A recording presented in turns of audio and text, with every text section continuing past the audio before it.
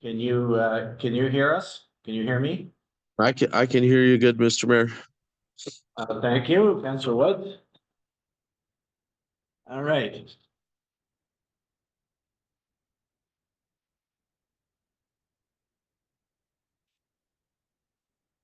So I'm going to call the meeting to order, and welcome to those in the room and those online on this fine spring morning we're having here with a little bit of snow.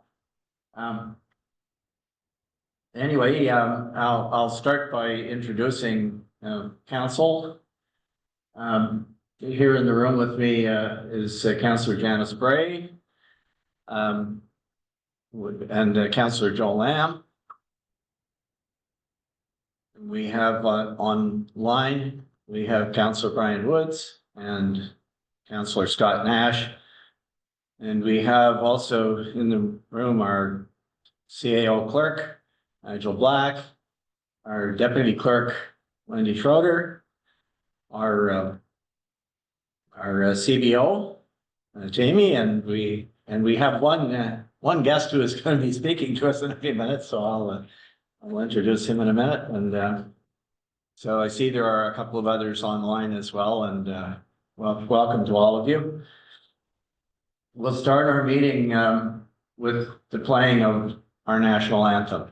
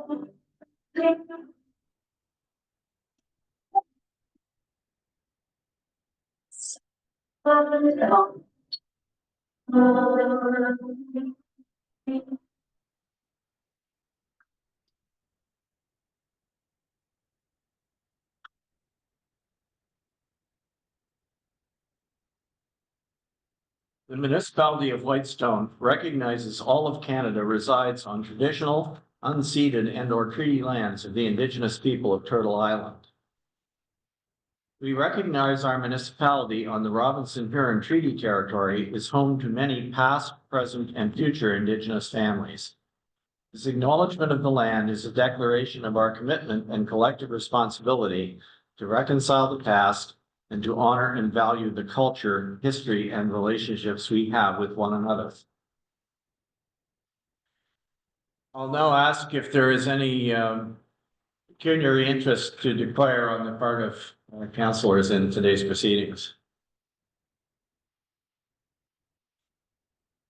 Seeing none in the room and hearing none, we'll let the records show that none was declared.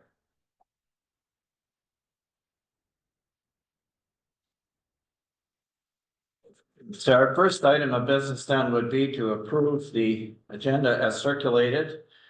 Can I get a mover and a seconder, please? Moved by Councillor Lamb, seconded by Councillor Bray. Any discussion?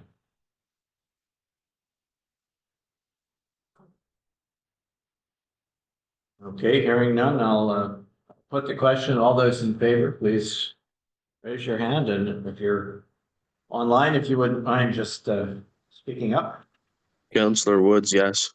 Councillor Nash, yes. And Mr. Mayor, sorry, I couldn't unmute myself. Does this include the addendums that we received? I will ask our CAO clerk, or I think not, but you. Through you, your worship, no, you would need to add those as formally add them to the agenda.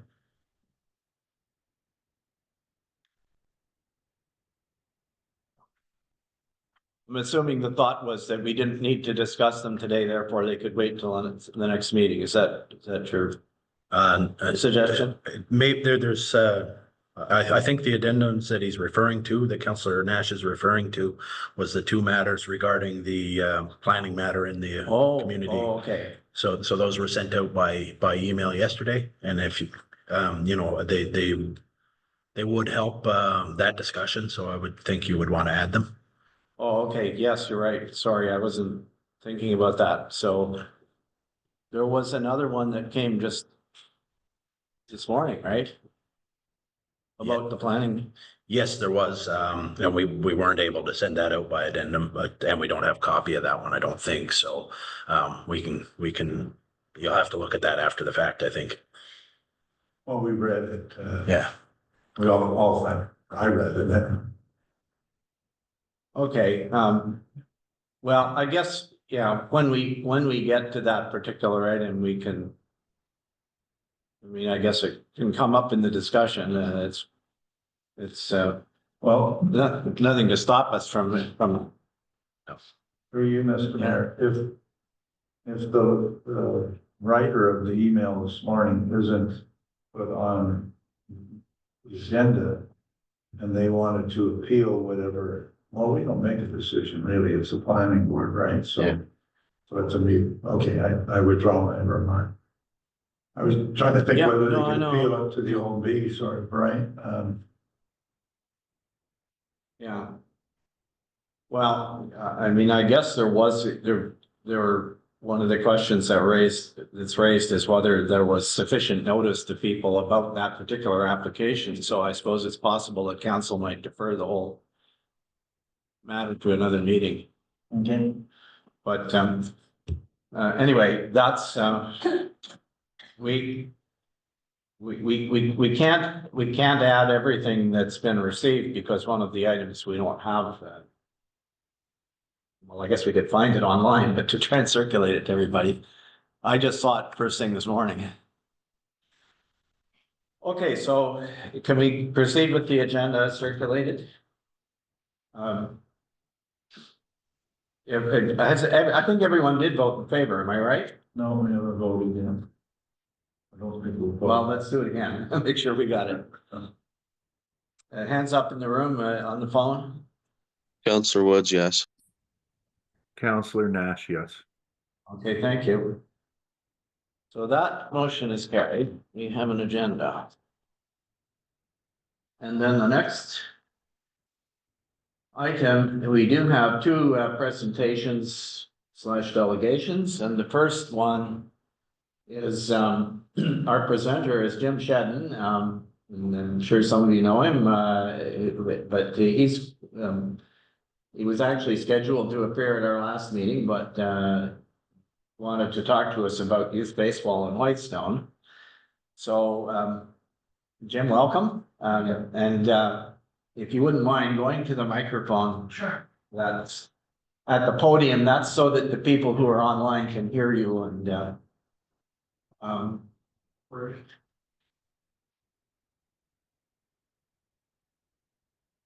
while they're getting that ready, I'll just mention to everyone that there are some slides of Jim's presentation in your package, which it's on page 9 and 10 of the agenda package. So Jim, we'll give you a few minutes to Good, thank you. talk to us, and then we'll take some questions. And I do apologize for the last meeting. I thought it was 6 o'clock and I'm over meeting this and still getting induced for that. You're half hour too late. I apologize. What we've done, I guess 9 years ago in Whitestone, we tried to get baseball going for kids. There's the equipment around someplace still. Whitestone still has T-ball equipment and gloves and balls and things like that. What I've done since, we started up, I shouldn't say started up, but I coached the Berks Falls team. And this is mixed boys and girls, 8 to 12-year-olds. And it worked very well. And we were part of the Almaguin League, which is Sprucedale County Falls Perry Township, and that was it for the time being. And then 3 years ago, we brought it over to Magnetowan. And it's been a huge success in Magnetowan. Our first year, we had 6 local kids that came from outlying areas. We had so much fun. Actually, if anybody came out to the games last year, cars and trucks were parked out on the highway. It was crazy, but it was a lot of fun. So what we're doing now, I've met with the McKellar Council a couple of weeks ago. I've met with the Perry Sound Baseball Association. And what we're trying to do is move it from Magnetowan west, in a matter of speaking. So we're hoping this year to have 2 teams in Magnetowan from 8 years to 12 years old. And we also wanted to get T-ball going. And the problem we had was COVID, like everybody else. The kids missed 2 years. So all of a sudden they go from no T-ball or anything else to being pitched to. And that was a little terrifying for some of the kids, even though that we had the coaches pitching and there's never any injuries or anything like that. We started off with the large softball. Last year, we moved to the smaller 9-inch ball. And another year, we're going to the hardball size. What our intent is to move towards hardball from softball. Perry Sound is basically hardball now. The only softball in the region really is Bracebridge, and they will be converted shortly. I shouldn't say shortly, they're stubborn. It's going to take a couple of years to switch Bracebridge over. So what we're doing this year, we're starting from scratch again. With not having T-ball, it was very difficult for a lot of the kids to adjust. So this year we're going to the schools, the Whitestone School and the Magnetowan School, looking at the 4 to 7 year old group. We've talked to McKellar. McKellar had T-ball last year. They don't this year. They have nobody to coach it.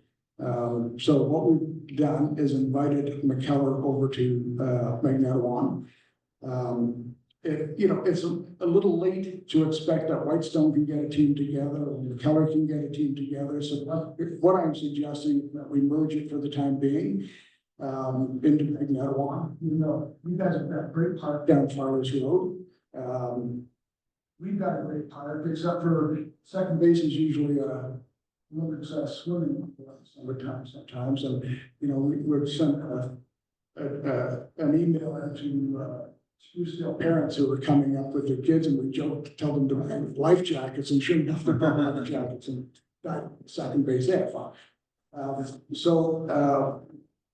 That is where we're going with this this year. And what I would like to do, we got our applications, our registrations are starting on Sunday. Laura Brandt, our recreation, deputy clerk, has them at the town. With your permission, you folks can talk about it, is that we can bring some registration forms over. And what I'd like to do is get some, I don't care if they're from Whitestone, Magnetowan, Timbuktu. I want kids playing baseball. I want our kids keeping busy. And form a team, a couple teams if we have to this year, possibly play at both parks so parents aren't driving every which way. And I think McKellar is going to be involved in it as well. So we don't know what the numbers are going to be. What we did, Cindy and I, the Great North Arrow, we sponsored the teams the last 3 years. With uniforms and all that sort of stuff, and it's worked out extremely well. So that's where we're at. But again, I would like if we could bring some registration forms over to the town. If people wanted to register, they could do that, or meet with me over at the pavilion in Magnetowan over the next couple of weekends. So one thing we are doing, by the way, before moving to the area. I lived in Sudbury Lively for 26 years, and when I was involved with the Sudbury Minor Baseball Association, we had ordered 10 pitching machines. We got provincial grants for that, and ironically, when I was talking to Sudbury the other year. They said, hey, you know, we've got these old pitching machines, we'll give you one. And I guess there's something like a municipal asset transfer form or something that's gotta be filled out. So if, Sudbury is sending down a piece of equipment to Magnetawan, we've got to get these forms, and ironically, when I took a look at the forms, my signature was on the purchase order from Sudbury all those years ago. What we are doing, we're getting a new pitching machine, out of Aurelia that, surprisingly, it's not bad, $1,600. And so we're going to be asking our sponsors and Lions Club and all these places to come up with it.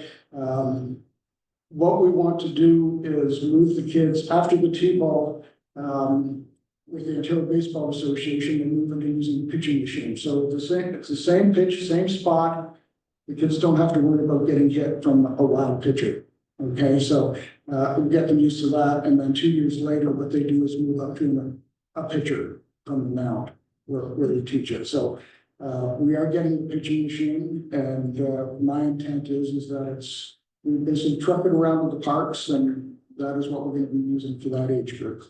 So I'll leave that with you folks, and hopefully we get something going. We can get the kids busy at the parks this summer. As I said, we had there was sometimes we had over 150 people watching these kids football. We had news in the right field, but it was just entertaining as all can be. But it worked, and you know, our whole intent is to help these kids grow and become good people, sportsmanship, everything else, good attitudes, and competitive. We need the competitive instinct these days. So that's what we're aiming for. We also have rules of conduct, which we hope we never have to use, but we have them. We accept no crap whatsoever, and I've already talked to the OPP, and I asked them. I said, if you have problems with parents or what have you, what do we do? He said, just call us. We'll be there. We hope we never have to do that for the kids. So, but it is there. We have the rules and regulations. I would be happy to send over to whoever is interested in it, and go from there. Okay. Okay, thank you, Jim, for the presentation. Questions from councilors? Councilor Lamb. Yeah, thanks, Jim, for coming, and I appreciate all that you and Cindy do. Not only in the past in our community, but throughout the region, and again, thank you. So if you ever need a ballpark, I'm sure we could arrange, you know, if it's flooded over there, I don't know what ours is like, but you could certainly, I'm sure. It's a lot better shape than ours. And just to let you know, there's some in there. We got denied this year, but we Speak into the mic so people online can hear that. there's a program out there by the Toronto Blue Jays called Jays Care.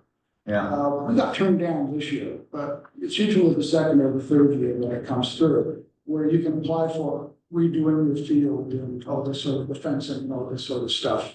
So Laura Brandt from the Netherlands did apply for it. We weren't successful this year, but we're gonna do.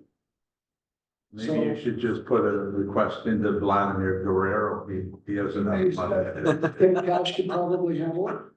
But there's money out there with the province to upgrade your parks and things like that. And sadly, we didn't get it this year, because next year I was gonna hit them for lights. But it wasn't gonna happen right now. But, Anyway, the other thing I was gonna bring up was, what's the sensitivity of, I think you said this weekend or next, you're gonna take registration? Yeah. Because I think we've got a newsletter coming up, do we not? Or are we not in? Yes, the- we do, yeah. So I don't know whether we couldn't put in our newsletter, for instance, a couple of lines. Sure. Saying, you know, baseball is available, and here's who the contact is, and that sort of Yeah. thing. But that leads me to the question of, when's the league run? Because. we're basically going to June to the middle of August. So if a seasonal person happened to be spending the summer up here, that their child could join the league if they want, right? Yes. Well, then, you know, again, I don't know what other counselors think, but I would think it would be, it wouldn't be a problem to put a little verb in our newsletter. Yeah, we had, and it's always an issue, Comic Lake is all Americans. I shouldn't say all, but a good portion of them, and their kids come up and they want to play baseball, and so it's accommodating. You know, we're not gonna turn away any kid. That's the bottom line. Some of the communities down in Muskoka have a rule that, or Constable, I should say, that, they have to play. What was the rule? They have to be here by, July 1st or something or other, and I'm not sure when a lot of the schools get out. But, we had a few last year. But there's a lot of cottages from Southern Ontario, obviously, that, you know, something for the kids to do. And one thing I might add, and I'm gonna throw, Terry from the Duck on.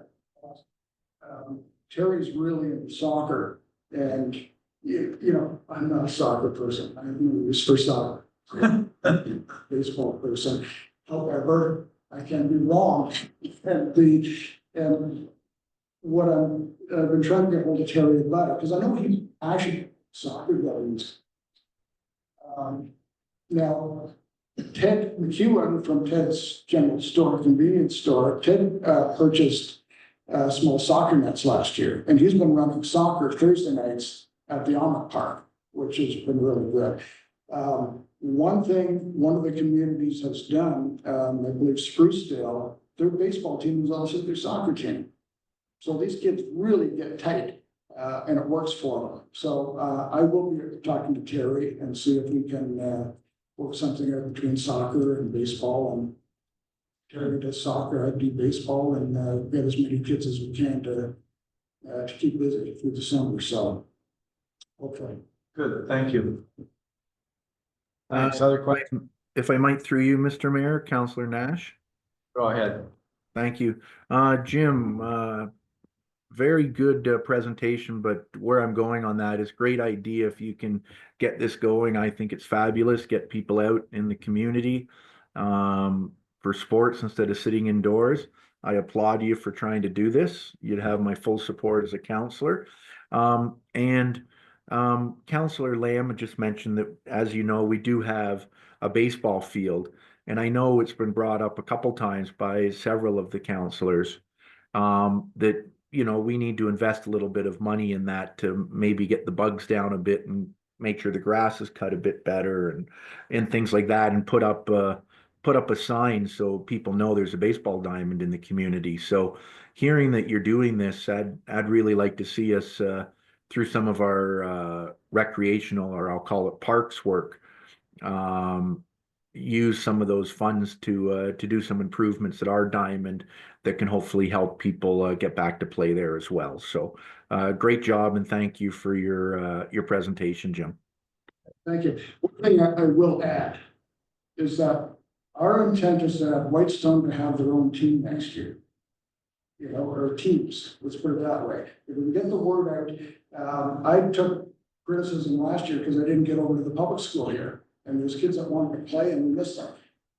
So I think this year, if we merge it, doing it together, next year, Whitestone and Keller, Magnetawan has their own teams, and we can make a really good league out of this. We've been part and one of the co-founders of the Almaguin Softball League. And what we did with the teams to the south, you know, we had a meeting, I guess, 3 weeks ago, and I brought up to them saying that it would be a great, you know, it's a little far for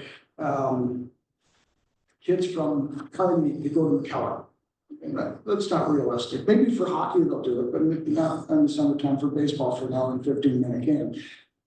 So what we eventually may propose is that there will be a North League and there'll be a South League. And then at the middle of August, we'll have a mini World Series between the two and go from there. And the kids love it. So I think it's good. Thank you. Okay, thanks. Are there any other questions for Jim? Mr. Mayor, if I could, I don't have a question, just a comment. Go ahead, Councillor Woods. Thanks, Mr. Mayor, through you. Jim, thanks very much. I personally really appreciate this. I love seeing things happen for the kids in any of the communities around here. I take my son to baseball in Perry Sound all last year, and he's always asking about, Daddy, when can we have something closer to home kind of thing? So Yeah. I'd like to thank you very much and everybody involved. Programs like this is exactly what areas like ours need. Keep the kids active and get them outside more rather than sitting inside the house. So thank you very much. We did, in the newspaper, we allocated a full color page, every issue last year. So we have a player of the game, so the kids would get their name and picture in the paper. And the leagues would have a whole page of, player of the month, or player of the game, and all that sort of stuff. So the kids got a kick out of that as well, so. Thank you.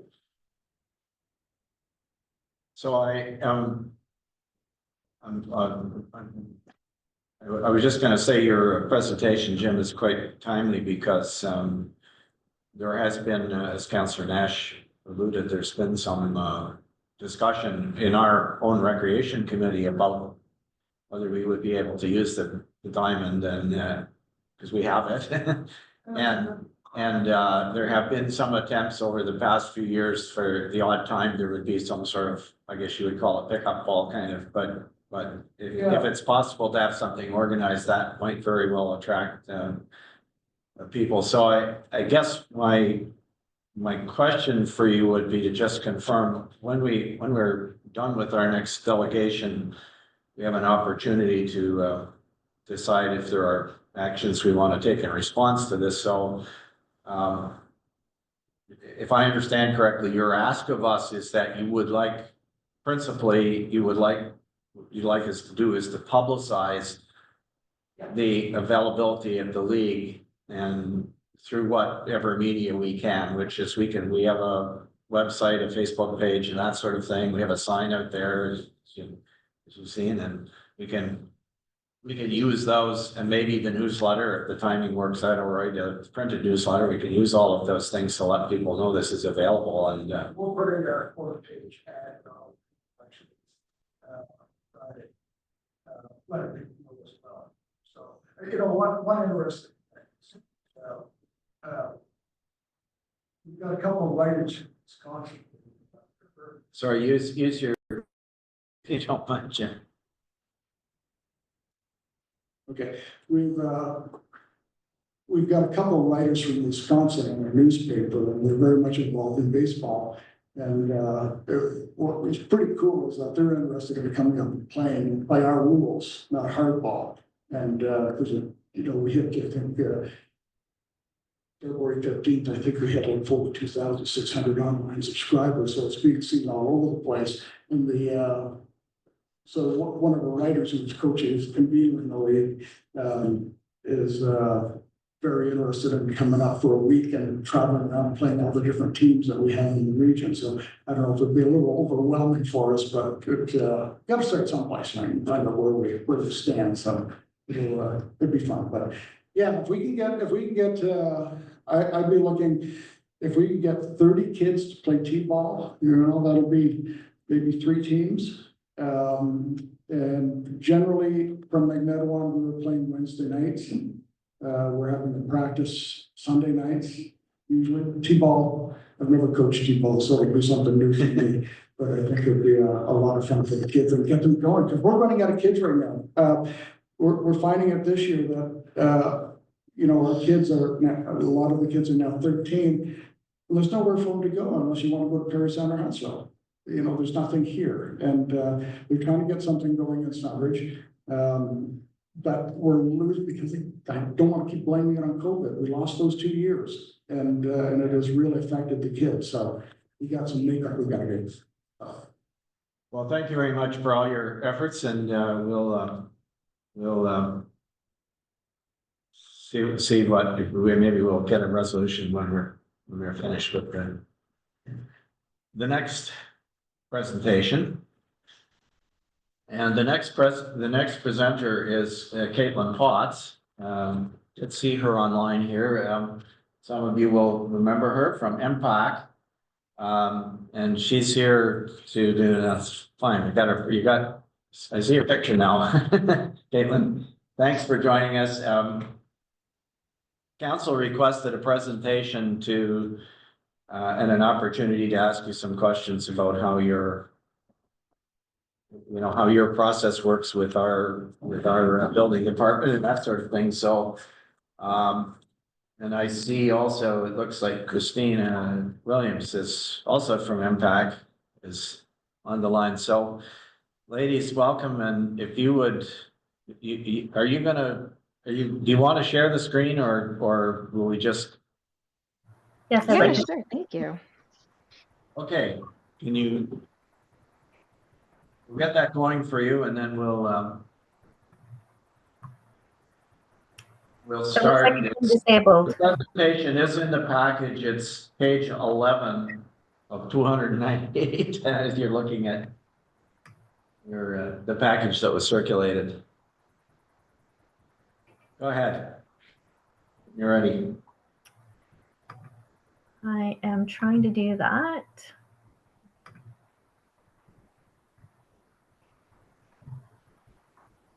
My apologies. I'm trying to share and it's not letting me.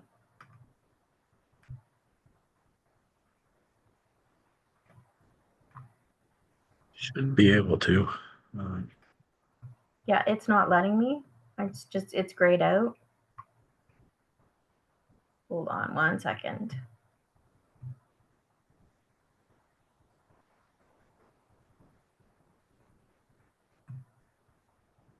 There we go. Can you see my screen? Now we got, thank you. Thank you. So good morning and thank you so much for having us here today. As mentioned, my name is Caitlin Potts and I'm an account manager with Public Affairs and Customer Experience at the Municipal Property Assessment Corporation. Here with me today is Christina Williams, who is our account support coordinator. Next slide, please. So at MPAC, we are Ontario's property assessment experts. Now, our job is to assess and classify more than 5.7 million properties across Ontario, worth a combined value of more than $3.2 trillion. Every municipality uses MPAC's assessments to make informed decisions about their community, including the distribution of property taxes. Next slide, please. Now, there's 4 key players within Ontario's property assessment and taxation system. First, we have the provincial government, who is responsible for setting assessment and taxation legislation, as well as policies. They also determine the education property tax rate. Now, there's also an independent body that adjudicates appeals of MPAC's assessed values, which is known as the Assessment Review Board. At MPAC, we're an independent, not-for-profit corporation funded by all of Ontario municipalities. Our role is to accurately assess and classify all properties in Ontario in compliance with the Assessment Act and regulations set forth by the Government of Ontario. We are accountable through a board of directors who are appointed by the Minister of Finance. Municipalities, such as yourselves, determine budget requirements, set tax rates, and collect property taxes to pay for municipal services. Municipalities will use MPAC's assessments, as well as their established tax rates, to distribute their tax requirements to ratepayers. And finally, we have property owners who pay their property tax bills and help set market value through ongoing property purchases and sales. Next slide, please. So as you can imagine, maintaining Ontario's property database is very important. Property data is continuously updated so that municipal records are accurate when our municipal stakeholders are making important tax decisions. Maintaining this database includes inspecting and assessing new construction, additions, and renovations that are occurring to properties, responding to property owner inquiries, and helping them to understand their assessment. We also support municipalities through regular meetings. We also offer a platform called Municipal Connect, which is where our municipal stakeholders can obtain assessment-related information within their municipality. And we work collaboratively on projects that are important to municipalities. We also have important statutory duties, such as handling requests for reconsideration when someone disagrees with their assessment, and maintaining people data by tracking school support for over 5.7 million properties within Ontario. Next slide, please. So Ontario's property tax system is based on everyone paying their portion of what it costs to deliver community services.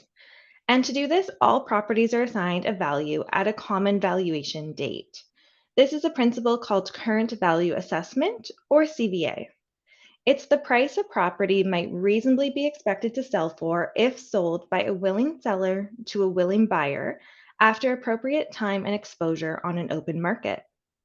Now, the current legislated valuation date is January 1st, 2016. The Ontario government paused the 2020 province-wide assessment update due to COVID-19. And in addition to this, the Ontario government is currently conducting a review of the property assessment and taxation system and has committed to pausing on a province-wide reassessment until that review concludes. Next slide, please. So I just wanted to talk briefly here about valuation. So in Ontario, there are 3 industry-wide standardized approaches to valuing properties. The first of these approaches is the direct comparison approach, which is used primarily for residential properties. With this approach, we analyze sales of comparable properties that were sold for a similar or identical use as the property that is to be valued. We also have the income approach, which is used for properties like office buildings. And then we have the cost approach, which is used for properties such as mini warehousing and general purpose industrial properties. Now, no matter what valuation approach we use, the selection of comparable sales transactions serves as the foundation for establishing our property assessments. Next slide, please. And when we're looking at valuation of a residential home, although our analysis tool considers over 200 factors, these 5 factors make up approximately 85% of a typical home's value. And these include the location of a property, the lot dimensions, exterior square footage, quality of construction of the home, as well as the age of the property. And the age of the property does get adjusted for any major renovations or additions that have occurred. Next slide, please. So we talked about how we value a property, but what draws MPAC's attention to a property? And it's typically one of the following things. It could be a market sale that has occurred, a request from a municipality or a property owner to review their property, building permit activity, or a request for reconsideration or an appeal. Now, all of those would trigger MPAC to go out to review a property. And when it comes to building permits and plans, MPAC's role is to turn those into assessment for a municipality. Our municipal stakeholders rely on MPAC assessments to levy their property tax. Each year, MPAC processes on average about 300,000 building permits, and those would be anywhere from new developments to alterations or renovations that occur to properties. We are the only organization with a data set of all building permits within Ontario, and our understanding of this data gives us a unique perspective on ways to modernize its collection and exchange to support our municipal partners. Next slide, please. So after we've assessed a property or changed a property's assessment, we mail the property owner a property assessment notice. Now, sometimes a property owner may not agree with their assessed value. So a property owner may connect with the municipality or even council to let them know that they disagree with their assessment. But it is important to remember that property assessment is not taxation. If you are to get an inquiry, you can help us by asking the property owner a few questions. The first question would be, could that property owner have sold their property on January 1st, 2016 for that assessed value? The second question, have they visited About My Property to review the information MPAC has on file regarding their property? Have they used About My Property to conduct a comparable research on assessed values within their area? And finally, if a property owner still disagrees with their assessment, they do have the option to file a request for reconsideration, which MPAC will review free of charge. Now, the fastest way to file that request for reconsideration is directly on About My Property, which is an online platform for property owners to access, and that can be done directly on our mpac.ca website. Next slide, please. So I just want to spend a quick moment here just to address the relationship between property taxes and assessment. So assessments distribute taxes. They do not determine the taxes that are paid. Now, the most important factor is not how much the assessed value of a property has changed, but rather how the assessed value has changed relative to the average change in that class within that community. Next slide, please. So we do have a video I shared out. I know we're not going to take a look at that one today, but we did go ahead and share the link out. So if you have any minute to take a look at that, please feel free to do so. It's a great video that talks about how your property tax is calculated. So our focus is always on building awareness about property assessment and taxation and MPAC's role. And we understand that property assessments can be complex. We do hear this from municipalities as well as property owners. That's why we've been communicating with property owners and Ontarians more than ever to help them understand the property assessment and taxation system, learn more about who we are, and easily find information and resources that they need. From social media campaigns and educational videos to our new first-time homeowners hub, where new property owners can access information to help them navigate the property assessment and taxation system. We continue to focus our efforts on providing helpful and easy to understand resources directly to property owners and to municipalities to help you answer property owner questions. Next slide, please. So I just wanted to thank you all so much for having us here today. A big part of MPAC's commitment to service is staying connected with our municipalities. So if not already, I would like to make sure you're subscribed to our In Touch newsletter. It's a monthly municipal e-newsletter, which can be done through our mpac.ca website. And finally, on the last slide, we just wanted to share our contact information. So if you ever have any questions, please don't hesitate to reach out. Thank you so much for having us. Okay, thank you, Caitlin, and I'll open the floor now to questions from councilors. It's Councillor Nash, Mr. Mayor, if I might. Go ahead, please. Yep, thank you. Caitlin and Christina, thank you both for your presentation. So I'm going to come from a little bit different of an angle here, and I appreciate all the information that you provided, but I guess my very first question would be, would there be any way that you could provide the municipality with your presentation, that we could include that in a future meeting just under correspondence so people can read how it's done? Would that be possible? Through you, Mr. Mayor. Yes, of course. We did go ahead and share the presentation out, so Okay. it can definitely be shared. Perfect. So I have 1, 2, 3, 4, about 4 questions. They're all tied in similar. And one item in your presentation, when it was a slide that it noted MPAC's role in the building process permit, and you mentioned about a request by a municipality. So all of my questions kind of focus around that. And I think you'll probably hear this from maybe a couple of other councilors. What we want to try and find out is how can we work with MPAC? So I'll ask the first question. Just remember they're kind of repetitive here.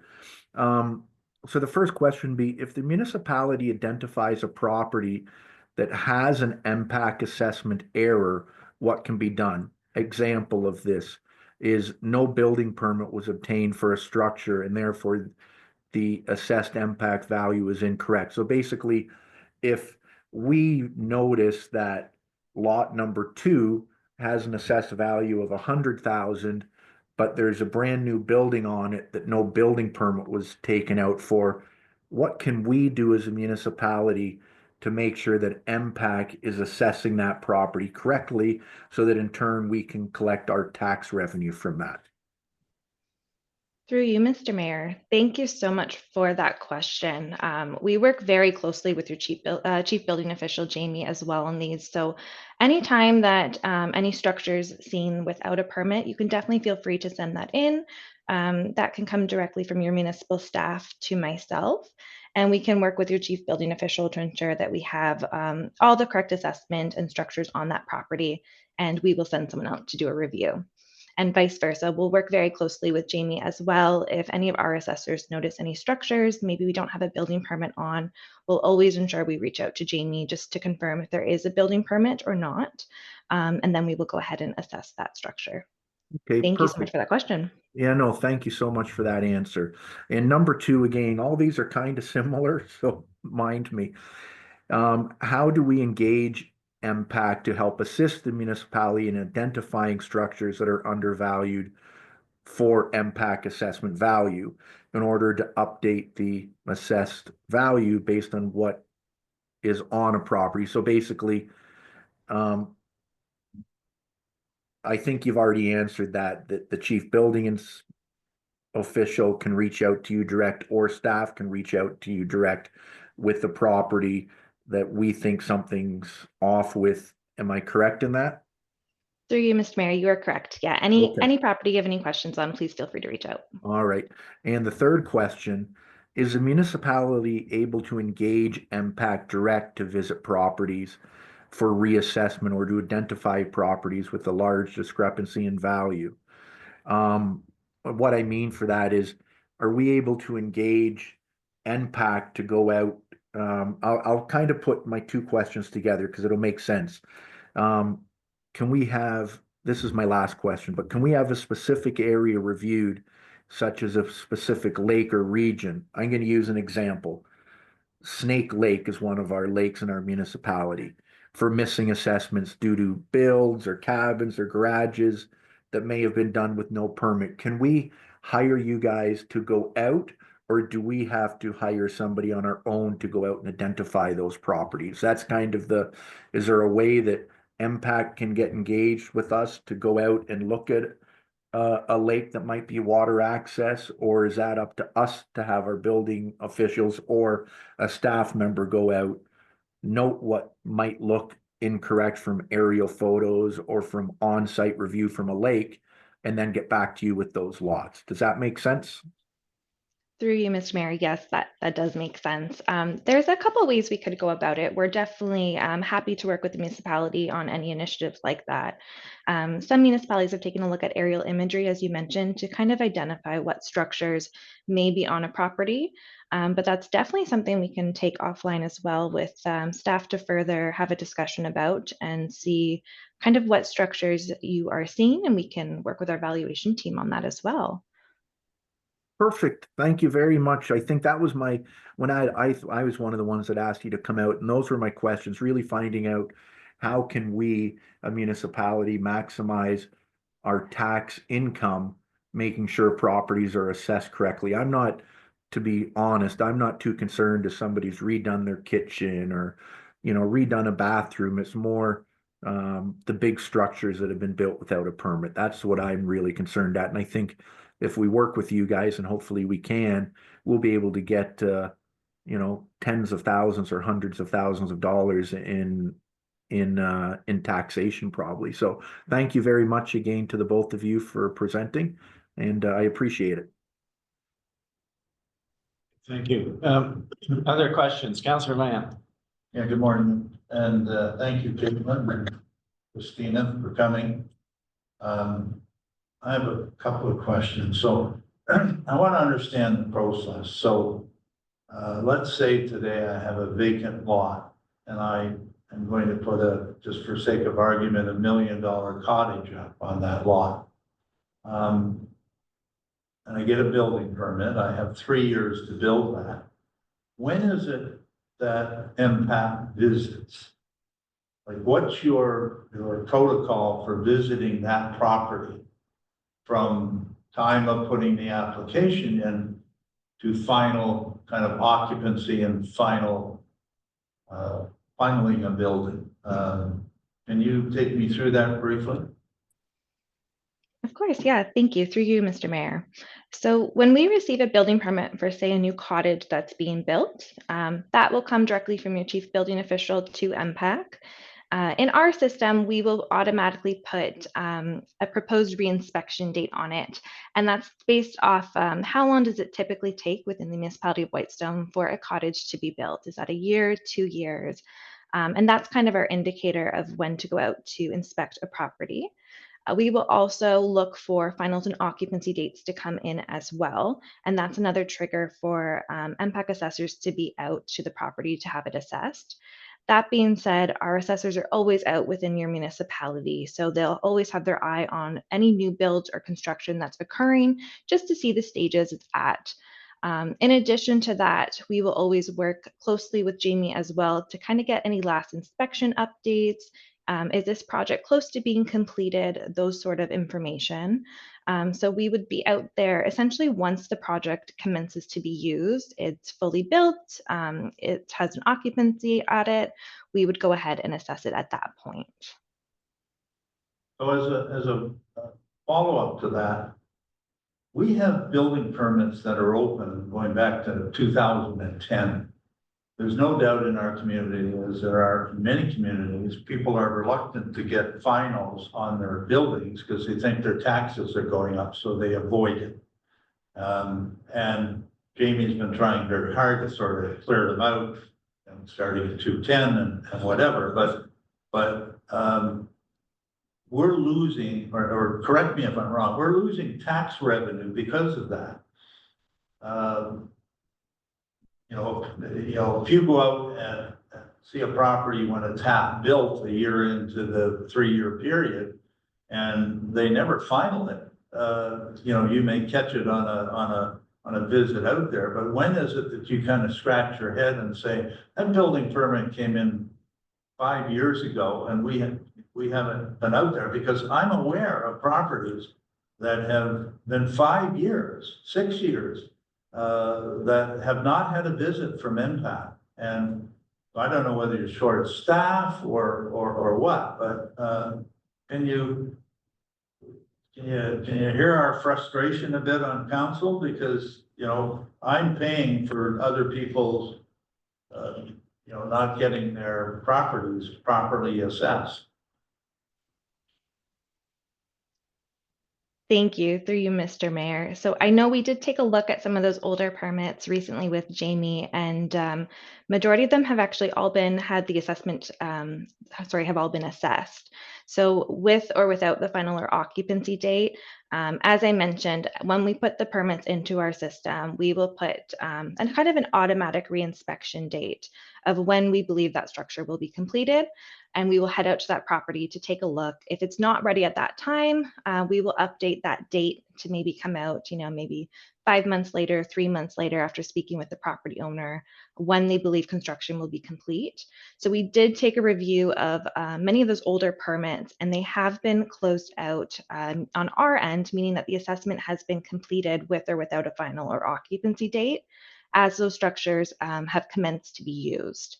That being said, if there is any specific permits that staff have any questions over, we're always happy to continue to do reviews. I know we work really closely with Jamie to ensure any of the older permits we're looking at to see what some of the last inspection details are to ensure that the assessment is picked up within that 3-year period. So my next question is, when I'm building that $1 million cottage, and you come out and say, yeah, it's worth $1 million, or I even get finaled and it's worth $1 million in today's market, you take it back and put it in 216 terms? Or do you sort of say, no, it's worth $1 million today and that's what we're taxing it on? Through you, Mr. Mayor. Oh, sorry. Say that's what that cottage would have been worth 10 years ago? Through you, Mr. Mayor, that is correct. So all properties in Ontario right now are assessed at a common legislative valuation date, which is January 1st, 2016. So any new construction would be assessed as of that January 1st, 2016 valuation date, based off sales and the market at that point in time. So we have also, sorry for taking it long here, we also have many situations, particularly on lakes, where people, you know, don't have steps going down to the lake or have an old set of stairs that's 40 years old. Then they go spend $100,000 on brand new stairs and decks and whatever going down to the lake, never get a permit. And how do we, you know, those sorts of things, or they finish off their cottage or home, and then, you know, I can go on Whitestone Lake, which is where I live, and I can see you know, $200,000-$400,000 worth of landscaping and rocks and boulders and everything in front of their cottage, would that not impact the value of their cottage? And how do we catch up with those people? Because I'll guarantee you, they don't call the municipality saying, I just put 400,000 in landscaping into my property. Through you, Mr. Mayor. The landscaping wouldn't have particularly an impact necessarily on the assessed dollars of the structure. So as I mentioned, when we go out to a residential property, we do look at lot dimensions. We'll look at features of different site variables. So what's the access to the property, different features like that, or if it's on a body of water, what exposure does it have as well is something that we will look at. But in terms of decks and whatnot, those are structures that are assessed. Those typically, if we have permit or if we see them through aerial imagery, or again, as our assessors are driving around the municipality and happen to notice those as well, those would be assessed. But I'm definitely happy to take some of this back too with staff, and we can review some of this as well, any information or specific properties that may be of concern. My final question is, I put in a building permit and I say, that deck's gonna cost $30,000 to build. And that's what's on my building application, and that's what I pay my fee on. When you come up, do you use that figure, or do you say that deck isn't $30,000, that cost $120,000?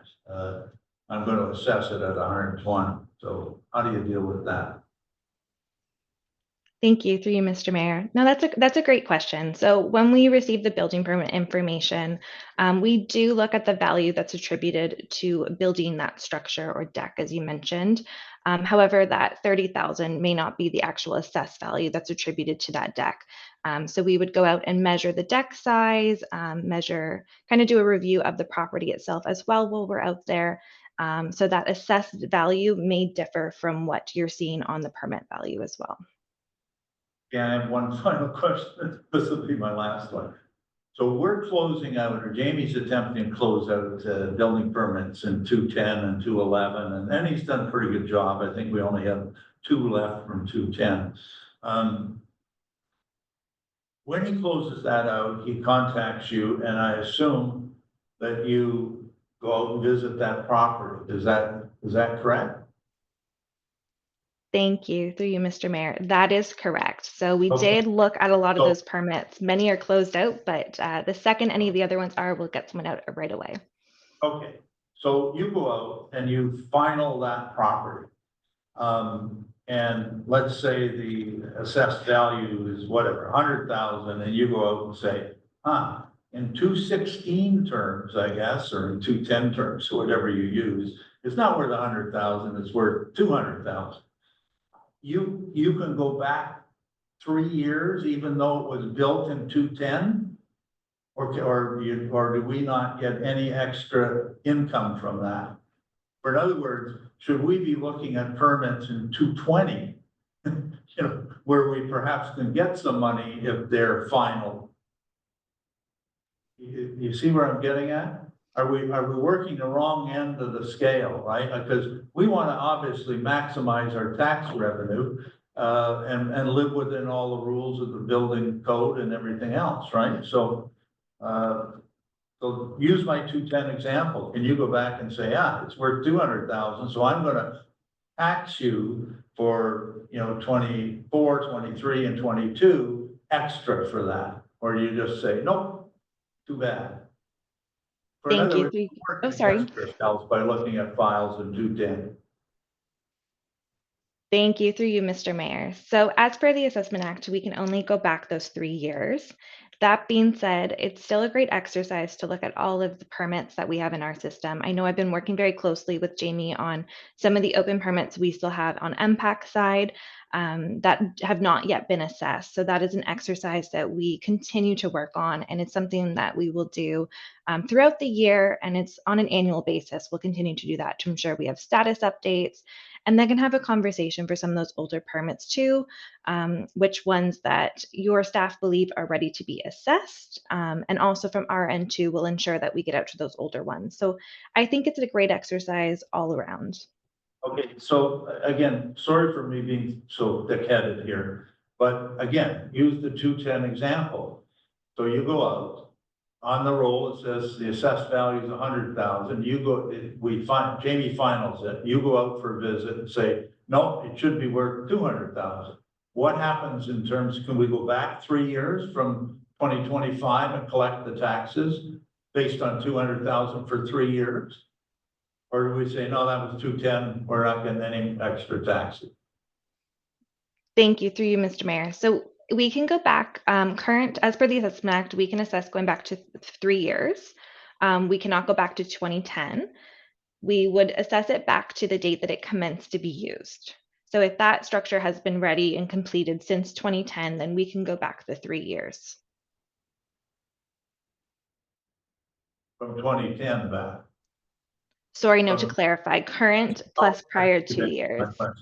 Okay, thank you very much. Thank you.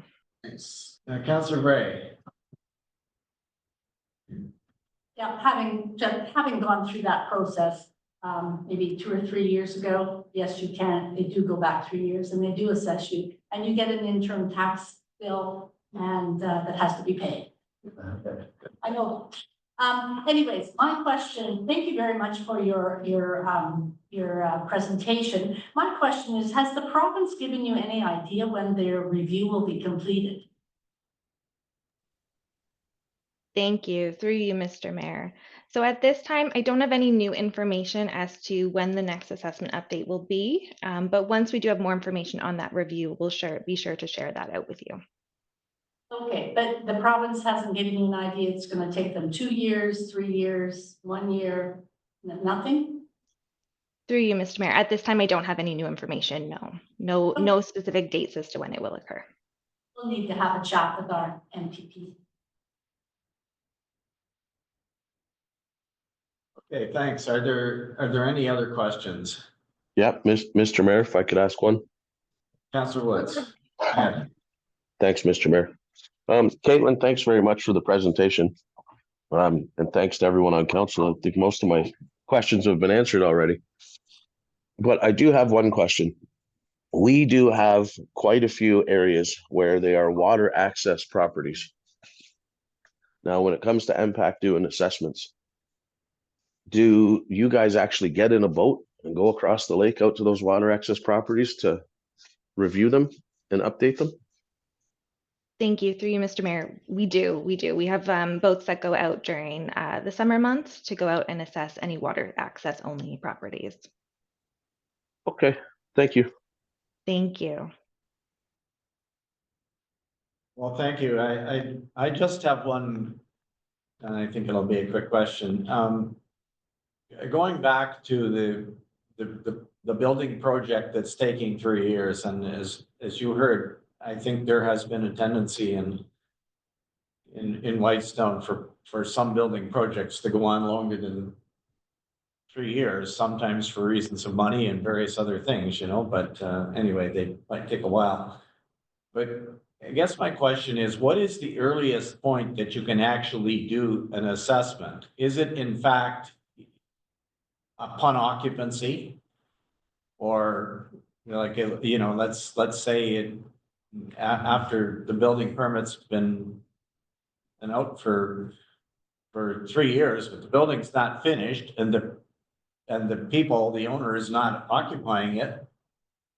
Am I right in saying that you would not assess it at that point? Or do you, you don't assess a half-built building that's not occupied? They have to be occupying it before you'll assess it. Am I right? Thank you, through you, Mr. Mayor. That is correct. So we will assess it once a structure commences to be used. That being said, if there is no final or occupancy, we will still go out to a property because sometimes there may not be a final or occupancy.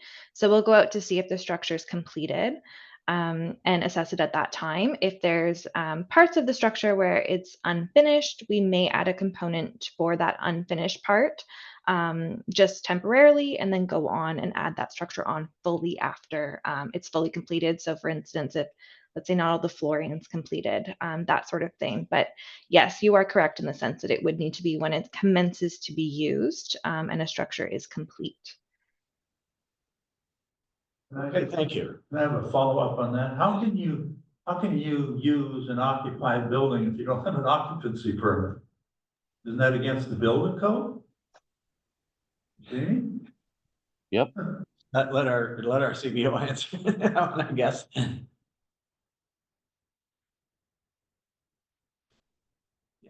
Through you, Mr. Mayor, thank you, Councilor Lamb. To answer your question, yes, that is against the building code. Okay, thank you. It happens, they get caught. But like, I think further to what Caitlin is saying, if, even though I may not have issued an occupancy permit, or let's do it this way. If you have a cottage and it's done, you've been granted occupancy. If then you decide to do an addition to that cottage, I don't remove occupancy Yeah, no, and no. then reissue it. So they may be, in that instance, they are using the addition and it is substantially complete, therefore Caitlin and MPAC would assess it. However, they still needed to, as she mentioned, finish the flooring, or there's a small bit of deck railing that's not done that needs to be completed before it can be final. However, they're using the building, therefore it's assessed. Yeah, and maybe what I'll do is re-ask my question when we get to your report, because that's a little different than impact, right? But my concern obviously is liability for the municipality. If people are using and living in their buildings and they don't have an occupancy permit to be doing so, and someone gets hurt on the property or whatever, I think that's a great liability for the municipality. But anyway, we'll get into that maybe when we get into staff reports later. Again, Caitlin, thank you for coming out. I'm finished with my question. Okay, well, thanks. I think, and thanks again to both of you for joining us today. Good discussion. So we'll wrap this one up and keep going because we have a long agenda, but thanks again. Good day. Thank you so much. Thank you.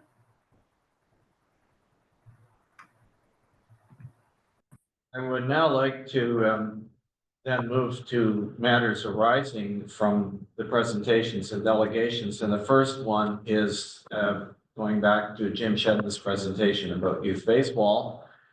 The suggested motion is that the Council of the Municipality of Whitestone receives information regarding youth baseball in Whitestone, and thanks Mr. Shedden for his presentation. If you'll indulge me, I'm going to suggest that we add to that the following wording to the following effect, and that council agrees to publicize the youth baseball program and make the applications available for Whitestone residents. Would somebody agree to move that? And that way we can try and take advantage of this year. So Councillor Lamb has moved with that addition. And, I'll second, Mr. Mayor. oh, all right, okay. Councillor, we'll take Councillor Woods. Any discussion? All those in favor, please indicate with your hands Councillor up. Woods, yes. Councillor Nash, yes. All right, thank you very much. That's carried. And then moving on to the second presentation. Mover and seconder that the Council of the Municipality of Whitestone receives the presentation of Municipal Property Assessment Corporation Representative Caitlin Potts, Account Manager, Districts of Muskoka and Parry Sound, Municipal and Stakeholder Relations, with thanks. I'm going to mover and seconder for that, please. I can Councillor move that. Grace, seconding, was that Councillor Nash. Councillor Nash? Thank you. And All those in favor? sorry, just before we do it, could I ask for a quick addition to that, if possible? If the mover would be in favor, could I add to the end of that we as staff work with MPAC on how would I say this? That staff work with MPAC on identifying properties and that staff work with MPAC to identify properties with low valuation, something like that. I'm not sure the exact wording. Maybe we could have a discussion on this. Okay, our CBO has left unfortunately, but I would anticipate if he were still here, he would say, well, that is what we already do. I don't know. Are you trying to get something different that isn't to be done, that isn't already being done? Through you, Mr. Mayor, what I want to make sure is that staff are very well aware of council's position here, and if we do a motion to say this is what we want done, that then staff will follow through with that motion, that staff will go out. So maybe I could do it that the addition would be, and that staff work with MPAC on identifying illegal builds or non-permitted builds there. Not illegal, non-permitted Non-permitted structures. structures there, Councillor Woods, great. Our CAO is. Yeah, just through you, your worship, just maybe my suggestion might be, we do have a staff report coming up with the CBO where he will be in attendance, and I think that might be a better section where you could give that direction. Perfect. I'll withdraw my my amendment then. Thank you. Thanks. Okay, thanks. Are you then, Councillor Woods and Councillor Nash, are you supporting the motion as I read it to receive Yes, it? I'd be in favor of it. Yeah. I'm in favor too, Mr. Mayor. All right, thank you very much. That's.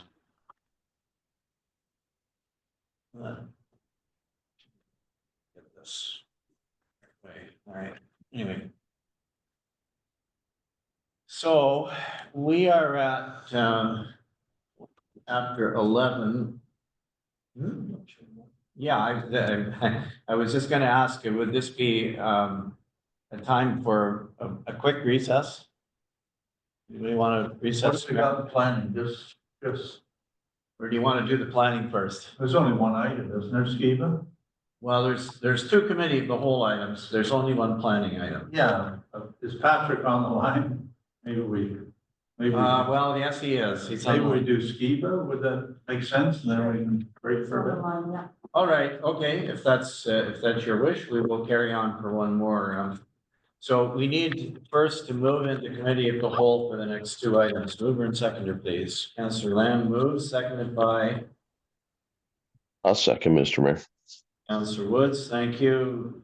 And it's 11:17 a.m. All those in favor? Councillor Nash, yes. Councillor Woods, yes. Okay, thank you. We're in committee of the whole. The first item is this consent application from Skiba, the Skibas. And Patrick Christie from the Alexandria Area Planning Board is with us. Oh, Patrick, do you want to lead this particular one off? I do. Good morning, Mayor and Council. This application is by the Skibas, as you mentioned, at the end of Green Lane. And the proposal is to create one new waterfront lot around the Skibas existing cottage, and also one back lot fronting on Green Lane. Only one of these would be a waterfront lot, so there's only one new frontage being proposed on Lorimer Lake. The back lot would have no frontage on the lake and no access to the lake. I think that's an important note in this case. All the other retained lands, as shown in gray on a sketch that I believe is included in your package, would be added to one of the previous lots created by Skibas, so that only one, there'd be only one new waterfront lot proposed here. Thank you. So Patrick, just for clarification, have these. Yeah, I mean, I'm confused by the various diagrams for this thing. I've got to be honest with you. Are these the existing dividing this property into basically into 3 segments, has that already been done? And this is, and all that's happening now is the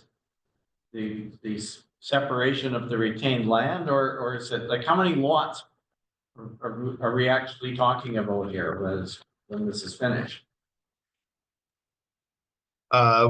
When this is finished, the previous consent created 2 waterfront lots and the retained lot. This consent will create 1 additional waterfront lot and back. So the total will be 3 waterfront lots and 1 back lot. Okay, but has the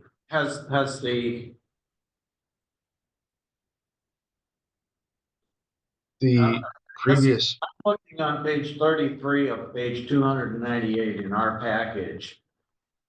And what it looks like to me is that there are only 3 pieces here, A, B, and C. And that part B, the back lot is what we would think of as the back lot, which is part B, is now belongs to the piece that now belongs to that second lot that was proposed to be created previously. It doesn't look like it's a separate lot. Like, I don't see 4 lots. So how? am I able to share my screen, Mr. Mayor? I think so. Yeah, you should be able to.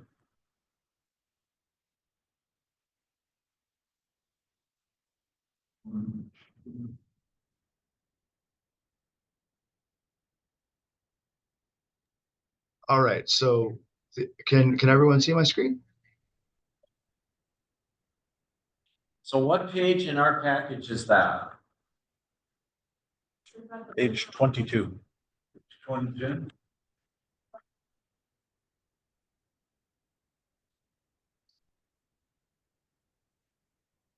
Oh, all right. Okay, sorry. Now I see where you're at.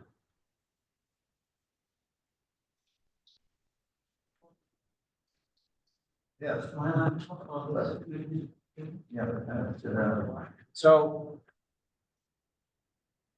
So on that page, the lot addition looks like there's a little piece of it that sort of goes down between goes down to the lake. That's behind Sever 1, or behind Sever 2 and Sever 1.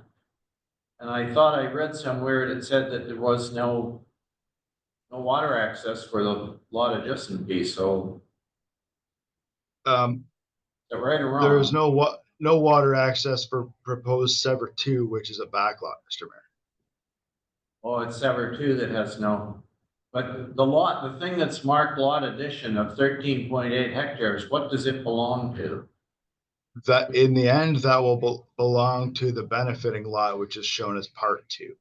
That waterfront lot already exists. It was created in the previous consent.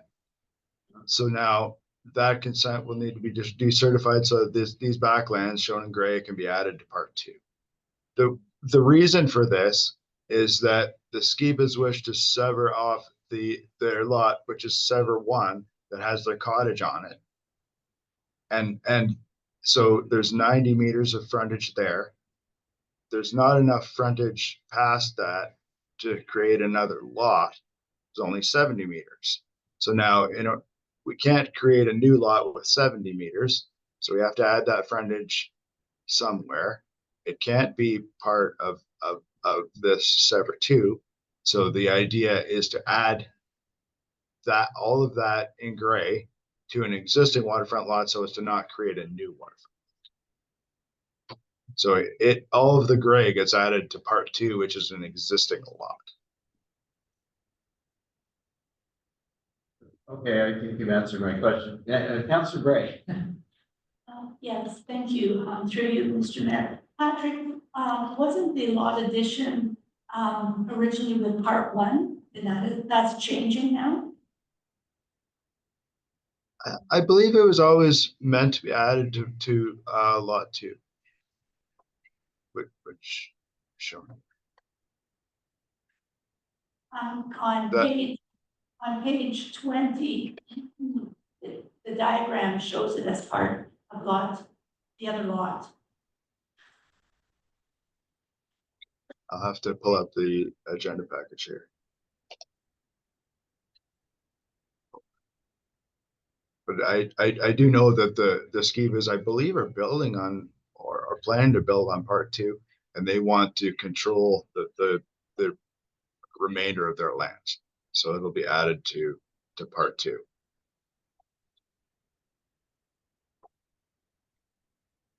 So, sorry again to be. This, the previous lots, have they, like this previous severance that created the 3 lots, 4, has that already been done, or is this, or are we seeking to modify something that's still in progress? That has been finalized, Mr. Mayor. As part of this, I will need to decertify this lot so that the lot addition can merge with part 2. So parts 1 and 2, those severed lots, they exist now. Okay. I'm just wondering why this came up now instead of being part of the original proposal that we dealt with, because I seem to recall dealing with this a while back. That is a good question, and I believe that it may have been an afterthought to sever off the existing cottage lot as a new lot, possibly sell it and build on part 2. I believe that is their plan. All right, so this is essentially though a change in something the applicants did make an application. It went through the whole process and they got what they asked for. Now they're coming back and saying, oh, this is kind of like an afterthought then. We want to do something different. I believe so, Mr. Mayor, yes. All right, thank you. Through you, Other Mr. Mayor. Yeah, through you, Mr. Mayor, Councillor Nash, if I could. Go ahead. Thank you, Go ahead. Mr. Mayor. Patrick, I have several questions here. I guess first, I know I fully understand that all they're doing is the benefiting lot number 2 or part 2 is taking some back lot, woods lot back to it that includes some waterfront. So I get that. I guess my questions are, we always hear sometimes say serial consents, or can you do another consent after the first one? I already know the answer, but I think it's just worth hearing it for the public. Are you allowed to do additional consents if you've already done one? Yes or no? Yes, that's been done in many cases. And how many consents can be done under one, or how many lots can be created or that you've seen done under one consent application based on the provincial policy statement? Is there a maximum? That's a good question, Councillor Nash, through you, Mr. Mayor. In Whitestone, I have only seen 3 waterfront lots plus 1 retained. It is possible under other jurisdictions and possibly in anywhere in the province that it may not have a number, a maximum provincially, but our documents in Whitestone refer to 3 new lots and 1 retained. Yeah. Okay, perfect. And I see that Hutchison did a site-specific septic inspection back in 2022, when they did their initial application, even though that wasn't a requirement of the municipality, the landowners took it upon themselves to do a septic inspection. I'll call it, it says a site-specific septic inspection back in 2022, which I applaud the applicants for spending their own money and doing something that we don't require, which I think is a great thing to have done. And then I know I've received some information from the public and read some emails. And I know in our proposed motions that we, first of all, I'll be supporting this this lot creation and what they're doing. I have no problems with that, but I think it's important to understand that when it comes to a right of way or a road that somebody else owns and there is an easement on it, that the municipality is not part of any private road, and the municipality does not get involved in road use disputes or funding arrangements. This is up to individual property owners or easement holders to all work together and collect money for whatever private roads they might have and collect. We don't get into ascertaining funds for private roads or anything like that. So that's just, I think, a comment just so some people on the phone can understand that we just don't get involved in that. And the last part is on items like this, if we approved it, which again, I'd be in support of providing comments back to the planning board, that the planning boards approve it, because we are just a commenting agency at the municipality. Can a third party appeal to the Ontario Land Tribunal under the current laws? Through you, Mr. Mayor, to Councillor Nash, no, private property owner cannot appeal this. The province took that away a year ago or so. Okay. No, go on. I didn't mean to cut you off, Patrick. Sorry, go on. Not a problem, Councillor Nash. I was just going to kind of echo your comments. Yes, the municipalities do not get involved in private road or right of ways. That becomes a civil matter between property owners. Yeah. Okay, thank you. And just in closing, again, I'll support this. I do like the fact that the applicant has done, like I said, a site-specific review. I encourage everybody that does applications to do these types of things on their own accord. I think it's great and shows that most likely the resident does want to protect the lake overall. So I have no problems with what's being proposed, and thank you, Patrick, for your report and for our staff to putting everything together as well. So thank you. Okay, thanks. Other questions, comments? Councillor Lamb. I'm confused here. So right now, before all this started, there were two severed lots and a retained lot with a cottage on it, correct? Through the mayor, yes. Yes, Councillor Lamb, that's correct. Okay.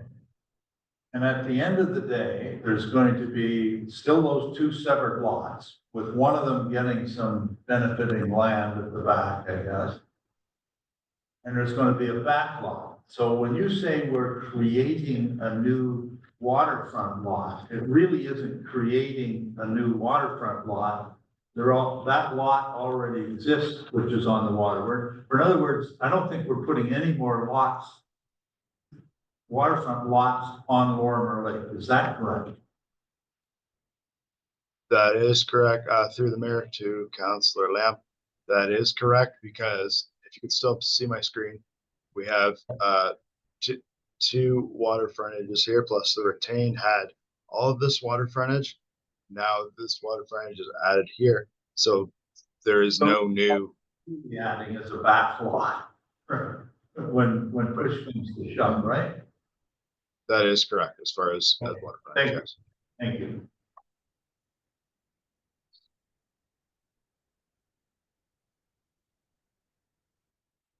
Okay, are there other questions or comments from councillors? So I'm still I guess I still have kind of two issues with this. When I, looking again at page 22, which is that diagram that you are sharing with us on the screen, Patrick. I'm really curious as to why this gray piece, which is supposed to be added on to lot 2, extends down in behind,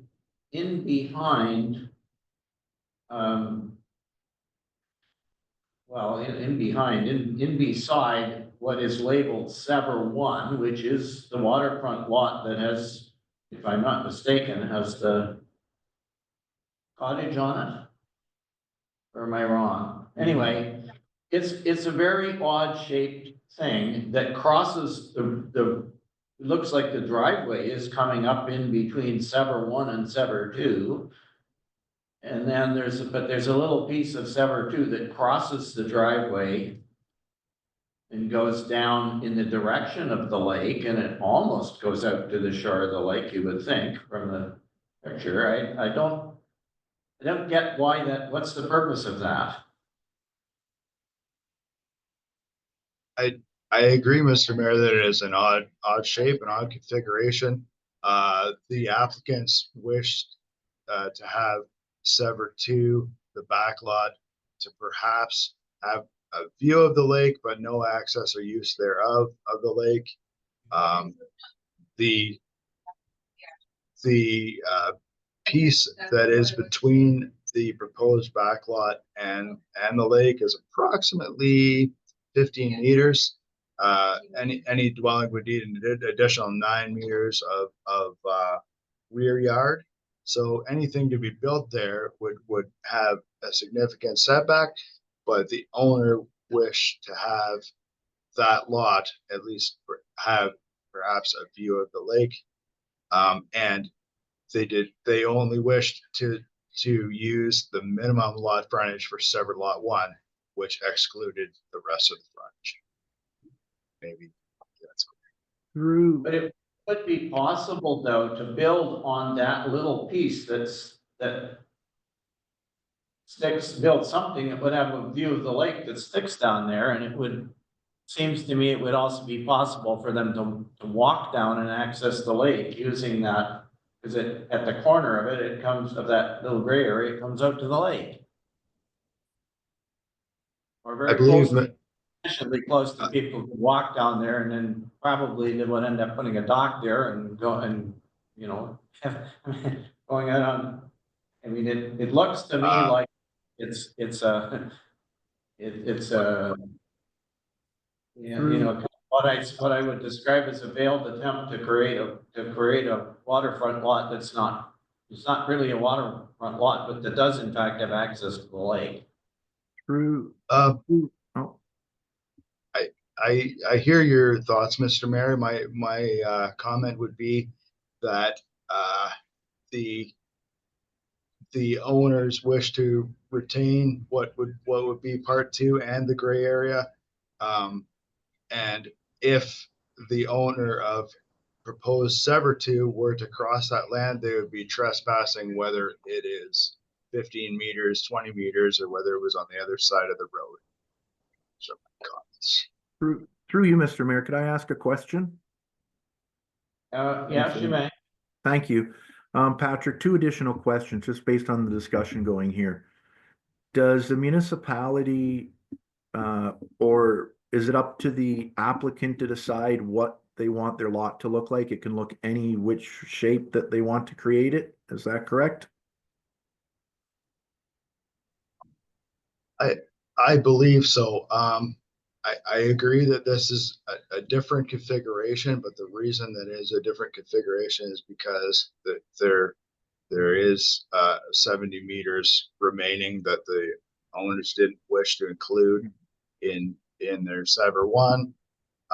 And my thoughts were, as long as it was clear that it's not, the owners asked me, could that backlot owner have access across? Well, of course, if they did, if they had any kind of agreement to do so, then this would not be functioning as a backlot. It would be functioning as a waterfront lot. So my answer to them was no. The owners of proposed Sever 2 whoever that may be, could have no access to or use of the lake across that L-shaped piece. But in reality, like, I think we're asking questions here. Somebody can create a lot any which way they want. Yeah, the lot might look a little weird, but people are allowed to make lots however they want. When I look at this, what I see is the benefiting lot to receiving the lot addition. And what they're trying to do is control the waterfront, that shore allowance almost in a way.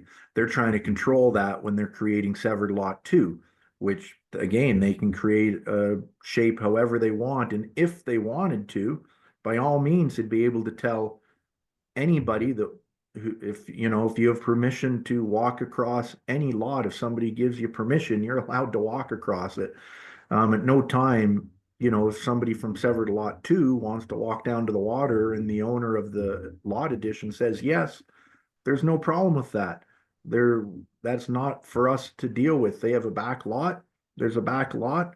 If somebody wants to say you can walk across our forest and go to the water, that's somebody's independent decision, and we don't have power over that. And that's a beautiful world that we live in, that people have rights to their own property to do with what they want. So again, I'll be in full support of this application the way it is. Thank you. I'm sorry, I need to take issue with that last statement that you made, Councillor Nash. The planning authority can reject any application for consent for a host of reasons. You need to read the Planning Act to see what those reasons are. They can decide that it's not appropriate, not timely, whatever. There is no inherent right of a property owner to subdivide or sever property. So the idea that somehow or other the landowner gets to say, this is what I want to do, and you municipality or you planning authority cannot tell me otherwise, is patently false. Mr. Mayor, to approve these something that we think is not in the best interest of the public or the environment or whatever. So yeah, I just want to be clear about that. That's a matter of planning law that we and Mr. Mayor, it's not in dispute. It can't be in dispute. Otherwise, what's the point of us doing this? We might as well just say, fine, applicant wants to do something, we or the planning board just approve it. So but Mr. Mayor, I have one more issue that has. Mr. Mayor, just in response to. No, you don't need to respond. I'm going to ask that I can respond, and I have the right to respond to you. Do it later. Please don't interrupt. I'm not finished. Okay, no problem. The other issue that has been raised by by neighbors of the applicants, and there are 3 of them, in fact, 2 of which I think everyone has seen, raised the concern that they did not receive appropriate notification of this. So I guess what I want to do is to ask Patrick. It seemed like, well, the question is to whom was notice of this application delivered prior to prior to this coming onto the agenda onto our agenda? Thank you, Mr. Mayor. I can answer that. Notice was sent to every applicant every property owner within 60 meters as what was listed on the MPAC roll. I was informed that the previous consent, there were a couple of property owners that did not receive notice, and I checked those, and actually one of those property owners I emailed this notice to make sure that they got the notice of this consent. So, but I can assure you that notice was given to every property owner within 60 meters based on the MPAC assessment role, which is what I'm legislated to do. Through you, Mr. Mayor, if I might. Having said that, it has been our practice in the past to circulate more widely to people in the area so that they so that there is an opportunity. I mean, this is the whole purpose behind us having these sessions on our agenda, right? Is so that members of the public who have issues can raise objections and, That is true, Mr. Mayor, and this notice was also. for the public to provide input. That is the intent of the Planning Act. So I guess, I mean, it's, we regularly do this on other lakes. I would have thought we did it on Lorimer, as well. Circulate it to other people who would be, you know, say on the same road or whatever in the same general area, so that everyone knows what's going on and knows that we're having this discussion and has an opportunity to weigh in. So anyway, I don't want to belabor this, but I have some concerns about this application. So are there any other any others? Through you, that have Mr. Mayor, commented in this Councillor group? Nash, I'd like to finish off if I could. You said when you were done, you'd let me? Go ahead. Thank you.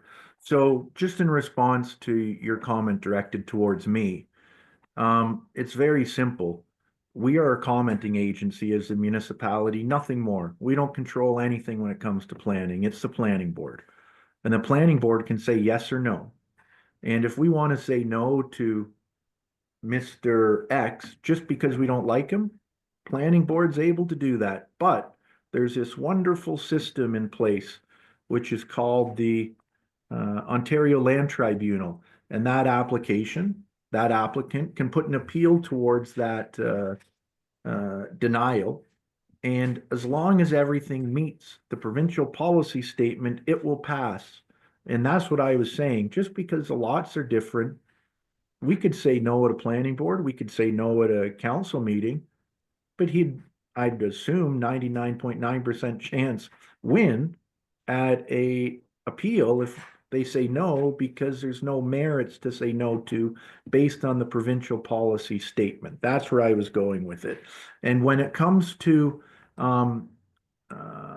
notice, the planning board has already said it did go out to everybody within 60 meters. It was even emailed to some people. Patrick, if you can nod, I'm assuming that there was a notice posted on the property. Right, so I see you nodding. So the public did have the ability to speak to this, which is why we got reports or emails back from people.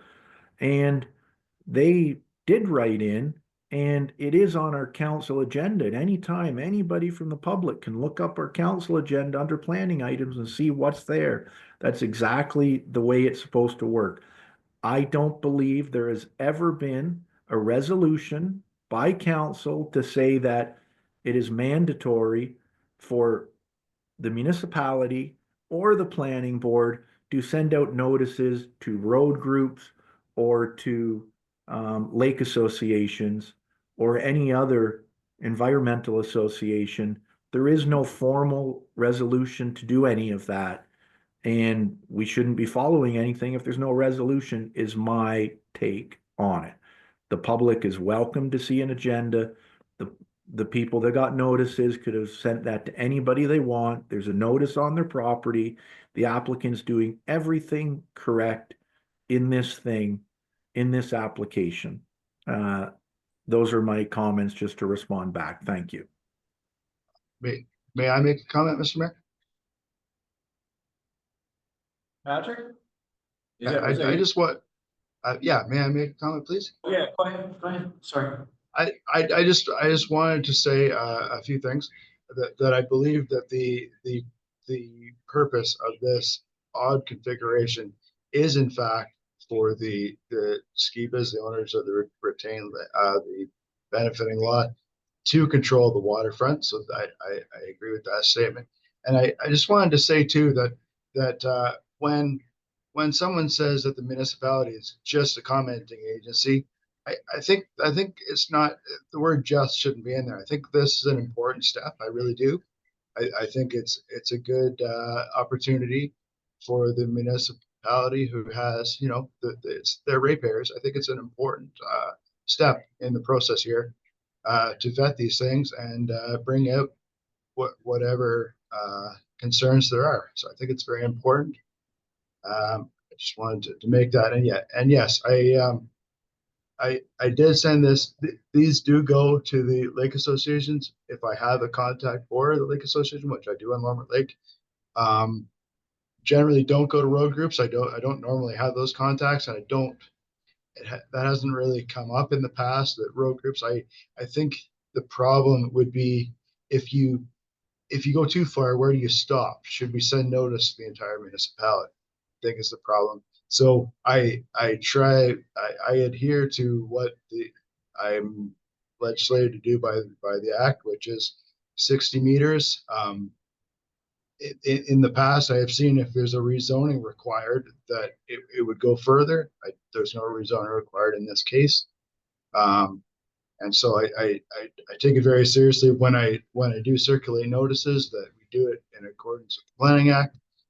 There are gaps and discrepancies in the contacts on the assessment roll, which make me scratch my head because everyone seems to get their tax bill, but when I send out a notice, people say that the address is wrong. So I try very hard to make sure that people get notice because I think this public process is important. And those are my comments. Thank you. Okay, thank you, Patrick. So is there any further discussion on this item? Mr. Mayor, if I could, it's Councillor Woods. Okay, thank you, Councillor Woods. Patrick, help me out here. So on this page that you have on the screen right now, I'm looking at it here, the paper. So Sever 1 has an existing cottage on it. Is that correct? Yes. And then the intention of Sever 2 would be a back lot where a house could be built. Right? And then part 1 and part 2 were part of a previous consent. The people the Skibas that own all of this land, they want to, keep the bulk, the lot addition with part 2 so that they could build themselves a new cottage or a new house to live in, right? And then part 1 next to it, somebody else could build another house or cottage, whatever, I call it a house. So everybody's got a house, whether you got 3 of them, it's still your house. And to me, here we are. I get the public engagement, the process that we have to follow and we should be following, and I'm fully in support of that. But it always seems to me, as a municipality, here we all are with our own houses. Okay, we all have our own properties now, where we got a house that we call home and we can live in. And right now in Canada, especially Ontario, the absolute shortage of housing for people. And here we are trying to give people a hard time doing simple. This, to me, I look at this as simple, but we're trying to give them a hard time when they're following all the rules and they're going above and beyond to try and give somebody else an opportunity to maybe have a property and have a home. Why are we giving people so much of a hard time when people are trying to get property so that they can build a house on, to have somewhere to live in? Us that have, again, trying to stop the have-nots. This drives me nuts.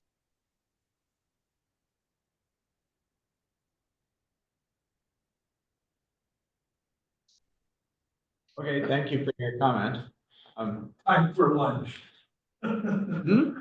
It's time for lunch, isn't it? Aren't we finished with this one? Well, there is another item in I don't know, normally we would break for lunch at what, 12:30? Well, why don't we take a 2-minute? Yes, we can take a 2-minute break and come back and to finish the rest of this thing. If you'd like, I'll declare a short recess for. Like that.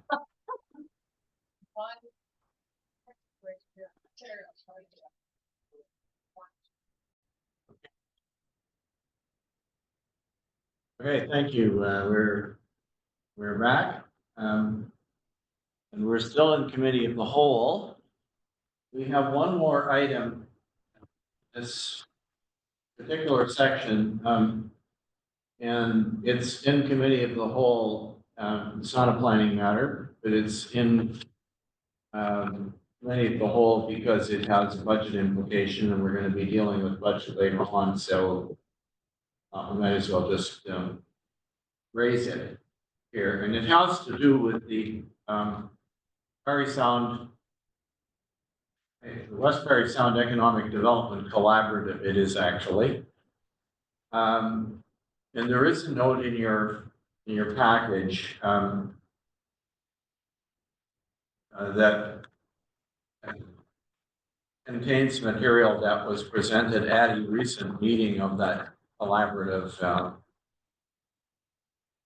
So, I don't know, I guess I'll ask our CAO clerk if he would like to comment, because he attended that meeting with me, and Okay, introduce it, please, Naya. through you, your worship, thank you. I did provide this brief report on the Economic Development Collaborative. And essentially the reason I wanted to, it's still draft at this stage and it's a proposal that is being considered. But it came to my attention that we do not have this, if we are to potentially contribute to this group and be a part of this service, we don't have anything allocated in our budget. And I did not simply want to add it to the budget and have it come up as an issue when we're considering the budget later. So I wanted to give you guys a little bit of background regarding what this was and the idea that we put $6,250 into the budget for the possibility of participating in this collaborative. I realized that number one, we would have to get past the preliminary stage of the proposal that I've attached and get to an actual document that's ready for presentation to council. And then council would of course have to decide, discuss it, deliberate on it and decide whether or not you wanted to participate. But by including it into the budget right now, at least we would have the option to do that when the time arises. So that's essentially the logic for the report. I can certainly try and entertain any questions. And also Mayor Comrie was a part of the discussion, so he would be able to as well. Through you, Mr. Mayor, Councillor Nash, if I might. Go ahead. Thank you, Mr. Mayor. Nigel and Mr. Mayor, thank you for attending the meeting for this. But when I've read the preliminary handout, and what I see in it, yes, it's talking about the West Parry Sound area sometimes, but it also talks about the town of Parry Sound. And I would really like, this is 6,200. Nigel, is this included in the budget at present? Like, I know you're talking about it here, but based on the new budget we're coming to later, has this been added as an item right now? Through your worship, no, it has not. That's what I'm asking for the direction to be able to do. Yeah, no, that's what I thought, Nigel. I just wanted to make sure. So when I see this, I would have been a lot more, I'll say, impressed if I'd seen all the things that can be done to help Whitestone residents. Be it from Maple Island, from Ardbeg to Whitestone to Dunchurch. I see this as a collection of money for Parry Sound itself, in that area, I'm going to call it, more than the Whitestone area.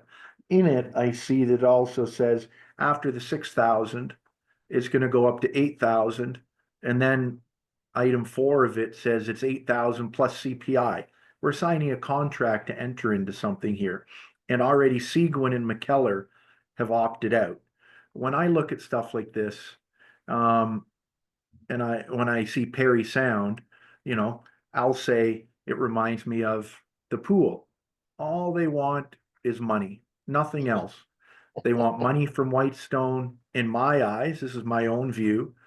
I don't know how much Perry Sound itself gave to the nursing station. I don't know how much they gave to the library, but I believe those funds were zero. They want us to give money to things that will be mostly beneficial in Perry Sound itself. So I'm not in support of this. I'm fully in support of helping out businesses in Whitestone, our municipality of Whitestone, having funds put aside to help that way, but not funds to go help that'll probably be spent in Perry Sound when I have not seen very much money come back from the Perry Sound area towards the municipality of Whitestone. I see it as a one-way street, unfortunately.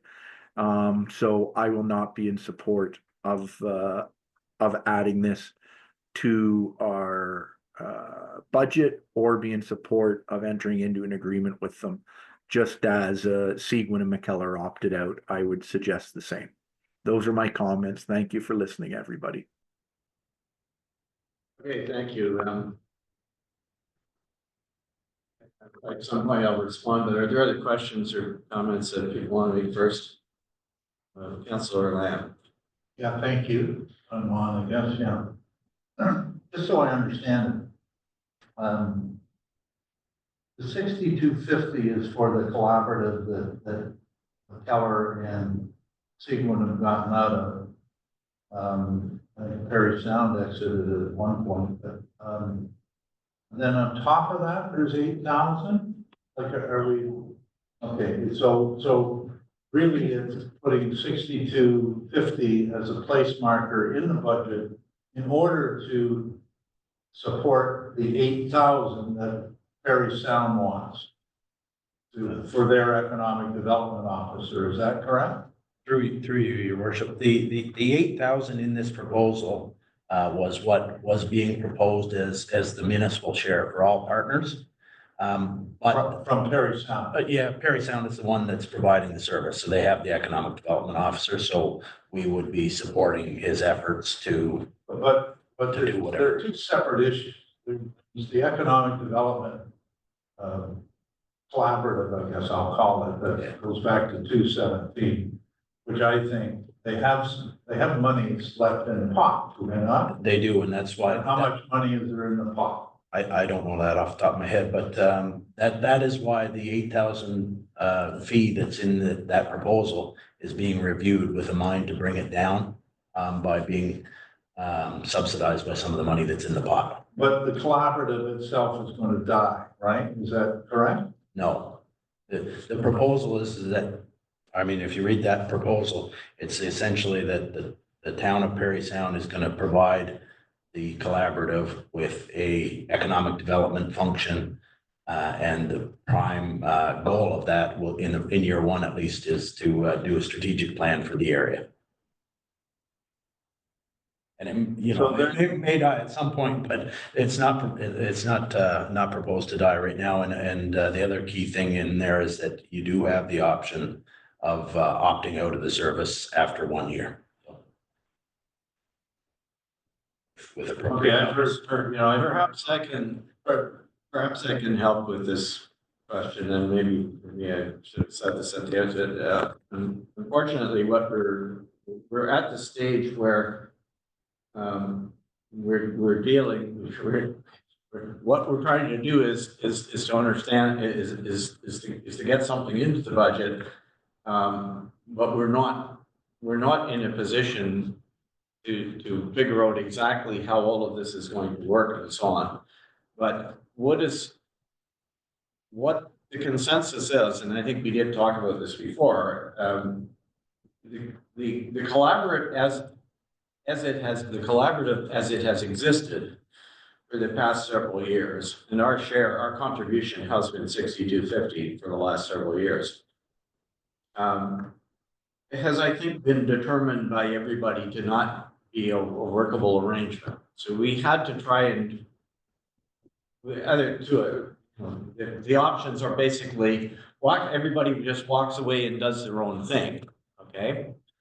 Or we try to make an arrangement so that municipalities like ours, which I believe you will agree, So they're not in a position to go out and hire our own economic development officer, but may need some economic development services. So this is where this proposal came from.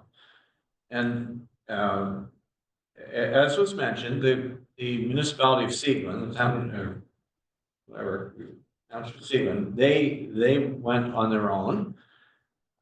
Because they do in fact have an economic development function. It's centered around the airport. And so they're independent. Parry Sound has had for quite some years their own economic development officer. No one else in West Parry Sound has an economic development officer, not McDougall, not McKellar, not Carling, not us, right? So, and not Archipelago. But there is a recognition on the part of everybody, I would say, who's participated in this. Except I don't know what McKellar's opinion is, but in any case, the rest of us basically took the position that we do from time to time need economic development officer type services. And so Parry Sound has said we'll provide those. They refer to them as concierge services for municipalities or for folks who are looking to establish some economic activity within Whitestone or Carling or whatever these municipalities are. So, and they wanted to keep the cost very low. So it's not a major thing because we don't know how much of those services we're going to use, right? But I think it would be, I want to be very clear, I think it would be a mistake for us to simply say, forget it, we don't do economic development in Whitestone. I am preparing for you, and I haven't got it ready yet. I'm preparing for you a paper which discusses some opportunities that I believe we should be pursuing. And we will no doubt need some assistance with some of those. And I think, frankly, I think we, not this year, but another year, we'll probably want to have more in our budget for economic development. But anyway, that's where we're at this particular point. And the thought was that maybe there's enough money left in the collaborative skiddy to do this for a period of time, but the group as a whole said, we want to go back to the councils and get councils to say, yes, I agree, we want some, and the suggestion was that we should have some skin in the game. Now, at the end of the day, it's probably gonna be a smaller amount of money than this, but since we're in the process of approving the budget, I wanted to put this material that's incomplete in front of you so that you can at least say, well, let's keep the door open. So that's really what we're doing. Sorry to be so long-winded, but I need you to understand the background of where we are in the process. Mr. Mayor. I'll get Councillor Gray and then I'll get you, Councillor Woods. Thank you, Mr. Mayor. Having dealt with the West Parry Sound Economic Development Collaborative in previous years when I worked at the PSAP, I do have a bit of understanding of what they do and how they can help our municipality. I think anybody starting up a business in our municipality is able to access services from them to help them get through the process of development. So I do see that as a bonus, or not a bonus, but as a positive for our municipality. I also remember when we had a housing forum, the economic development officer at the time organized a really good area-wide economic or housing forum for us to talk about housing as it was happening and the needs and things that our area we're going to need in the future for businesses to be able to come in. And I think that there's some value of working together with other people. I hate to just dismiss things because we don't think it will value us until we've actually had a chance to look at it and really assess it. I would be in favor of putting this in as a placeholder, Not saying we're going to do it yet, until we can see what will come out of it. Until we can see sort of what are the services we can access as a municipality and how it might benefit us. I think that as an area, we do have lots of areas where we can work together, and I think that's really an important thing for us to look at. So I'm in favor of putting in the 6250 in the budget as a placeholder. I think it's not saying we're going to do it or not do it. We wait and see what the other information that comes from them. We find out and assess it at the time, not before we even know what's going on. Thanks. Okay, thank you. Councillor Woods. Thanks, Mr. Mayor. Through you, Mr. Mayor, did you say we've been paying into this? Whitestone as a municipality has been paying into the Economic Development Committee for a number of years now? That is correct. And what have we been paying? Does anybody know that number?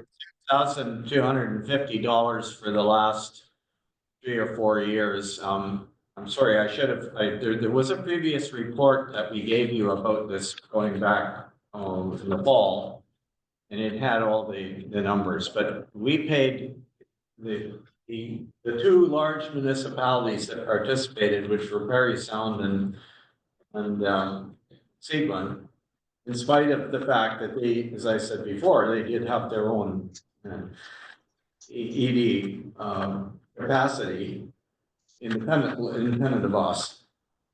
They paid twice that. They paid 12,500 each. That's Seguin and Parry Sound, and all the others paid 6,250. All the other municipalities, the other 5 paid 6,250. That answer your question? So we paid 6,250 for the past 3 years towards this? Yes, at least. What have we gained by it? What has the municipality out here gained economically? What has the taxpayer gained in Whitestone? Okay, what the taxpayers of Whitestone gain and the others that are outside of Parry Sound. Keep in mind, this is not money not going to Parry Sound. This is money that we had our own economic development officer whose salary was partly funded by FedNor.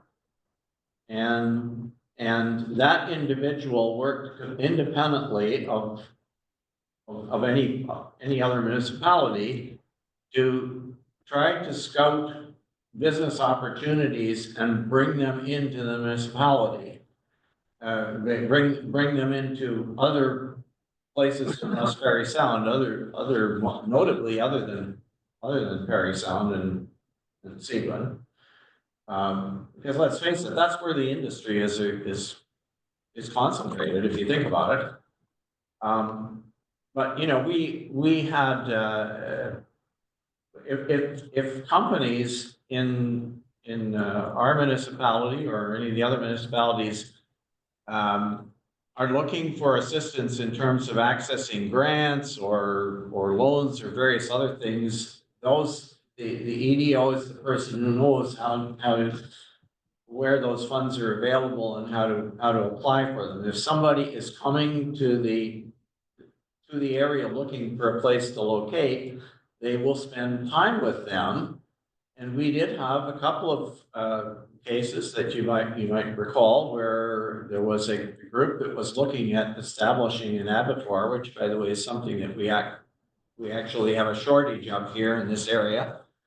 People have to take their animals a very long distances to get them slaughtered. And the EDO showed the individuals around, and they scouted out various locations that they might be able to set up shop here. So, they deal with inquiries, they publicize the area and the fact that we have, we have land available, we have transportation, et cetera, those kinds of things, and try to get folks to locate here. Have there been a large number of them locating here? No, there haven't. I mean, that's clearly the case. That's one of the reasons why there's a dissatisfaction with the old model that we followed. But we still need some services to be able to access them. And I think, you know, I can give you a real example, which was, you know, the industrial development that's,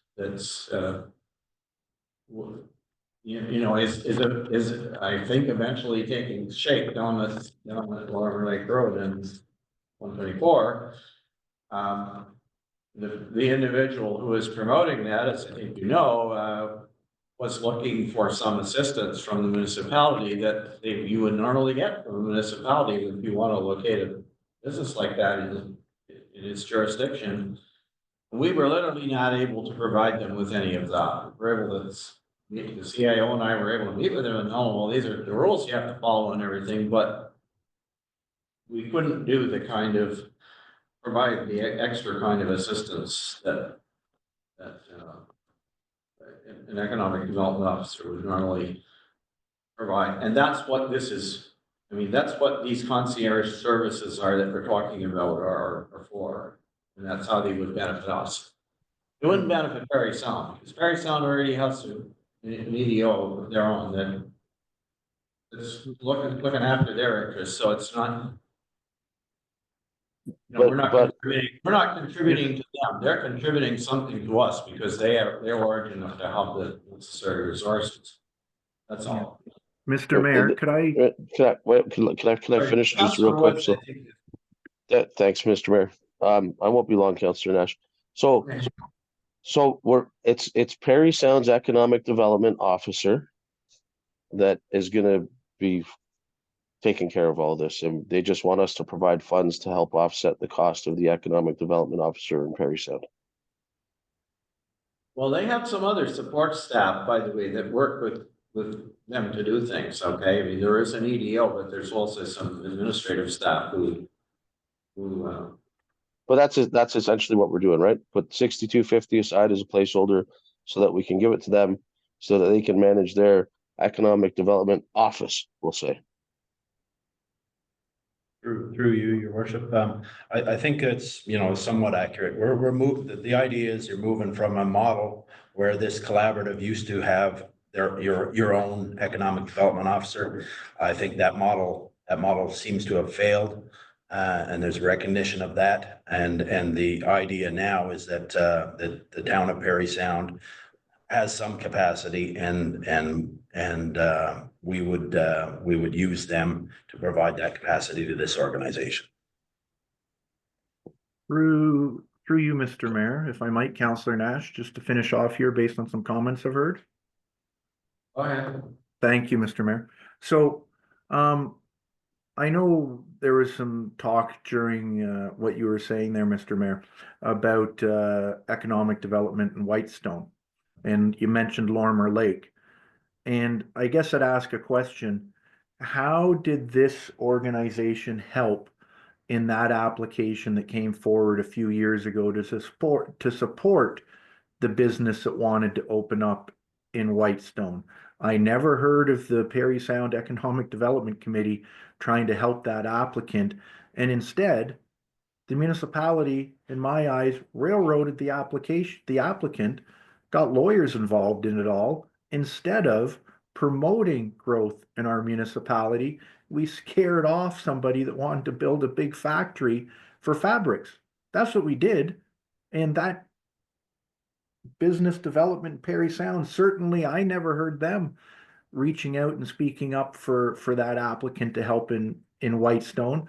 If they can't help for something like that, I have no idea what they would help with that money. There is a perfect example of where they should have been helping an applicant. Instead, it was dead silence because they want the stuff in Parry Sound. They don't want it out here, right? And I'm a ratepayer, but I feel really bad for that applicant that I feel got scared away from doing what he wanted, which would have created jobs.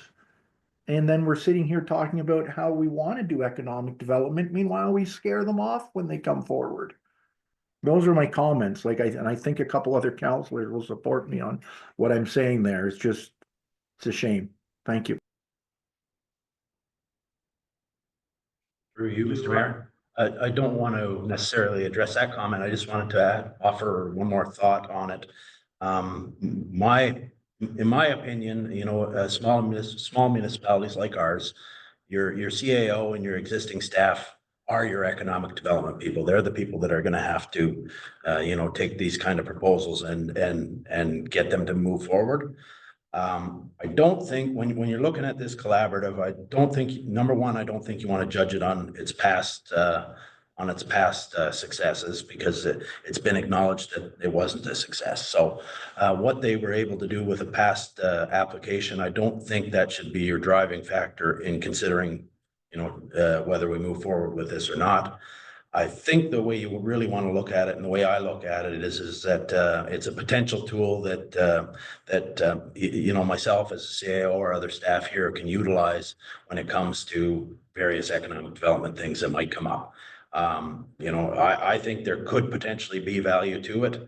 I would suggest that it would be worth considering being a part of the organization, at least for the first year, till you can see if this proposal is all it's cracked up to be, I guess, at the end of the day. So, you know, I would like to see it added to the agenda, or sorry, added to the budget, at least as a placeholder. I do realize that there'd be some more discussion that would be necessary. But I do think it is a potential tool for the CAO and any economic development aspirations we might have in the municipality. Okay, well, thank you very much, Mr. CAO, for those comments. I will just, I need to say this, I have the same observation about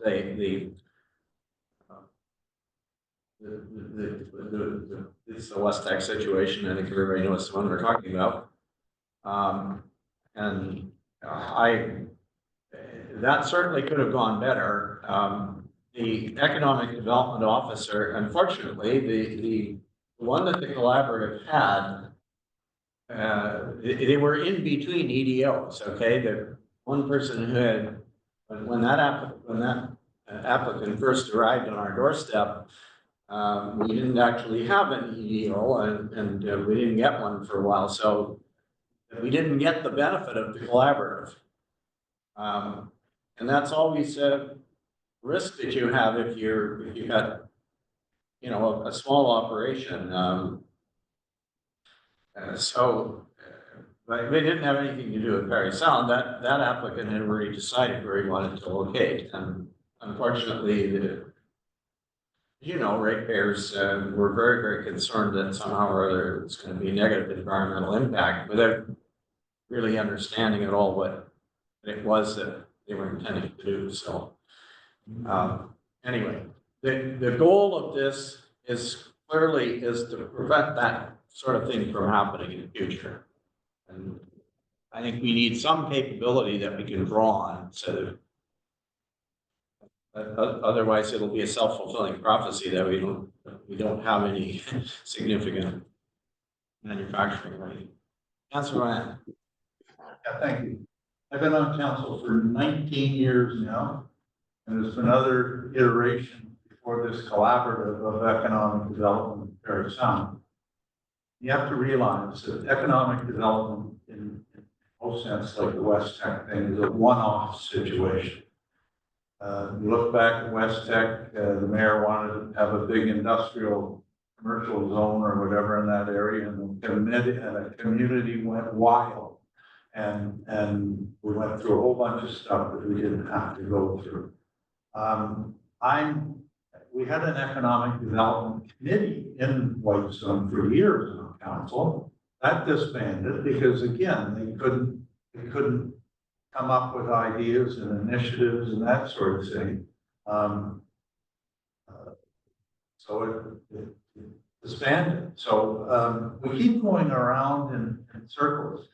I see economic development as any monies that you put into Parry Sound go primarily to Parry Sound and that area, right? They're the ones that get the new hotels and the new initiatives and things like that. We don't. What we get is jobs. That's about what we get from Whitestone. And to say that there's some other thing is, to me, not appropriate, right? So what I see happening here is where there's a collaborative that everyone says has failed. It's had 8 years, 9 years of operation. Now, if I understand it, we're gonna possibly give monies to Perry Sound, so they'll come up with a strategic plan for this collaborative. When I think the collaborative should die, it should be dead. And there's monies in there. Why don't we use the monies that are in the collaborative to, but I just don't see coming up with this strategic plan. I've heard strategic plans at least 3 times since 2017, right? All we're doing is going around in a circle making strategic plans, right? And the collaborative has to die. What monies are in there that are from Whitestone, either you want to make a strategic plan within the collaborative, go ahead and do it. But I'm not giving another 8,000. Well, there's already funds in the collaborative. So it either dies or use the funds that are in there to do whatever you want, or give us our money back, right? And those to me seem to be the options. But I don't know what this 8,000 Perry Sound is. I guess if it's to simply come up with a strategic plan to a failed organization, then I'm not for it. So those are my general thoughts on it. And again, economic, I've asked many times, how many people from Whitestone belong to the Chamber of Commerce? And the answer is always 1, right? We're sitting out here, spending money on stuff that we do get an indirect thing in terms of jobs. And that's what it comes down to, jobs and potential jobs. The rest of it is absolute baloney, in my opinion, right? We're not going to get businesses coming out to Whitestone. If the mayor wants to bring some paper to us on economic development, I encourage him to do so, right? If he said I need 6,000 to do something that I want to do, we can find some way in the budget when he brings it to us on economic development here. We can find some way to find 6 or 8 or 10 grand or whatever within the budget somewhere at that time. So, but I'm not going to give money to a collaborative that should fail. And, the town's already opted out of this thing. They see that, right? And we're further out even than they are. So anyway, those are my thoughts and comments on it. Thank you. Mr. Mayor? Councilor Woods. Thanks, Mr. Mayor. I'll keep this as quick as possible. For economic development out here, I mean, to me, and I've brought this up before, Mr. Mayor, we missed the boat when it comes to promoting new business out here. And I say that because we had 2 examples of brand new, we'll call them brick and mortar style businesses open up here. And we didn't celebrate it. That's a way to drive economic development out here. We had TXM Motorsports, Ted Greenwood, when he opened up. The municipality gave him a hard time. Whether or not anybody wants to admit to it or not, it's the truth. It gave him a hard time getting opened up. Okay? I said we should have had a grand opening ceremony because it's a brand new business. We didn't do that. Mr. Mayor, you could have been cutting a ribbon. We could have had a media presence. We could have had articles written in the newspaper. We could have asked an MP to come. We didn't do that. Same thing with West Tech. We didn't do that. When we do have things open up, that's the way we're going to drive economic development out here, is if we as a council and a municipality celebrate the businesses that we have here and make them feel important because they are important to us. That's the only way we're going to have any economic development out here. Well, I don't disagree. I'll just say I don't disagree with anything you just said. I think, Councilor Woods, I think the problem is we are very limited in the resources that we have as a municipality to not to say we couldn't have done we couldn't have done more celebrating because that doesn't cost a lot of money, but there is, I can tell you just from the experience in municipalities that are a bit larger than ours, is that they do have people whose job it is to do this. And they do this legwork and they do it continuously in the background. And so when you need something like what you're talking about, there's folks there to do it. So, I mean, if there were no Parry Sound, we were sitting out here by ourselves and there were no, and so on, I would be arguing with you. I will be arguing with you that there actually should be something in our budget that allows us to maintain a presence, because it's, you know, the evidence is crystal clear. You can't just turn it, it's like any sales and marketing effort, you can't turn it on and then turn it off and turn it on and turn it off. It has to be consistent over a period of time. So, but you're right.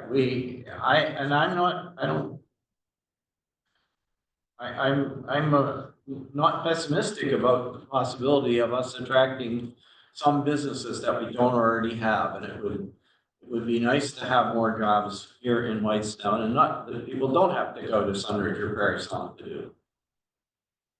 Not that we don't depend on them, we do, but we should have some.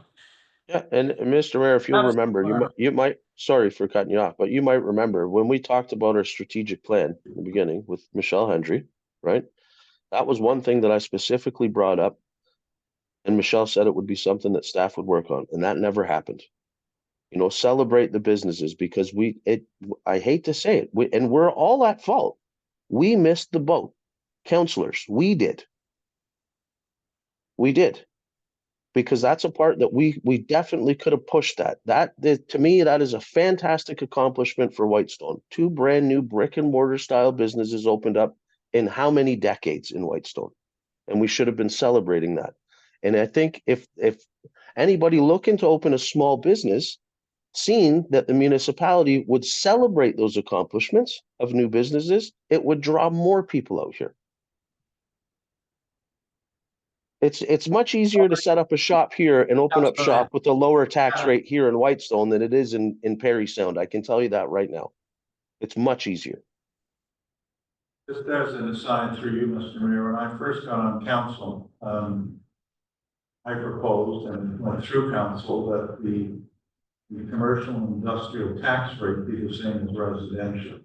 And that, you know, that was meant as a symbolic thing, because we didn't have many businesses, so it didn't cost us very much money, but it was symbolic to say, you know, if you want to start a business in Whitestone, we're not going to tax you any more than a residential lot, right? We could even make that tax rate lower if you want to, in terms of economic development. There are things we can do on council. We could say, you start a new business, your tax rate's half of what it is in a residential area, right? Those are concrete things that council can do, which I'd rather do as an economic development tool. Maybe that would be unique, and maybe might get the attention of someone if we put it in a press release, right? Or if you start a business like West Tech or whatever, for the first 10 years, you don't pay tax. You know, like, those are initiatives that we can do, right?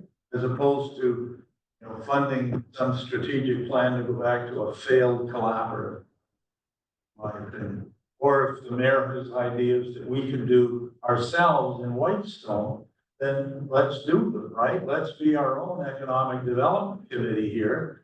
If you need one-offs to get help from someone, then hire a guy from Parry Sound on an hourly basis after work, for God's sakes. If we have a special need or something like that, right? Our money can be better well spent if we put our minds together and do things ourselves. So, anyway, thank you. Okay, is there anything more on Councilor Gray? Yeah, I guess I agree with a lot of things that everybody has spoken to so far. I just don't see what the problem is of putting it in as a placeholder and allowing to find out what could come out of it and if it could be of benefit to staff. If staff are saying that this is something that they think that might be a help to them as they look at what are the possibilities in our municipality, I just don't see what the problem is putting it as a placeholder. It's not saying we're gonna do it. It's not saying we're gonna spend the money. It's just a placeholder. And that way then, should, something else come up, then that's fine. We won't, we won't do it, but I just don't know why we can't put it in as a placeholder. Okay, well, thank you. I guess we should try and keep moving here. This is, I believe we're done with the committee of the whole items. Can I get a mover and seconder, please, that we reconvene into a regular meeting? Councillor Bray is moving, seconded by Councillor Lamb. The council reconvenes into a regular meeting and it looks like 12:39 p.m.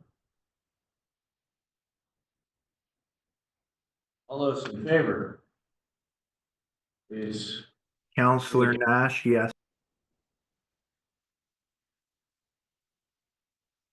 Councillor Woods? I'm sorry, Mr. Mayor, you guys cut out on me for a minute. I didn't hear what we were doing. It's been moved and seconded that we return to a regular meeting, out of committee of the whole, to a regular meeting. Yes, I'm in favor, Mr. Okay Mayor. with that? Thank you. Yeah. So, I mean, it's just to, Might as well finish off the two motions. well, yeah, there's only, well, I guess there's really, oh no, there's two, sorry. Matters arising from committee of the whole. The first one is the Skiba consent application. I'll read you the motion, whereas Patrick Christie, CPT, has prepared a report for the Parry Sound Area Planning Board regarding consent application B04-2025 Whitestone, applicants Chris and Ilona Skiba.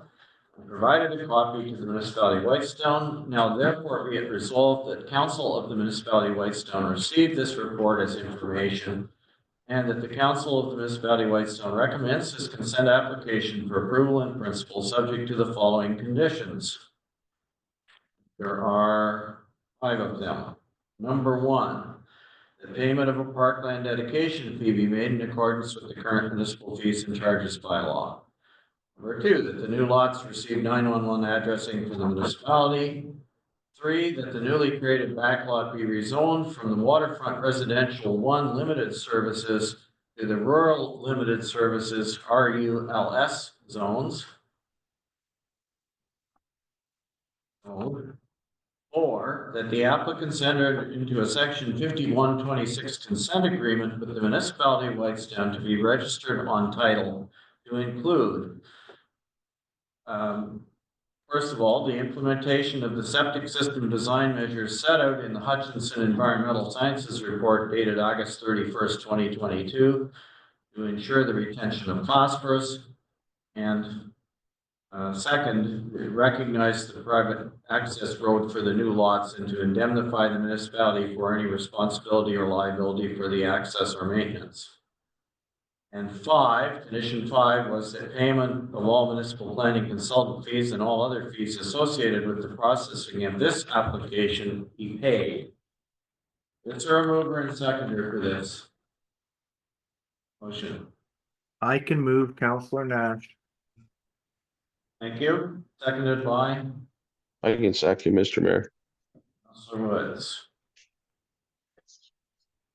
Okay, are we ready for the question on this one? It's quite a lengthy discussion. Sorry, did you want to make? This is a recorded vote because it's a planning matter, so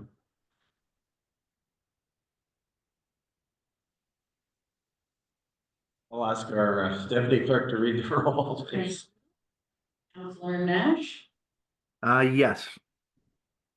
Councillor Woods, Yes. Councillor Bray, Yes. Councillor Lamb, Yeah. Mayor Comrie, Oh, that motion is carried. all right. Here. All right, thank you. The second motion is relating to the Parry Sound Economic Development. that the Council of the Municipality of Whitestown received report admin 2025-09, which is West Perry Sound Economic Development Collaborative for information, and that the Council of the Municipality of Whitestown direct modification of the 2025 budget documents to include $6,250 for the possible continuation of participation in the West Prairie Sound Economic Development Collaborative. Is there a mover and seconder for this? Councilor Gray moves. Seconded? All right, I'll second it.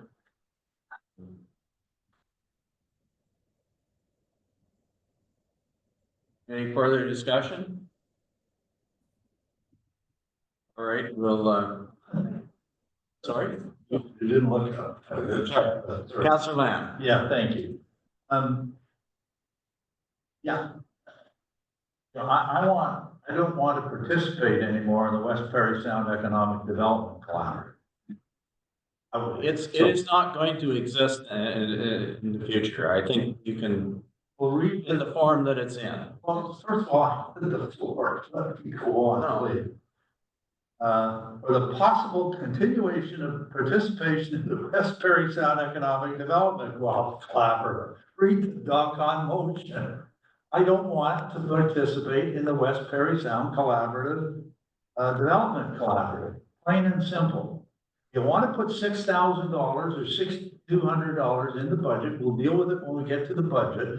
I'm not necessarily against that for economic development purposes, that we on council will decide what it's going to be and how it's spent. Based some of it on Mayor Comrie's submission in a month or two. So these are two different issues. I want my money back, our money back from the collaborative, our share of the money. And so I won't be supporting this thing, just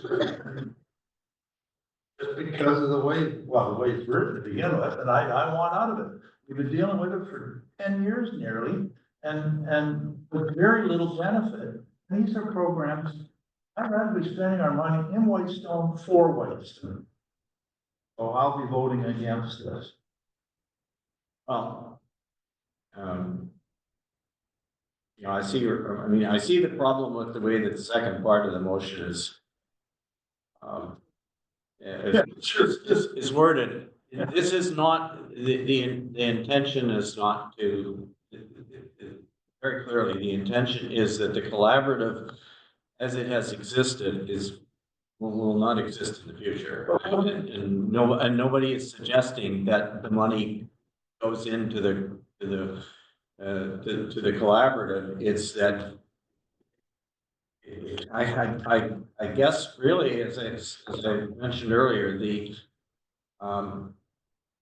suggestion was made in the discussion that the collaborative had, but well, you know, there's money left in the reserves, so we could just use it, not in the reserve, but they're kiddie, right? That they could use to continue this, and somebody said, well, we want to know if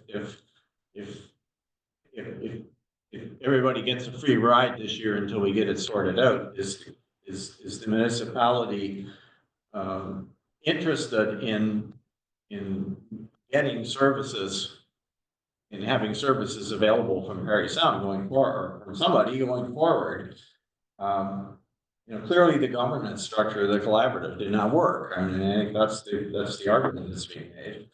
Although it has worked on the east side incidentally, but Perry Sound District, but so this is not, I can see that this is not probably the right motion for us to have in front of it. I think the question is council prepared to have to recognize economic development as a budget item or not? Again, it's not written properly, but again, I get all confused. I thought, when I asked the question earlier, I was told that the economic development officer from Perry Sound for $8,000 or whatever was going to come up with a strategic plan for the collaborative. You know, that's what I was told. Through you, your worship, I believe it's written correctly. The collaborative is not ceasing to exist. It's just using a different model of funding. Yeah, Yeah. which is, we're gonna get advice from the economic development officer. Very soon. Yeah, that's right. And I'm saying, you've gotta recognize when something's not working and you need to die. It needs to die. And McKellar has recognized that already, and I want us to, recognize it. Well, okay, And again, I don't mind putting a placeholder for economic development necessarily in the budget to be determined by council what we spend it on.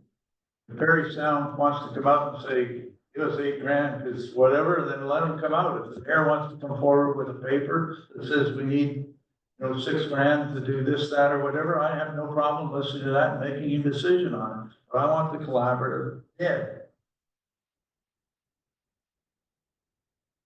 Thank you. well, So I guess we vote on this. I think given, rather than us try to revert the motion, I think we should just have, we should just take the vote on the motion and we'll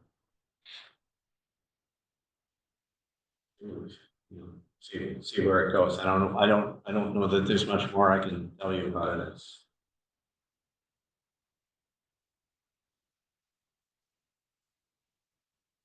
Make sense? Can we call the question? Could I propose a motion or propose an amendment? You could. And Absolutely. Whitestone asks for its share of the money back.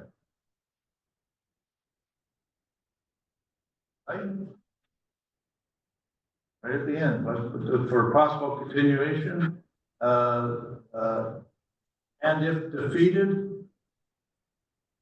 Whitestone requests their money be returned, or their share of the money be returned. Through you, your worship, I would suggest that I understand that might be the direction we go. I would suggest that decision should be made when the actual proposal comes back to council for consideration. This was just a preliminary discussion that we brought when the collaborative hasn't actually endorsed it yet. I would suggest you do that at a later date, basically. Okay, that's fine. Okay, I'm calling the question as it is here. Well, let's have a recorded vote.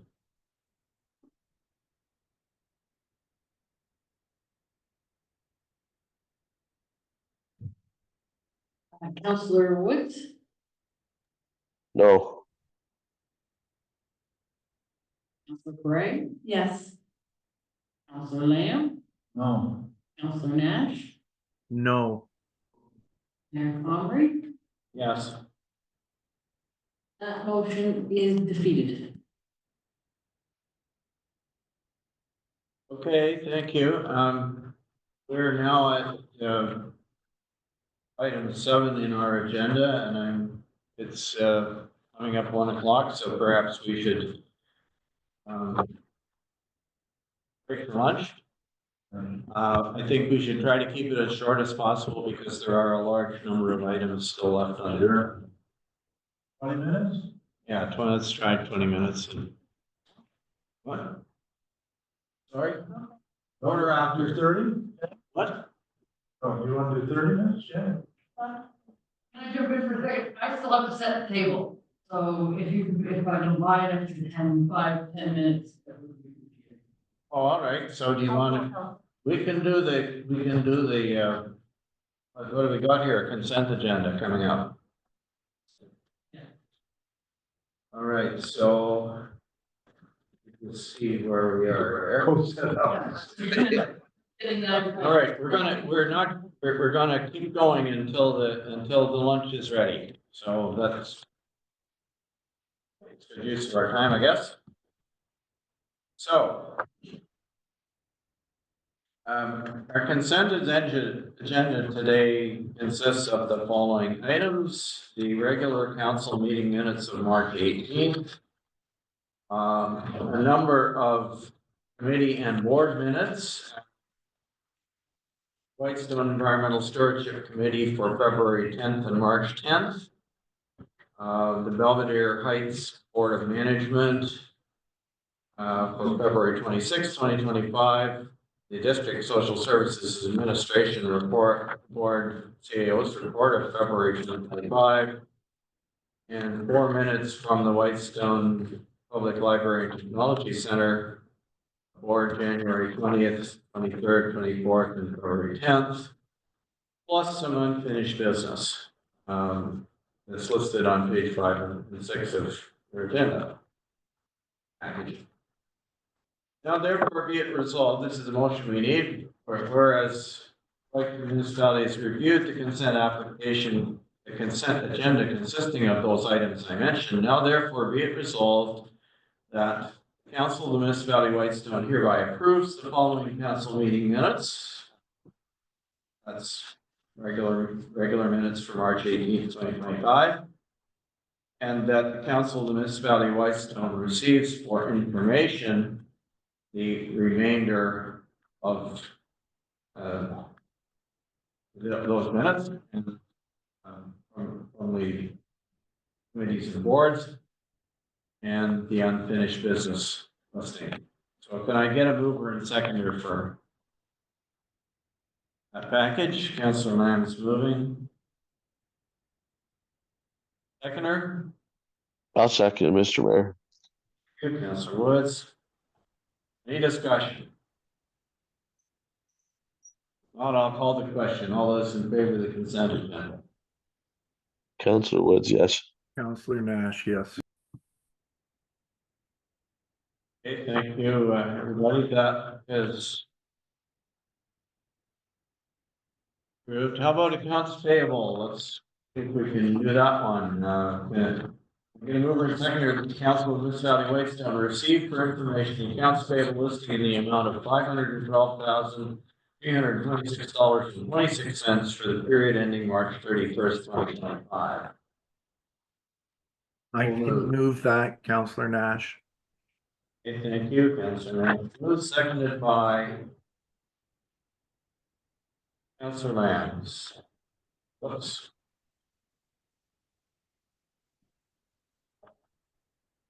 All right. It's on the floor. Any questions or any discussion about payables? I have a few, if I might, Mr. Mayor. Go ahead, please. Thank you.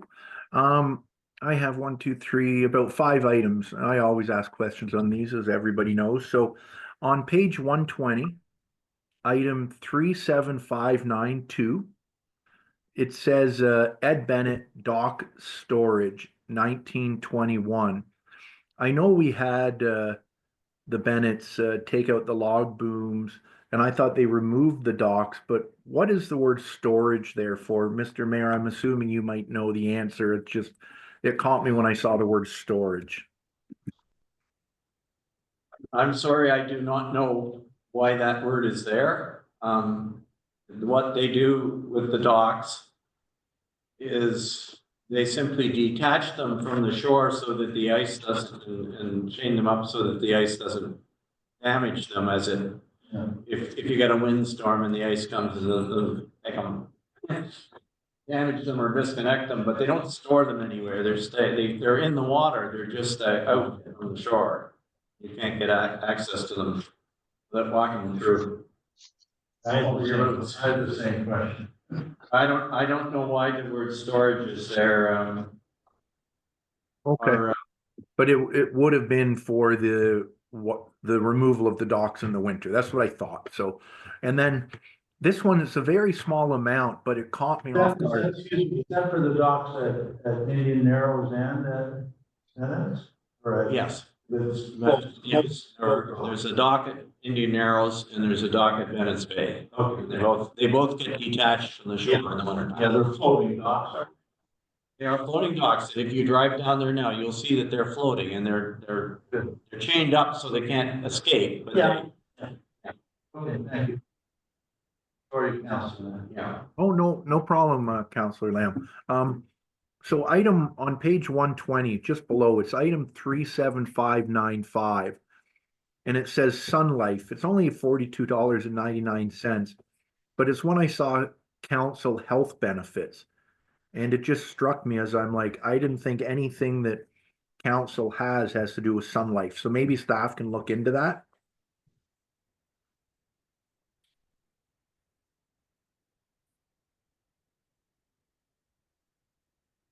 Through you, your worship. I'm not sure on the answer to that, but I can certainly look into it for you.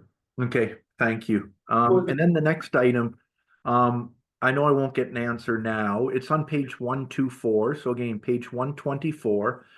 And it's item 2854, and it says lawn and mowers, which I know is our bylaw officer, in the amount of 2950.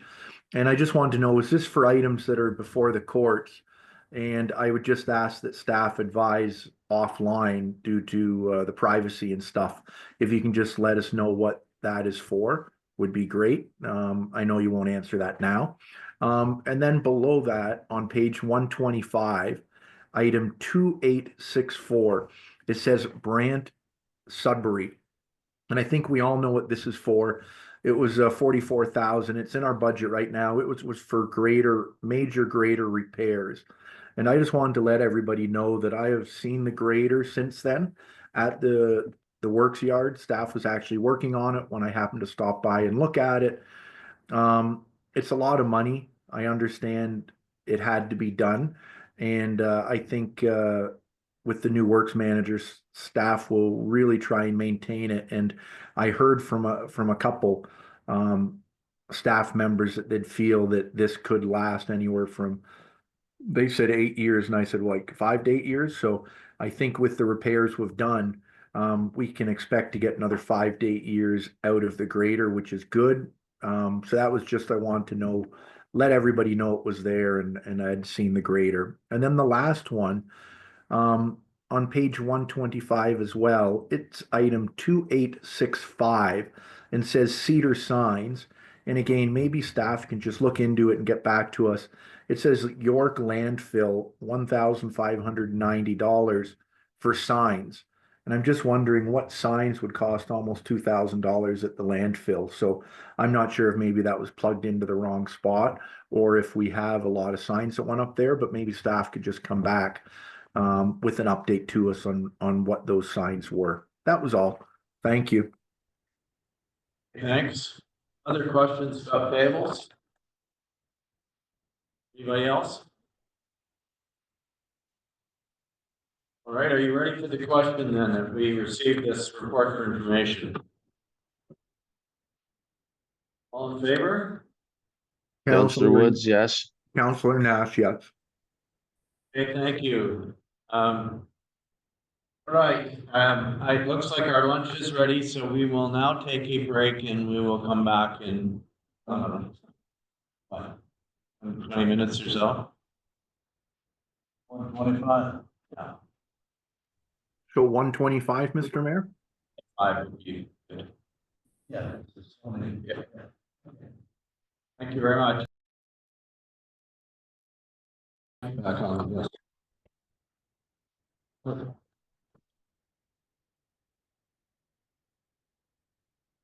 Right. Back.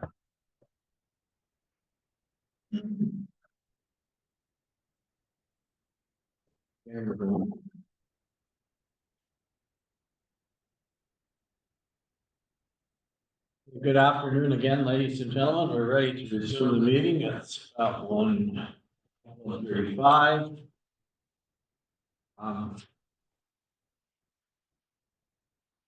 And we are at item 9 in our agenda.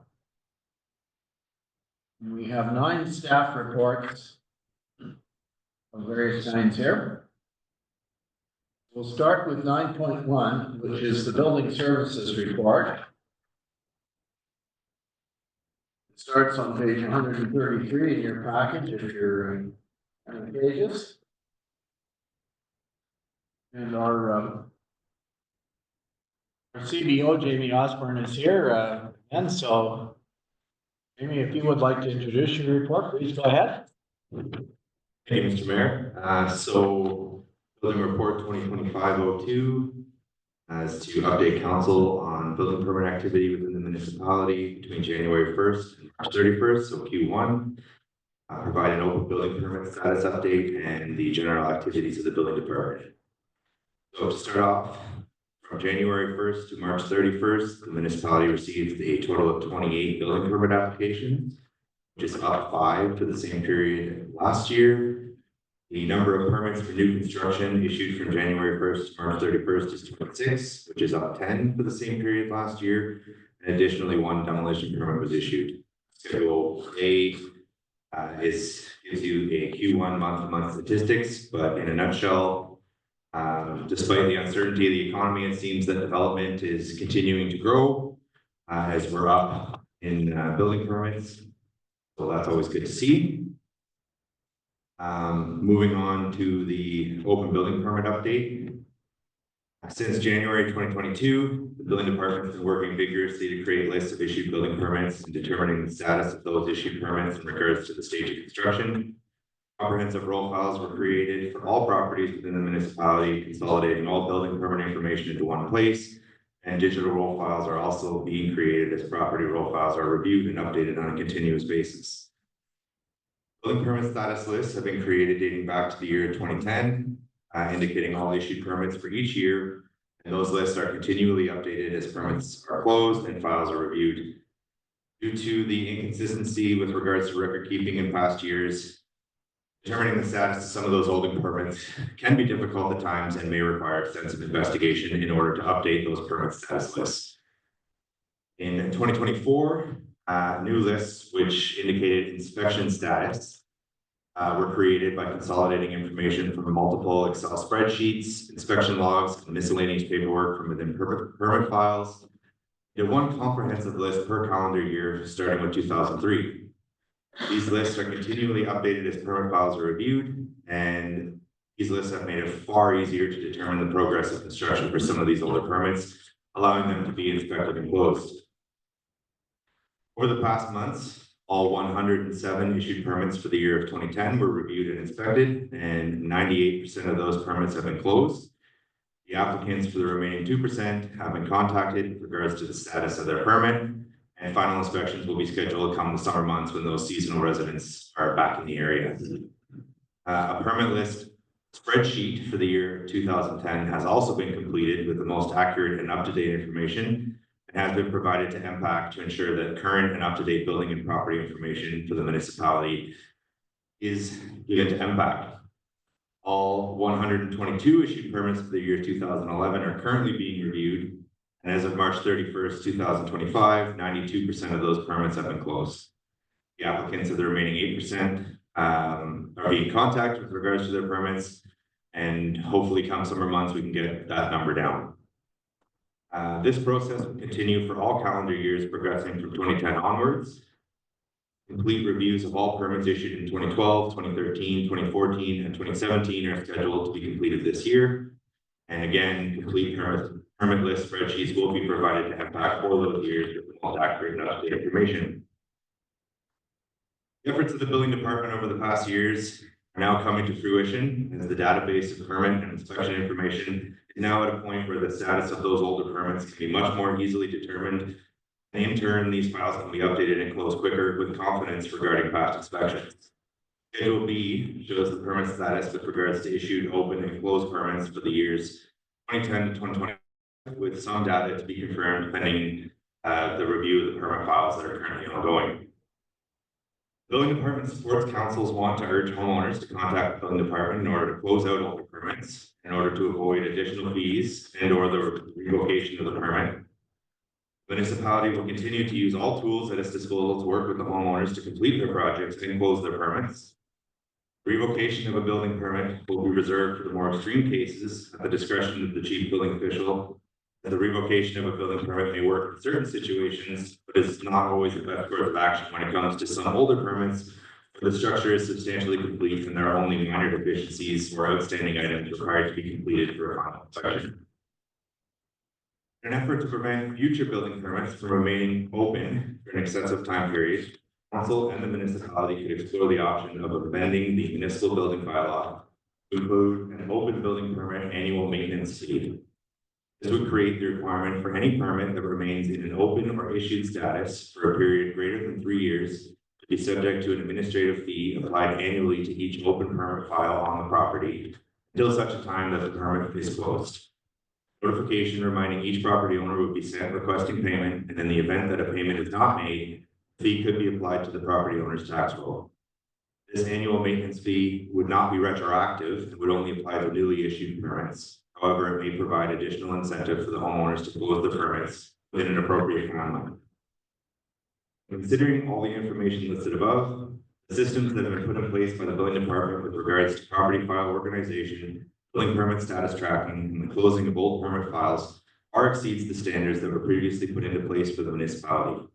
With continuing efforts, these older building permit files will continue to be updated and closed as new development furthers the growth of the municipality. From January 1st to March 31st, 180 building permit files have been closed. Additionally, 4 occupancy permits were issued. And the construction value to date for Q1 would be $3,660,552. Thank you very much. Questions from councilors? Comments? Councilor Lamb. Yeah, thank you. First of all, as I read all these reports, I want to compliment you and staff because you're getting better and better and better. And I thank you for it. It's more detailed. It answers a lot of my questions and queries. I'm not going to ask you a ton of questions.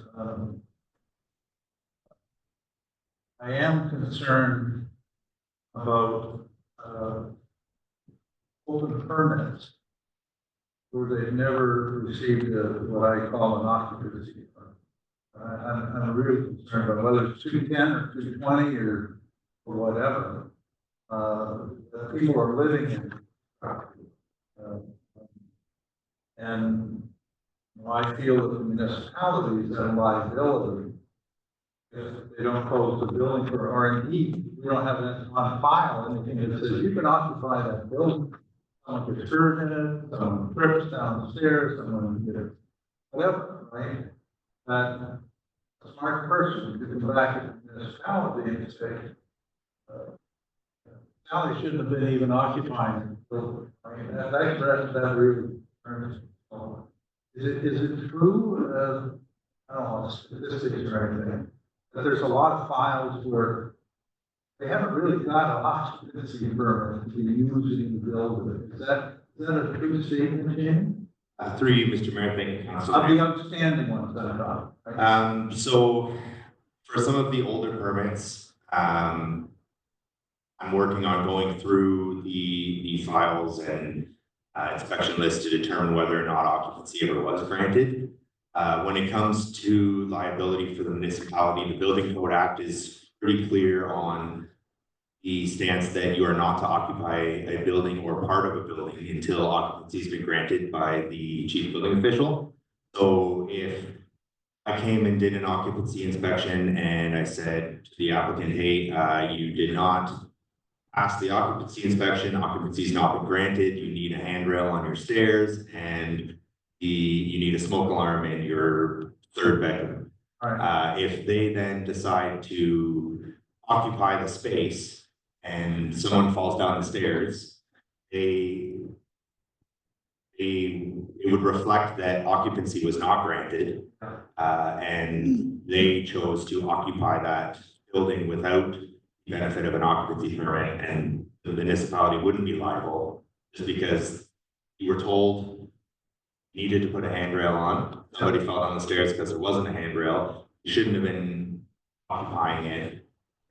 You were told not to occupy it. I have had, and the same thing goes, like the occupancy of a building isn't strictly for human habitation. Like I had an individual on a water access lot ask if they could, while the ice was in, move out their furniture into the building. And my answer was no. You don't have occupancy. There shouldn't be furniture. There shouldn't be people. If on the same point you decided to move in all your furniture and the cottage burnt down, insurance isn't going to cover your claim because you didn't have occupancy and there shouldn't have been anything in that building to begin with. So I actively work on it. There was a situation in a past year where there was a property on the 124 that, as I'm driving home in the wintertime, it's dark. I can see you standing in your kitchen cooking dinner, and I see the Christmas tree. I know that occupancy hasn't been issued for that. They were sent a letter.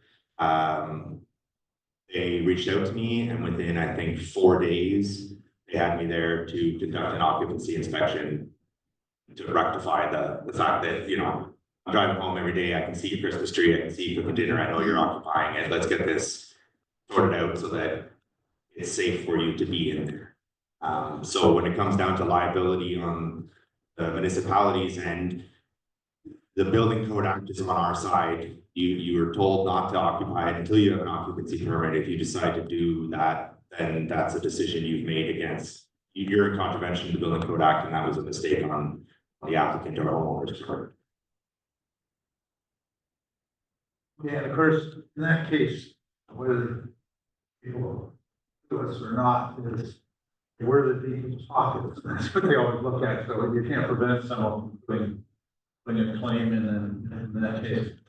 Jamie, is there such a thing as a temporary occupancy permit? I don't see that in the building code. No, basically, like, you can, It if, can't be temporarily occupying building. no, there are situations where we wouldn't get into it in this area. But in larger structures where there's multiple uses in that building, you can issue occupancy for part of a building. So if there was a strip mall type structure where there was a restaurant and a hair salon and a laundromat, and the laundromat was done, and I could issue occupancy for that portion of the building, but not for the other two. So it's not a temporary occupancy, it's just a partial occupancy. And in this area and the type of applications we see, that's not common. Like, we don't have those kind of structures that are really being constructed. Amy, when I look at, we're going to be looking at the fee bylaw. Yes, coming out here. You know, it says if, I don't have the exact word in front of me, but, you know, if it's over 3 years, you make an inspection or whatever, it's $200 or something. That doesn't say discretion. And my read of council is that you should be interpreting, and I know you have some discretion, don't get me wrong, I know. But on that, you know, it doesn't say, you know, at the discretion of the building inspector, right? Or the chief building inspector. I think we need to apply that, because I remember when Councilor Woods and I were looking at the dog bylaw, and it didn't say at the discretion of the bylaw inspector, right? It said that's what you'll do. And if we wanted it to be changed, we would say at the discretion of, right? So I don't think we're charging, you know, that particular line, right? We're not going out and charging these $200 and that sort of thing. And again, my read of council, and I may be wrong, and others, is that, and you're doing a good job of holding, but I think you should use the tools in your toolbox. And I think you should use them more. Because it bothers me that, you know, you're cleaning 210 to 11 and all those sorts of things, but there's an awful lot. Not that you have anything to do with it, you need to have one. I want to encourage you to, you know, it comes up every quarter, to, you know, find places, I don't know how to do it, that are not being taxed at all. Right? And to close out a permit that you seem to be working hard at, because that's all tax revenue that you will, the rest of us are paying for in lieu of. I know why many of them, there are some legitimate people that have to do it for money purposes or whatever, but there's an awful lot more that simply know or think in their mind at least, I'm not going to get anything final, I'm going to leave the deciding law or whatever, because I don't want impact coming out and affecting my place and whether that's real or perceived or whatever. That's what they're doing. And so I think that enough of my speech, but Thank you for your report again. It's, they're all, I'm really impressed with all of the reports. Thank you. Through you, Mr. Mayor, if I might, Councillor Nash. Go ahead. Thank you. I echo Jamie, the comments from Councillor Lamb on the quality of your report. Very informative. There's lots of information which is great in the report, very professional. Now with that said, there's a couple things I'm hoping that we can work towards. And I will be, just to let everybody know, I will be proposing a couple motions or amendments to the motion that's in front of us. But in your report, I noticed that you've mentioned that your process of looking through permits you're talking about will continue for all calendar years, progressing from 2010 onwards, complete reviews of all permits issued in 2022, 2023, 2014, and 2017, which is great.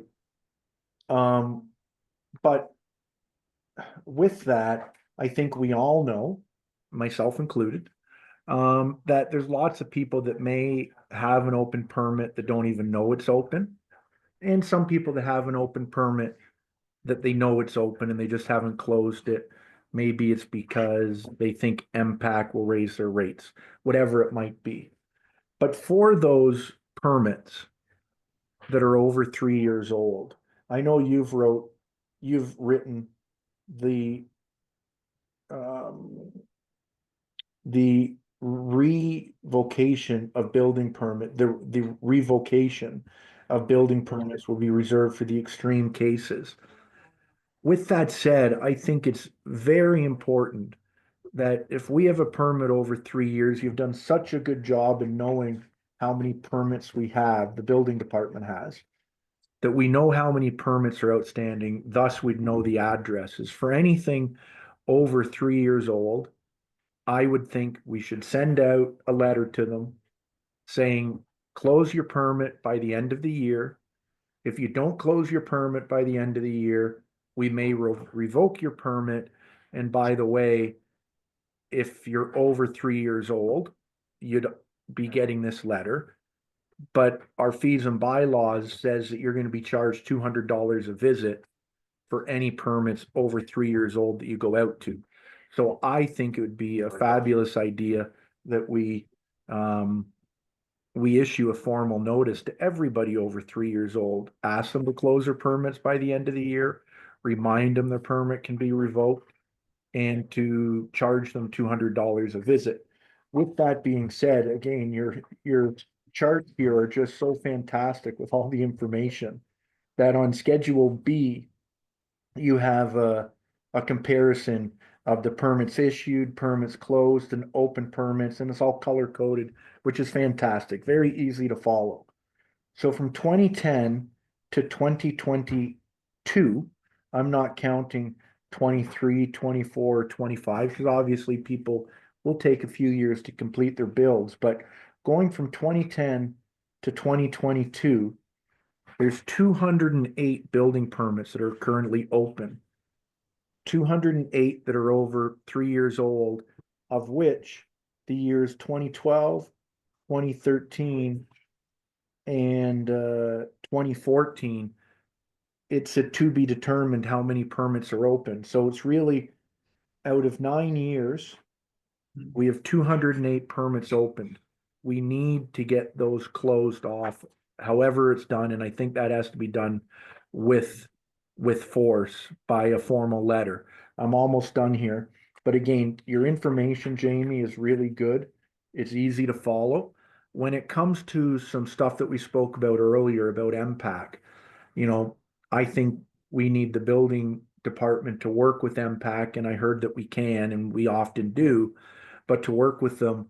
If you went to Snake Lake, Dubois Lake, Bolger Lake, Cachagoma, you'd find structure after structure after structure, from what I believe, with no permits.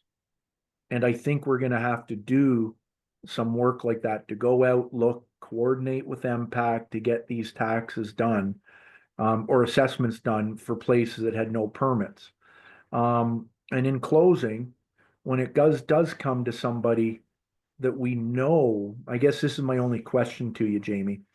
If you know somebody is using a residence that doesn't have a closed building permit, so you're aware that people are using it and they shouldn't be, do you post a notice to those people and say that they can't use it in the instances where you know the exact person using the exact structure that are using it? And if we didn't tell them, would we then not be liable for not telling them they can't use it? For you, Mr. Mayor, thank you, Councillor Nash. When it comes to your final question there, that's similar to the situation described on the 124, where I noticed they were doing it. I reached out to them, sent them a letter, told them they're not supposed to be occupying it without an occupancy permit, and they took the steps necessary to make sure that everything was in order and they received their occupancy permit. When it comes to the comment with regards to the 200 and so open permits, Caitlin didn't mention it in her presentation, but there may be 200 plus open permits on my end, but there was only 3 from MPAC that hadn't been assessed. So regardless that the permits have been open on the municipalities end, property has been assessed, the structure's been assessed, so the 208 is just my end of it, whereas the MPAC and the tax assessment, they only had 3. So that's to kind of give you an idea that even though, you know, there's a couple minor deficiencies that are required to meet OBC requirements and have me close the permit, structure has been considered substantially complete and is being used the way it's supposed to be used, and MPAC is assessed it accordingly. So, oh, sorry, Jamie, I thought you were done. Sorry. I wish I was in the room. So you noted, if you could just, Sorry, Councillor Nash, you already used up your allotment of time before you asked the question, so. well, could I think someone else should. could I indulge you for a couple more minutes, Mr. Mayor? I think this is a real important If topic. you just promise not to repeat the things that you've already said, please. Yeah, okay. Jamie, you'd said that MPAC said there was only 3 outstanding. Where is that? On which page of your report? Mr. Mayor, that it's not in my report. That's just a conversation that Caitlin and I had. So according the order files and trying to determine what information MPAC had for these past years so that I could consolidate and provide them with a complete update. So if I have it right, according to MPAC, out of 200 and we'll call it 50 because I'm not counting a couple years, MPAC has assessed all of those properties correctly except 3. That's what you're saying? For you, Mr. Mayor, I don't remember the exact, whether it was 2010 to 22 or 2010 to 2019. I don't recall the exact timeline, but for a majority of the older permits that I was going through, there were only 3 that MPAC didn't have information. Thanks a lot, Jamie. And just the last question in closing. Again, all your reports are good. I think you're doing a fabulous job in getting all this done. This isn't a knock at the department. I think we're just trying to figure out how we can get more revenue really, right? When you're hearing it. So this is all good for building permits. And I think you heard Councillor Lamb say it. We also really need to focus on the structures that weren't permitted. Yes, you driving home and seeing a Christmas tree, fantastic. But it's the ones that you haven't seen yet and coming up with a plan on how are we going to find those? Is it walking on a site? Is it looking at a aerial photo? What are we going to do to get those structures that were built? I'm going to use the word illegally, or maybe a better word is without a building permit. How do we get those ones? Because those are the ones that we're really looking for to increase the tax revenue. It's the ones that people did without following the rules. So I just leave you with that thought on that's really important. So thank you, Mr. Mayor, for also giving me a little bit extra time. I do appreciate that. So thank you. Thank you. Are there other comments or questions about this report? Councilor Wright. Yeah, I like to commend, Jamie for, getting 2010, 107 permits issued down to 2. That's pretty fabulous. I mean, I know I see where you're going and you really made so much progress on getting things organized, getting things ready and having a process in place so you can do this. I think council, we need to discuss whether everything else in the municipality is by complaint, whether, we should be encouraging people if they see something, that they don't think there was a permit, that they call and find out instead of us, worrying about, sending people out to it. I think we should be encouraging people to let us know. And, there may be times when, Jamie's out and he will see things and he'll look at things and go, hey, that's kind of interesting, and be able to look it up. But, I think we need to encourage people to call. And it's the same thing with a lot of our other areas such as the short-term rental and different things where we really expect people to call and report things. And so I would encourage people to do that. And for any council, if you know of something, to be able to call them in and report it so that Amy will know, and it's not just left up to him to have to try and go and find this place.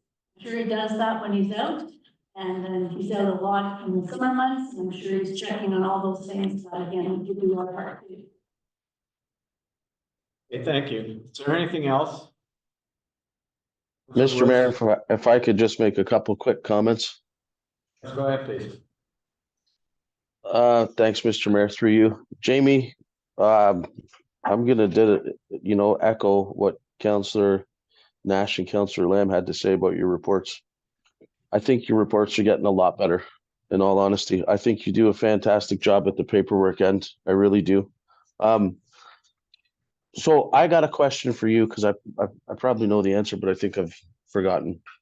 What years of building permits did you start working on to close them out? Was it like 210 forward is what you've been working on, or do you work on stuff previous to 210 even? Through you, Mr. Mayor, thank you, Councillor Woods. So when it comes to creating like a permit status list or an outline of what permits were issued that year, I started in 2010 and moved forward. Just to 2010 was a good round number. Just a good chunk of years to deal with. I am continually dealing with permits from, like I mentioned, the inspection status lists with the information that was available to me went back to 2003.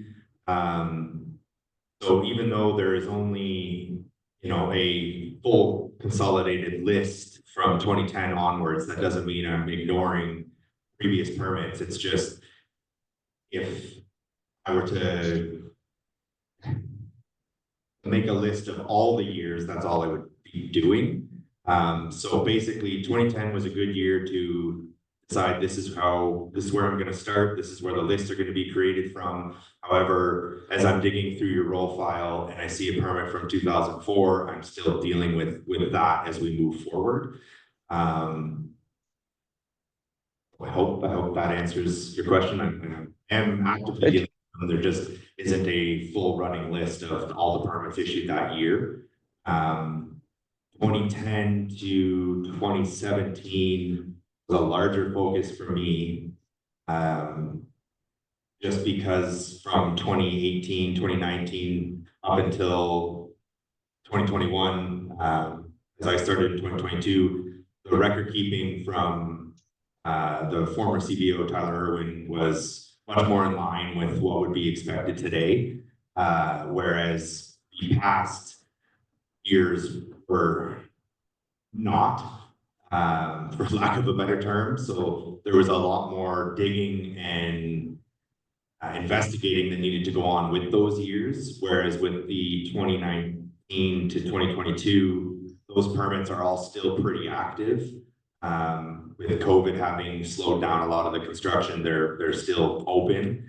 And like I said, the record keeping during those years was much more informative than past years. Okay, yeah, no, I wasn't, I'm not trying to knock you in the least, Jamie. I know you do a lot of work, and I know you've corrected a lot of the I'll call them previous mistakes that maybe previous CBOs that we've had have done. So I just want to commend you on that, because I know it's a lot of work. And you're fixing everybody else's mistakes that, you know, previous building inspectors should have been doing what you're doing now. So I just wanted to say that and go on record saying that, and I appreciate the work that you do. Your reports are great. When it comes to the occupancy permits and being issued and people not having them and going in, I do agree with what Councillor Lamb and Councillor Nash had said. You know, you got tools in your toolbox. Don't be afraid to use them, kind of thing, right? I encourage you to you do your job, because you're doing well, and I just want you to know that you're appreciated here, Jamie. Okay, thank you. Can we save this? Well, Councillor Lafleur. Yeah, I don't know. Maybe I can bring this up when we get to the actual motion, because I have a feeling Councillor Nash is gonna have some amendments or something there. But, I've said several times, and I mean, it probably not gonna happen this year. You can't be split in 10 different ways, right? You already have a lot of building actually going on, and more this year than last year. So, but as a counselor, I don't mind giving the funds to you to do whatever needed to be done. And some of the things we're asking you to do in terms of closing out permits, take time. You're only got so many hours in the day.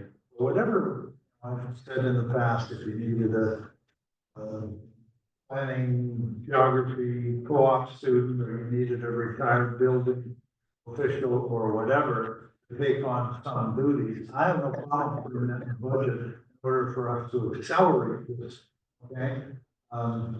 You shouldn't be expecting, well, again, you only have so many hours in the day.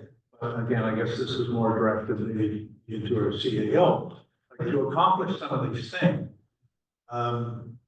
faster, right? The only way you can do it is to get more manpower, right? And again, I'm supportive of that. I feel that the council would be supportive of it too. When Councilor Bray says we should all do our part, I guess we should, but it's like bylaw or anything else, whether short-term rentals or dogs or anything, or noise or light or anything else. People don't like to squeal on their neighbor, right? And most of the time when it comes to building, people don't even recognize you're supposed to put that notice of the building thing on your telephone pole or whatever. Quite frankly, you're not supposed to take that down until it's finished, aren't you?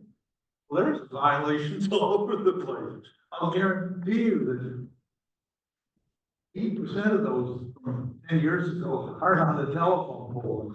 That's a violation. That's a tool in the toolbox, right? And as far as I heard last month, well, people will call counselors and, be upset and whatever. I have no problem. If someone calls me and says, I've got an outstanding building permit from 2017, and Jamie or the municipality's on me to close it, to say, close it. I'm not gonna say, oh, I'm gonna go into battle Jamie over. I'm not gonna do that. And I don't think other counselors are. We need to get, when we say use the tools in your tool bag, you gotta become a little, I don't know what the word, it's not like cruel, but that's the right word. It's gotta become more aggressive. I guarantee you if these people get a letter saying, you've got 3 months or 6 months to do this, or that's what happened.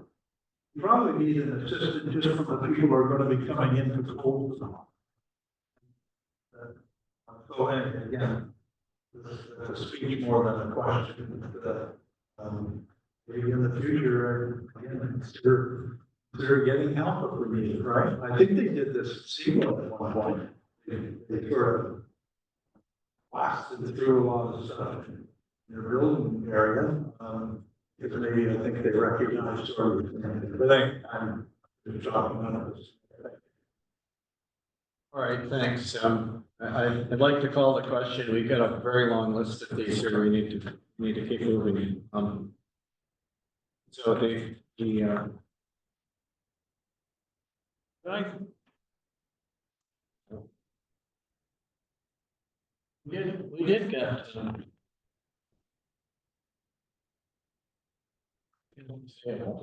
where are there? I have it. What's the page? Where is it? Like,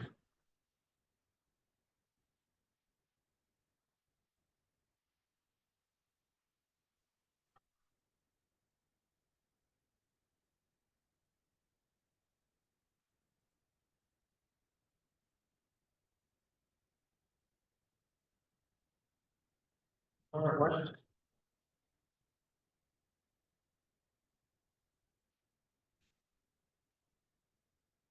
When I asked you to introduce your report, I didn't have a motion to receive it, did I? Well, it must be missing out of here. No, I'll just do it right here. The recommendation associated with the item is.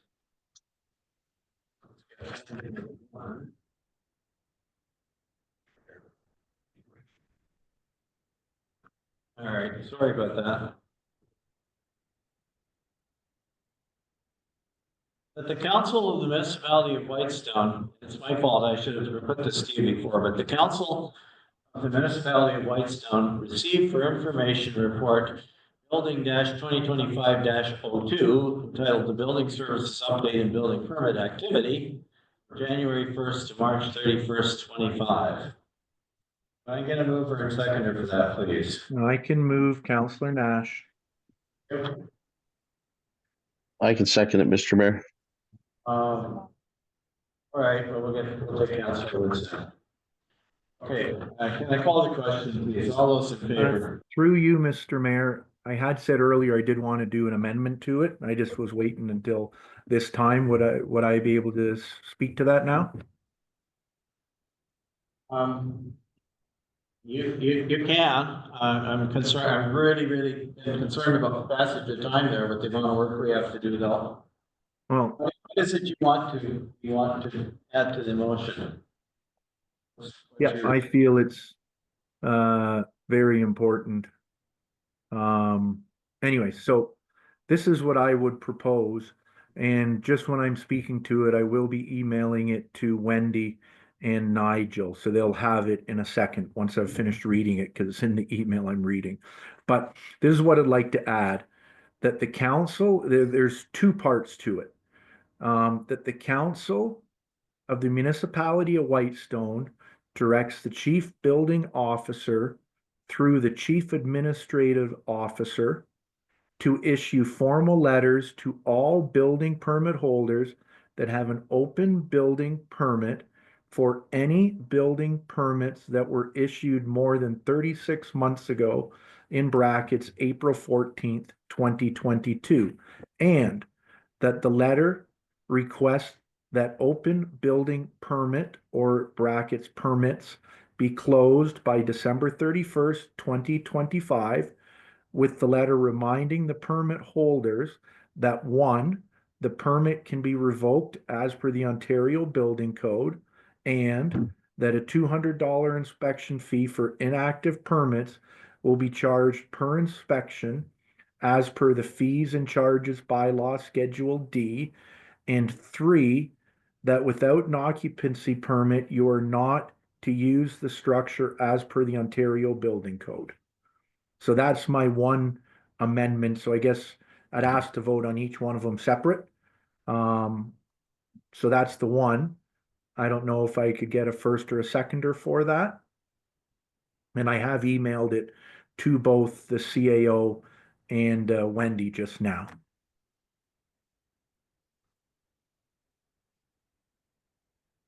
I don't know, my advice was something as complicated as this, or as involved as this, is that I come back for as a separate motion to another meeting when staff have an opportunity to look at it and comment. And I think this practice of just putting something in that's, like if it was just really simple, but this is fairly involved and there may be,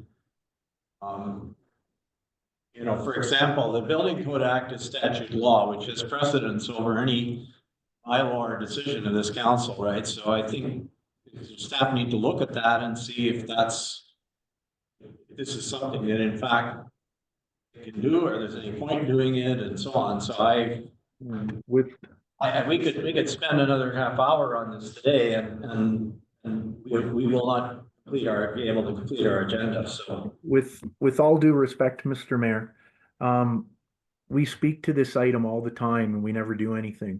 So I'm proposing a motion, and trust me when I say legally, this would be binding. I think you can trust me on that one. I cannot trust.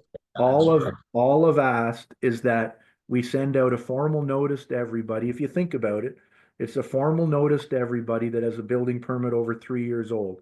Nothing illegal about that. Number two, that we tell them their building permit can be revoked after 3 years, which is part of the OBC. And then the next part is that we can charge them $200 per inspection, which we have in our fees and permit bylaw already. So that's already a bylaw. And the last one is that you're not supposed to use your structure without a building permit, which is as per the building OBC. We all know these things. This is just saying to staff, go send this letter out to every single person. These 208 people, go mail them a letter and say, get these things closed by the end of the year. That's all it's saying. So I'm going to read it again, and I will Okay, ask so if there's a first and a what you're asking, second. I want to hear from staff if this is something that maybe it's something that they already do automatically and we don't need to instruct them. Maybe they need additional resources to do it. We haven't given them an opportunity to do that. Mr. CAO, do you want to comment? Yeah, for your staff. Well, on behalf of my staff, I think what the CBO's report says is that he is doing that in an organized fashion. He's not doing it all in one swoop to send out 200 notices all at once. He's doing it in a progressive fashion. So I think we are doing what the councillor is asking. It's just it's not being done all at once. And he can certainly correct me if I'm wrong. So, but my question is, if council is going to approve a motion that says you have to stop whatever you're doing and do it right now, you need more resources to do that? Or is it simply going to be one of these things, we pass it, but nothing happens about it because there's no resources to do it? Yeah, Mr. Mayor, Something in the budget. I think it's easy. Really intend this to be done. Mr. Mayor, we send out thousands. I'm asking the CAO to respond. I know, but it was my motion, and you have the right to ask a first or second or right when a motion's been read, and every time I propose one, you try and go sideways on it. So I had the floor to ask for this. You started talking, then you asked the CAO to talk. I still had the floor and asked for it to be first or seconded. Nobody else should have interrupted me. I was nice. I didn't cut anybody off. But when it comes to this, again, it's sending out 208 letters. We have staff send out thousands of mail outs for a newsletter, thousands of them. They send thousands of them. Mr. Mayor, I have the floor. It's 208 letters. We know who they are. We know the addresses. We're not saying they have to go and inspect everything. We're saying just go send them a letter asking them to close them off. Nothing more. As the CAO said, he's kind of doing this already in a way. We're just saying we're going to put a deadline on it to all the people that have an open building permit. Get them closed by the end of the year. You have 9 more months to do it. That's all it's saying. So with that being said, as I had the floor, I'm going to read my motion. I'll ask if there's a first and a seconder, and I'd ask that I not be disturbed during that time, as I shouldn't have been disturbed to start with. Hey, I'm sorry, but procedurally, I need the motion, which you said you sent to the clerk. I'm the one who has to read it to the record. You're not the chair of the meeting, Councillor Nash. So if you're providing this, I need it on a piece of paper to read it. Okay, actually, the procedural bylaw says it can be read or written. Our new procedural bylaw, I'd suggest that you go back and read that yet again, Mr. Mayor. And the CAO and the clerk has it, so you can ask them to hand you a written copy if you want. We can go on hold here for the whole time, or you can follow your procedural bylaw, whichever you'd like, Mr. Mayor. Do we have it in writing or not? You bring it to me or, oh no, you can't. Just-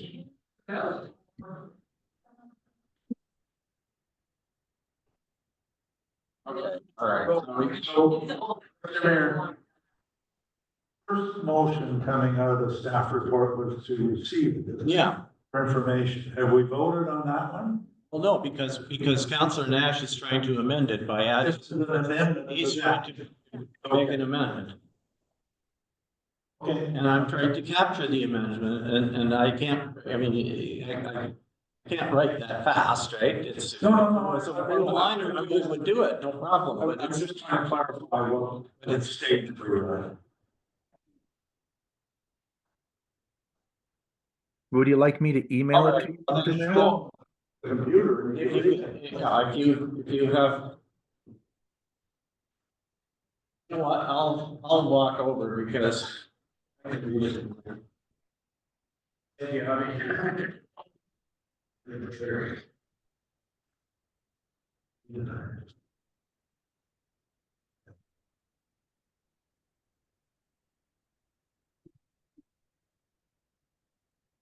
Okay, here is Councillor Nash's word, that the council of the municipality of Whitestone direct the chief building officer to the chief administrative officer to issue formal letters to all building permit holders that have an open building permit or any building permits that were issued more than 36 months ago.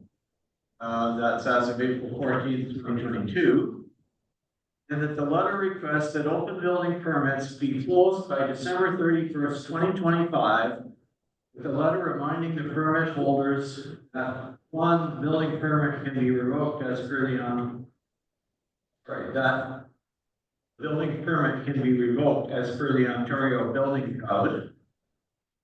And that a $200 inspection fee for inactive permits be charged for inspection as per the fees and charges bylaw Schedule D, and that without an occupancy permit, the permit holder is not permitted to use the structure as per the Ontario Building Code. That's the amendment that Councillor Nash is proposing. Is there a seconder for the amendment? Yeah, so I'll move that motion, Mr. Mayor. That amendment. Is there a seconder? Oh, sorry. That was my question. I'll second it, Mr. Mayor, Councillor Woods. All right, seconded by Councillor Woods. We have the amendment. So when we vote on that, could I ask for a recorded vote, Mr. Mayor? Yes, you can. Thank you. Appreciate it. This is 9.1.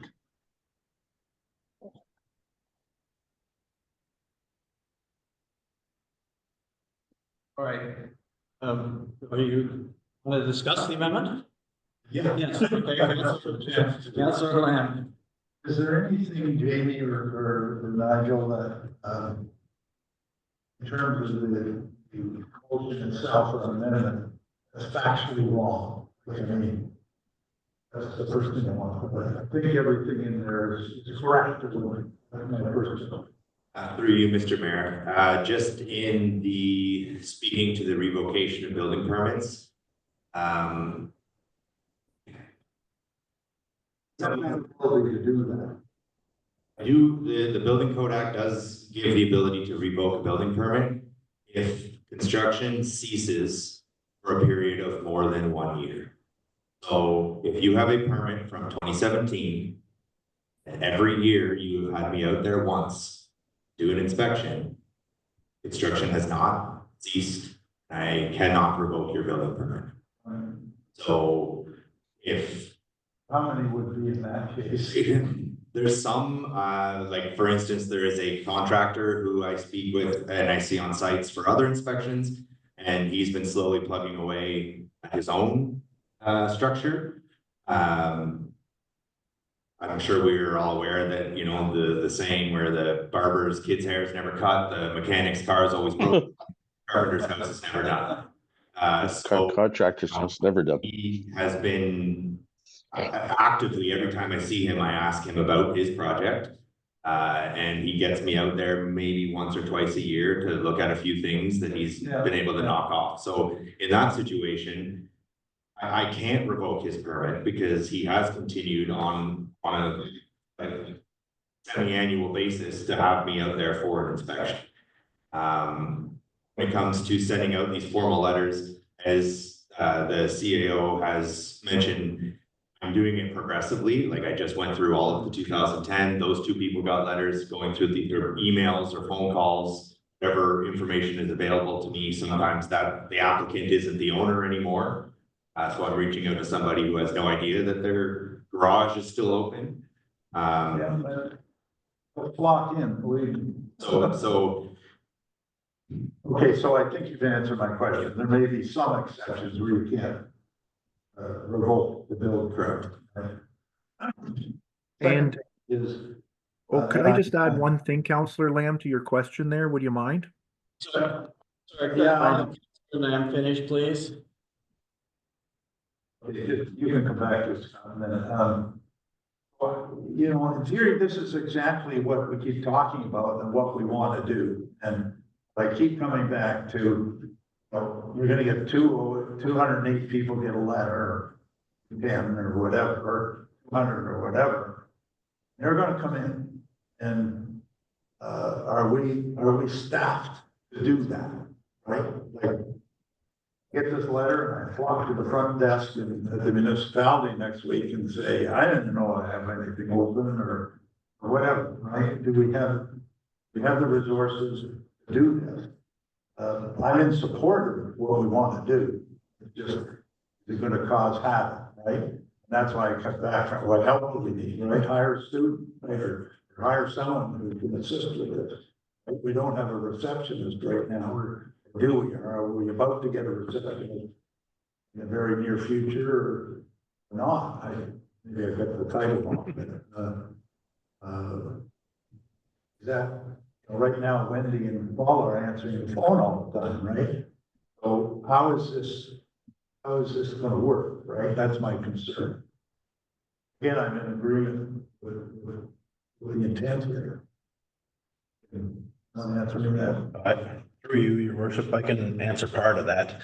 Only by saying that we are understaffed right now. We do plan to fill that vacancy at the front desk later on this week. So that will at least bring us up to normal staff.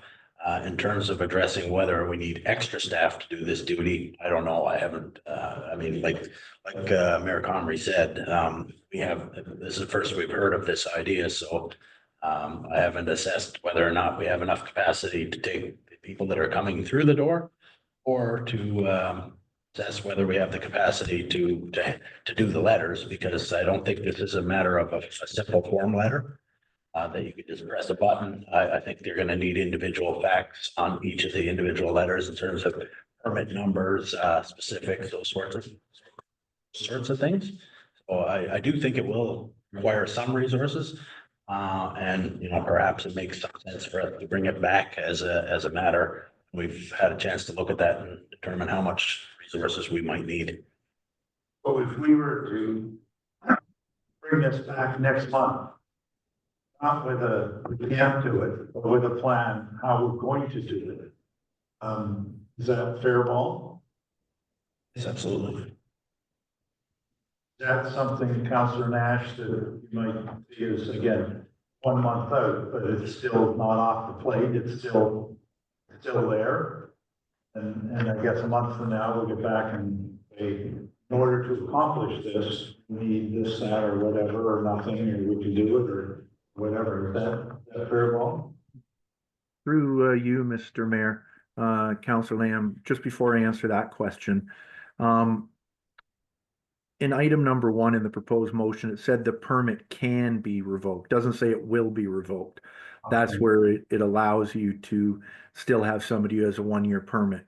I'm gonna be a little, I don't know what the word is, but I'm not gonna bring this back another time. This is a simple motion to ask that 200 and about 5 letters go out. If we don't have the staff resources to do this, when there is no timeline, it could take a month for them to go out.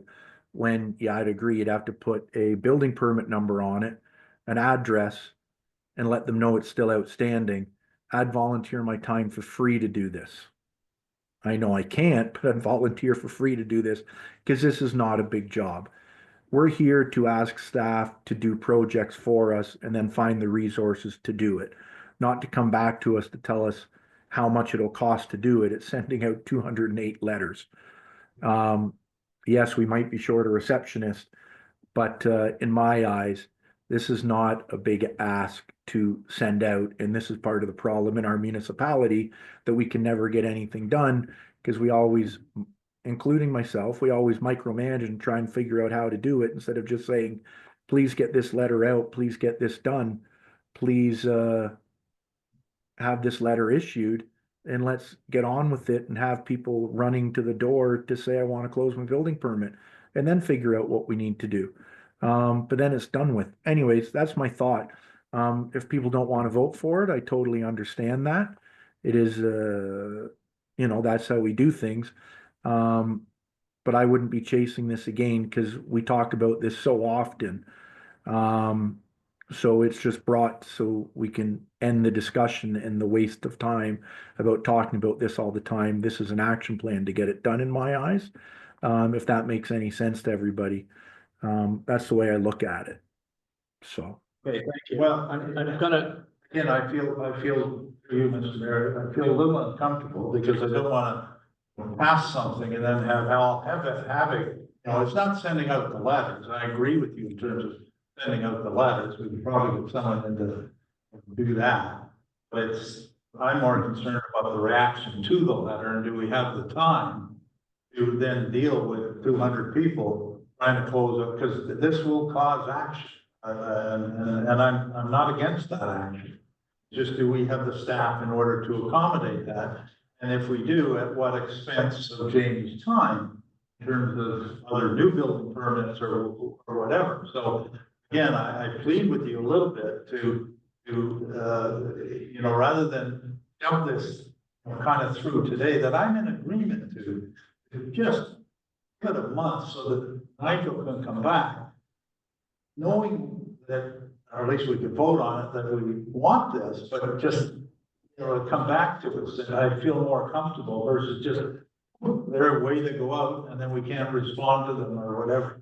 I think there's a bit of a gap here, and, to some on council, this of course is brand new, and, I just really kind of pleading with you to just give it a month, right? You can either bring it back or it will come back or something with a report, right? And otherwise, if it fails, yes, it fails. We'll never get done, right? Because it's you are right, Mr. Councillor Lamb. You are right on that. That if it fails, we couldn't bring it back, but. Unfortunately, I'm still gonna ask for a vote on it. That's a really big risk, because you've capitalized on what I think I wanted to do and I've spoken to, right? I'm looking at the practicality of it more than the essence of the motion itself or the amendment. So just trust me. I don't know how to better say it than just trust me. I think this is a better way to go to accomplish exactly what you want, that I want. Yeah. Through you, Mr. Mayor, I appreciate your comments, Councillor Lamb, but I hear what you're saying. I just too often see too much wasted time in council meetings going back and forth, not what we're talking about right now, just in general, not getting things done. Here's a motion, people can vote on it. They can like it or dislike it. If they dislike it, then we don't need to do it in the future. It doesn't matter to me. I brought something up that I thought was important. I know it was first and seconded. It asked that it be voted on just so we can get on with the meeting. As I can't be on the call all night long, just like everybody else. I'm trying my best to stay through this meeting, so. Okay, so I think to move this forward, we do have an amendment on the floor. And I guess if it passes, staff can figure out the rate at which, because there's no, they don't have to be sent out in the next 10 days or whatever, so they can figure out at what rate to send them out and engage the response, I guess, but if it passes. But in any case, Just on that, Mr. Mayor, then that's something. If you took 20 a month or something, that's different than the 200 every time, right? Maybe that's the compromise here. We don't have to change the motion. But if, there's no direction in here to say they have to all go out in the next 2 weeks, right? Have 200 people coming in, maybe you choose 20 or 30 or 100 or 50 or whatever, and therefore it's phased over a 6-month period of letters going out or something, and I'd be in support of that. anyway, let's test the question on the amendment. Recorded vote was asked for, was requested by Councillor Nash. Madam Deputy Clerk, please. Thank you, Councilor Bray.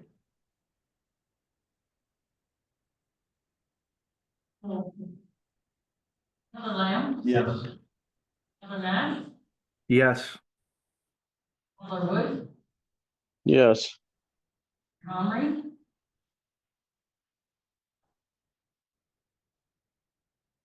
Yes, I guess. Yes. the amendment is carried. So the amendment is carried. and just with that, just for 1 second, Mr. Mayor, thank you for everybody being patient with me today. I am going through behind the scenes a lot of pain right now, so if I come off a little different than other times, I do appreciate it. And as Councillor Lamb did say there was no timeline. So yes, Jamie, by all means, send 25 out this month, 25 out next month kind of thing, or 50 out each month. Do it over a phased time. It's just the idea of getting it done for the end of the year. That's all. So thank you for everybody for listening to it. Okay, thank you. This brings us back to the original motion, which was first of all to receive for information CBO's report. The second part was to do what we just was in the amendment. So won't read it all again. But can I call the question on this one, please? All those in favor of the motion? Councillor Woods, yes. And Councillor Nash, yes, sorry. Now, because the vote carried. Okay. Is this a recorded vote too? You want one? Sure. All right. Recorded vote, Madam Deputy Clerk. Thank you, Councilor Lamb, Yes. Councilor Nash, Yes, Councilor Wood, Yes. Councilor Bray, Yes. and Comrie. Yes. But you gotta help them with the amended carried. Right, thank you. Item number 9.2, sorry, is the Fire and Rescue Services Activity Report, and this time around, we'll ask for the mover and seconder before we get to the moved by Councillor Lamb, seconded by, we received for information this report, by the way, that's what we're. Fire 20. Is there a seconder? Councillor Bray, thank you. Moved and seconded. Did you wish to comment briefly on your report, Whitman? He's on the call Yes, now. thanks. Yes, thanks through you, Mr. Mayor. Yeah, the last couple of months were pretty busy for us. We had 2 calls that were, I'd like to mention. We had a vehicle fire that was parked next to a house, which caught a shed on fire, which trapped 3 people inside, and then did minimal damage to the house, but because we were on scene quickly with enough staff, we were able to extinguish that fire quite quickly.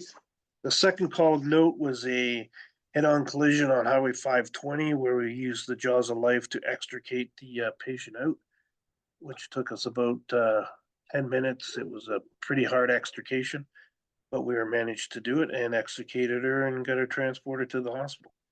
Other than that, if you have any questions, I'm more than welcome or willing to answer.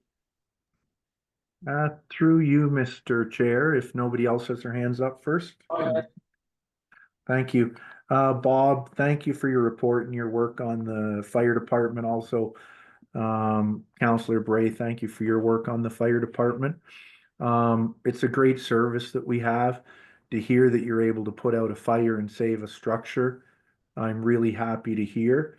And to hear that you rescued somebody using the jaws of life on the 520. Unfortunate that it happened. Great that we have these capabilities for our small community. With that being said, I just have one question. It's more of a favor. And in the fire department budget today, when we get to it, I believe Fire Chief Whitman, you had a new fire pole for the fire station number 2. Am I correct? That is correct. The actual, we removed the flagpole as a capital expense and just going to buy it out of general revenue.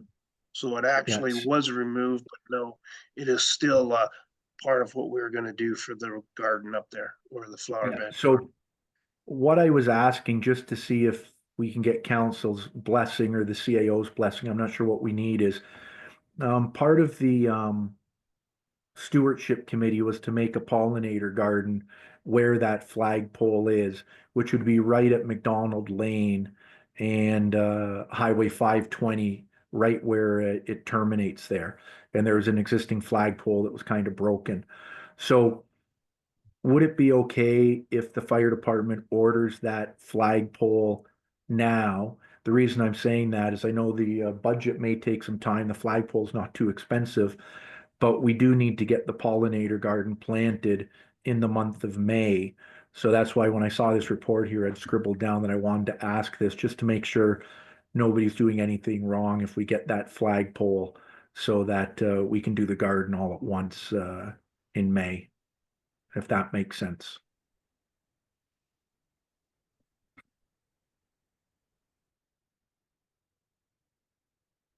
I don't know who are we? Through you, Mr. Mayor, I'm not sure who would need approval for it. I'm not sure if we can just say go ahead and order it, or do we need to wait until the budget's approved? I'll ask the fire chief, were you taking care of replacing that flagpole? Through you, Mr. Mayor, yes, we said that we would put up a new flagpole there and we would install it whenever they did the work to do the garden that they're going to put in there. That is correct, yes. So that sounds like a yes to Councillor Nash's question.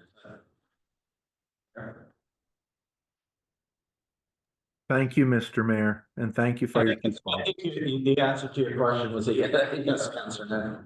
Okay. Anything further for the fire chief on this report? If not, then I'm going to call the question. All those in favor of receiving it for information? Councillor Woods, yes. Councillor Nash, yes. Thank you very much. That's carried.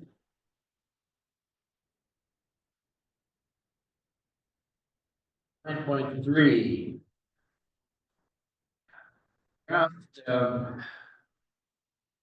This one is draft number 3 of the operating and capital / special projects budget for the year 2025. So, somewhat larger item. We will again. I'll read the requested motion. We'll get a mover and seconder to get it on the floor. That the Council of the Corporation of the Municipality of Whitestone receives report FIN 2025-04 It's the third draft of the operating and capital special projects budget for the year 2025 for information purposes. And two, that no further substantive adjustments be made to the draft 2025 operating and capital special projects budget as presented. And that the 2025 municipal tax rate increase be set at a maximum of 3.11%, resulting in a total, inclusive of the school board taxes, residential tax rate increase of a maximum of 2.44%, recommended by the treasurer. And that public notice be provided as per bylaw 77-2007, this is the notice bylaw, that the council of the municipality of Whitestone will be giving consideration to a bylaw to adopt the 2025 municipal budget and set the 2025 taxation rates at the May 20th, 2025 regular council meeting. Mover and seconder for that. Roll, please. Councillor Lamb is moving, seconded by I can second Councillor Nash. Nash. Okay, thank you. Now, we do have in the room with us our interim treasurer, Bart Cribbett, and our new treasurer, Jessica Skowski. And I'm wondering if either or both of you want to make any comments about your report before we delve into this. Before we ask about any specific detailed items. Ms. Cookie? Yes, it is. Chair, I'm just going to speak to you quickly. This report is here to pass this one on to Jessica. This is the third draft of the operating income project. This budget before you fully captured many of the reductions that council made at the last meeting that we had, and a few additional changes. Before we get into the process, we do discover additional things. At this point, the general tax rate is sitting at 3.11%, and when combined with the education rate is 2.44% on overall taxes. The municipal net, the median assessment in the municipality of Whitestone is $168,000. With a 2.44 increase overall, that would be a dollar increase of $29.54. So the second page of the report does go through a number of the significant changes. It's not all of the changes. There were, we always do when we go through another review, a few weeks here and there. These are the significant changes. One of the things that we did look at was the parkland dedication update. And we have reviewed the concept of using or allocating 60% of the year-end reserve amount based on the budget you have before you and looking at 3 years on allocation of money for predominantly the recreational facility that you have, which is the boat launches. We're confident that that would be compliant, that the use of the money would be compliant with the Bill 23, which really was. Generally speaking, the people that I spoke to are looking out for allocating the money on the parkland 3 to 4 years general. This seems to be within that range. The other thing that would be expected is once everyone is up to full staff, that there would be some consideration of future recreational park projects that would be coming up in the next couple of years that may meet or change how this money is spent. And in addition, as you know, money comes in each year, so each year you have a different amount to work with. That discussion is in the report. The other thing that we looked at was the Waste Diversion Ontario grant. At the time of the second draft and the third draft, we started reviewing some of the actuals for 2024 and realized that the waste diversion grants ended in the end of June in 2024. And then we started receiving some money from another body of, I don't know where I got their name here, Circular Materials Ontario. This is new to me, this is also obviously new to the CAO. However, we looked into it and essentially our understanding is that all of the recycling costs will no longer be borne by the municipality. They are either covered through these monies coming in from circular materials or the waste. I'm trying to think of who our vendor is taking care of the containers that the recycling goes into. Those costs are no longer our costs as well. So that was a fairly major change to the budget. The other thing that we did do, there was a slight surplus when we went through that change.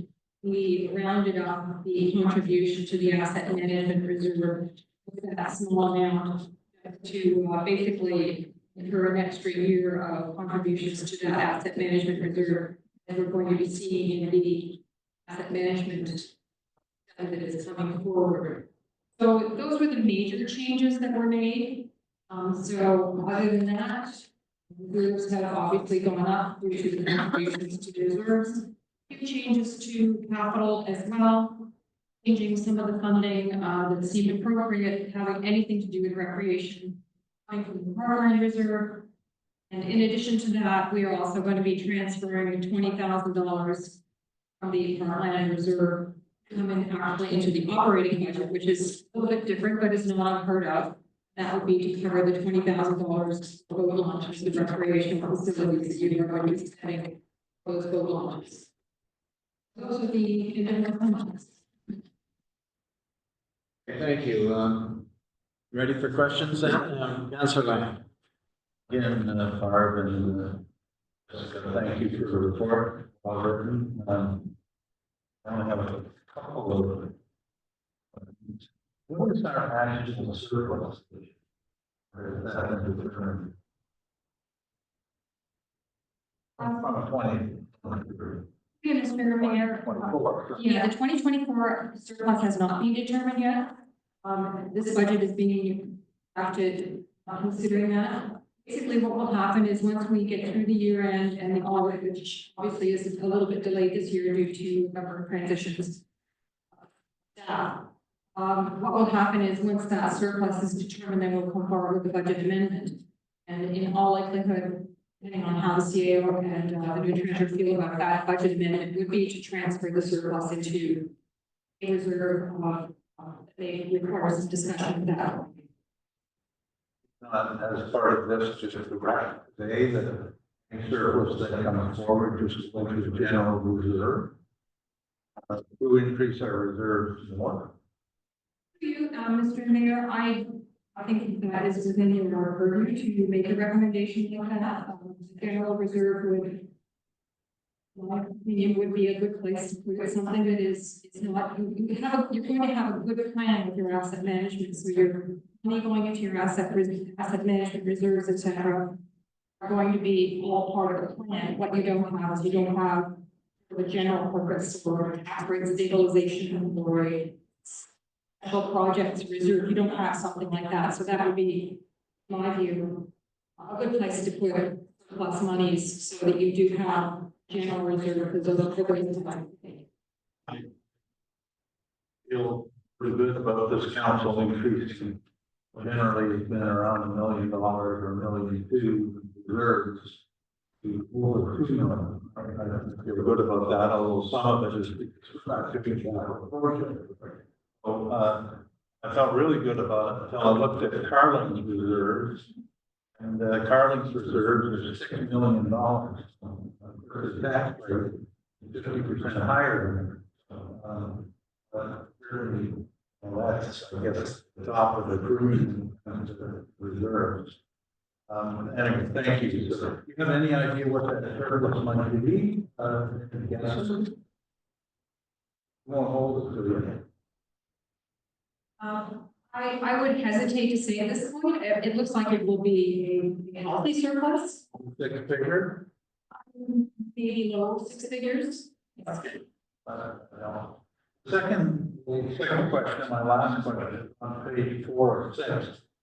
You talked about recreation. It says recreation playground project. As I recall last month's, discussion was $10,000 put in by the recreation committee. But I thought we had said, no, it could be commons or somewhere else we had not determined, so. I think that's a bit of I don't want to change the amount, but it should be a recreation. I'd take out the word playground, I would just say recreation project. Then in commas or brackets afterwards, that's what to be determined or ED. We have to determine what that program is. Is that fair ball? Or accurate?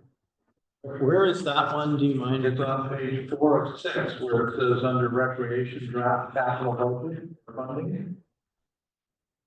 Oh, okay, sorry. Right down under recreation.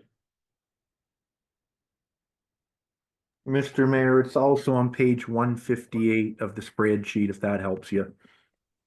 Page 158. I was just looking for it in the report because I hadn't noticed, but yeah, and now I know exactly what you're talking about. Yeah, it's okay. I just wanted to reflect that we had decided what project. Mayor, we can make that change. I remember the reduction in the operating and for the committee, but I this is back to changing it to the more generic name for that capital. You want the 10,000 to stay in the budget, you just want to be the generic project to be That's right, I thought that was the order we said last time. I may be wrong, but I don't think about it. That's the only question, but I have again a good report and I think the responsible action is given these uncertain and scary times, I guess. Thank you. Okay. Thank you. Other questions or comments on? If I could, through you, Mr. Mayor, Councillor Nash. Ed? Thank you. Jessica and Barb, thanks for the report. Barb, thanks for speaking today on it. Just a couple things I'm going to reiterate. I'm really happy to see over $700,000 in different ways going into our reserves. Fantastic result. I know I've been pushing along with some others for the last few years to get those numbers up. So fantastic to see. Good job to staff, and I think for all of us on council. I see the overall tax rate when we take the school board into account is 2.44% now.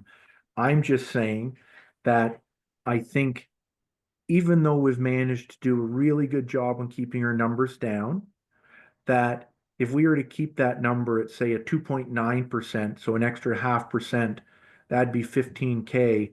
Adding that into a general reserve or landfill reserve, I'd be fine with that if others are open to just having our overall tax rate not at 2.44 but 2.9 or 2.94. The next was, I know we have a deferred grant for the CCPF. I think that's for some of the road works.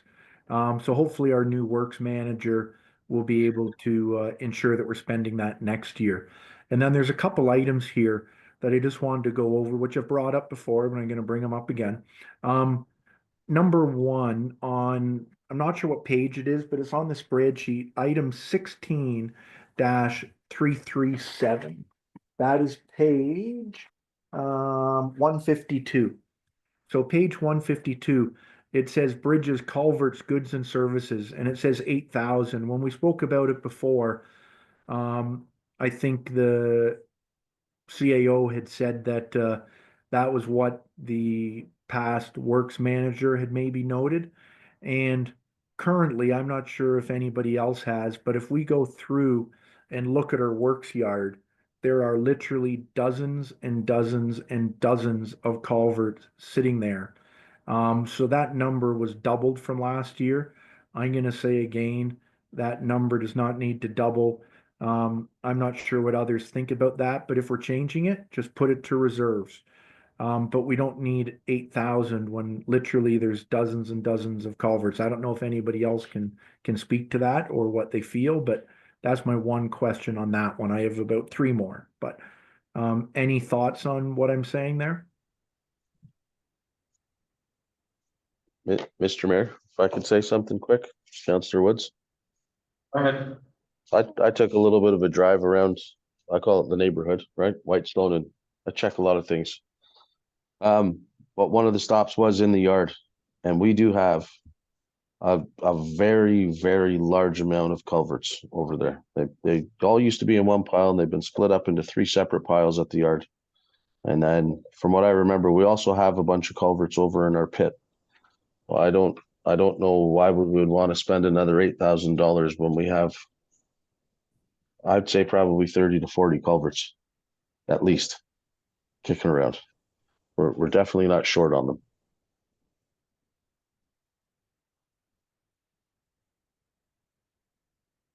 What size? I mean, I guess the question is, and this is really, I don't know how we would deal with this in the council without somebody who has knowledge of what the works department exactly needs culverts for, but you know, there may be some sizes that we need that we don't have or something. I don't know. Without knowing what we actually need them for versus what we have in inventory, that's and my concern about, like, I don't think anybody here is in a position. Through you, Mr. They may Mayor, have lots of them, but they may not be the right, maybe still missing some sizes that we're planning to replace. I just don't know. yeah, and through you, Mr. Mayor, I'd be happy if we just leave that one with staff. And if staff asks the acting working manager, do we actually need 8,000 for more culverts? If he says yes, leave it. If he says no, put it to general reserves. Staff can deal with it internally. But I think when they go there and look, like Councillor Wood said, there's dozens and dozens of culverts. So maybe we can just ask internally, and if it gets updated after that, I'm fine with that. So I'll move on. Item just down the page from there is the summer gravel maintenance. And I know we're going to be talking to the tender later on today. And the tender amount, if we take the low bidder, is 194,000. And right now we have summer maintenance at 220,000 for the gravel. And I know at the last meeting I'd spoken to, I don't want to see more gravel going down on Lake Wawashkesh this year. I'd like to see it being split onto other roads. And I assume we're going to have the works manager come back once he's been hired to tell us and go through that comprehensive list of all our roads, and what will be done. But my question is, if we're going to be awarding for 194,000 and we have 220, do we need that extra 25,000 there, or should it go into reserves? Does that make sense, Nigel? Through you, your worship. Yeah, there certainly is some room in that budget. Now, my take on it was to leave it there in case there was additional roads that the council may want to direct work to take place on. You'll see in the report later on the contract award for granulars that it does allow for plus or minus quantities up to, I think, 20%. So my thought was to leave it there in case council wanted to increase the quantities in some way, shape, or form. But certainly it could be changed as well. Nigel, that makes great sense that we can actually just put down more gravel this year and stay at 220,000. So that answers that question. 2 left. The next one is the item just below that one. 16-386, sanding / salting goods and service. And again, for this one, Nigel, I'd just ask, I don't think we ever spoke to it before, but Councillor Woods and I were speaking, sorry, Councillor Woods, for throwing you under the bus here. But No I problem. noticed a very large pile of sand late last fall, and I was told the sand at the pit, it was in like a big dome shape, I'll call it, not in a salt dome, but stacked like a pyramid. And I was told that that was our material for sanding this year. And Councillor Woods, I think when he was on his tour of the community, and we were talking about it, he said that about, am I correct, Councillor Woods, 2/3 of that pile's still there. So I think it's a question to ask the acting works manager, do we even need to tender the sanding this year, or do we have a whole year's supply still there? You said the pile was still very large, right, Councillor Woods? Yeah, through you, Mr. Mayor. I'm actually looking at the pictures right now. I can try sending them to everybody through an email, but there is a very large pile, and I would say there's at least 2/3 of that material is still there, hasn't been used, which is great. We've got extra material, but again, maybe I'm completely missing something, but I don't think so. I don't think we should have to spend a large quantity of money on something when we have a very large stockpile of it already. Yeah, so I'll leave that with you, Nigel. Again, if you can just speak to the acting works manager about that pile at the sand pit or quarry, and if it is for salting, and if we do need to tender, and that might be able to change that number and more goes to reserves. And then the final item, which is an item, or sorry, yeah, there's two others, sorry. We'd spoken to it the last time, and it's the ice cap item, item 16-4884-4. That is on page, I'm just flicking through here, on page 154. So above it, we're spending $3,000 for the ice cap membership. And then last year we spent a total of 7,000 for 3,000 on the membership and 4,000 on some work that they did. And then this year we're asking for 10,000 for work. But again, I'm going to say we have no report from last year. We don't know what's going to be proposed this year. We've already reached the 5-part milestones, and there's some very interesting information which I shared with some. There's a program called the Program or Partners for Climate Protection, the PCP. So it's a Partners for Climate Protection. And they are part of the Federation of the Canadian Municipalities. And they are the actual ones that have the 5-part milestone framework. So what IceCap has done was taken the Partners for Climate Protection program, which is through the Federation of Canadian Municipalities, and is just helping to work on it. So if you went to a website, which is called the Partners for Climate Protection, you'll see the 5-part milestone framework. And the thing is, the membership with the Partners for Climate Protection is totally free. It's free. All IceCap is doing is working through this same 5 milestone framework, and it's a government program. And the biggest thing on top of it, which I hope another counselor can speak to a bit, who might have done some research as well, that on that website is the green municipal funding, which is through the FCM, and there's dozens and dozens of green grant opportunities right on their website.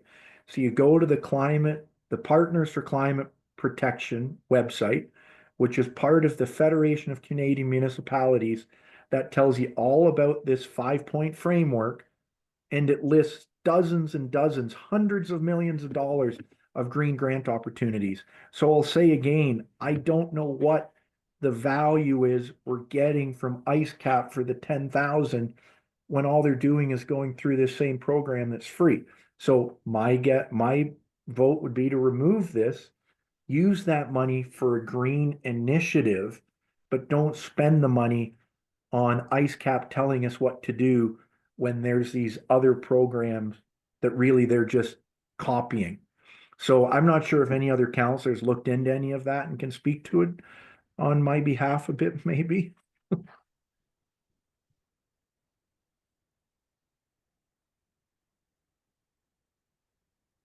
That's great.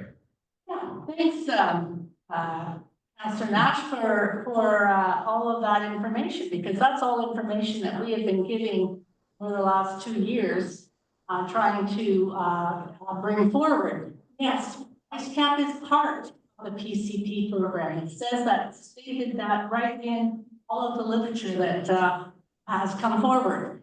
And yes, it is free, and what we're paying for what lots of other larger municipalities, even some small municipalities, have hired their own climate action manager, coordinator, whatever, to to do these kinds of things, to look into those grants, to look into what we've done, to compile the data that IceCap is compiling for us. I think I've been through this, I don't know how many times, and I'm just about at the end of my rope to be able to talk about it civilly. It is the program. It is what we're paying for is we as a group are paying for the work being done through the Georgia Bay Biosphere, and it's called IceCap. And if you look and you can find out what IceCap actually means, it's all to do with all of these things. And yes, we are working on a variety of things. Number one, some communication. Number two, some of the things that we can do within our municipality that might improve our greenhouse gases and reduce our costs. And yes, we're looking at what we can do with those grants. There's all different kinds of them. But if we don't have the data, we don't have the help to write those grants, we won't get them. Yeah, and through you, Mr. Mayor, and thank you, Councillor Bray, but the problem is here, I could go on and apply for these grants. Anybody could. It's free. What do we get for $10,000? I'll say it again, we've got nothing. There's no report from last year. Maybe there's one coming, maybe there's not. What are we getting for the $10,000? You don't approve $10,000. I'm going to say this is dodging it. But what are we getting for the $10,000? We're asking again. And people are going to say they'll help us apply for a grant. They haven't helped us apply for a grant yet. We've spent tens of thousands of dollars with them. And we've gotten, hold on, Councillor Bray. We've gotten, Councillor Bray, I have the floor. We have nothing to show for it. Last year, we didn't get a report. I don't know what the 10,000 is going for this year. We talked about it at the last meeting. Here we are again saying, what are we doing with the 10,000? And it's, well, they can help us do the grants. We have the data. We had data 2 years ago. This is a complete and utter waste of $10,000. And it would be better for me to go and say, we're going to spend $10,000 and buy a hybrid vehicle. That's our initiative. In the action plan from IceCap, the biggest polluter for our municipality was gas for vehicles. There's nothing we can do in a works department to run an electric excavator, electric dump truck, hybrid dump trucks. They don't exist in this world. We can do our part by doing little things, but again, many of the other councillors said it. What value are we getting from them when you can do it for free? And we already have the info. And the biggest thing is, what program are we doing? Nothing comes back to us. It's just writing a check to them. And when we need them, we had them come out for the stewardship. They charge you for it. They charge to do things. They don't do the things for free. They charge for it. Thanks So for your anyways, point. I'm going to ask that it. More than 5 minutes. Okay, so yeah, no problem. I will ask that it be removed, and I would ask for a straw poll on that.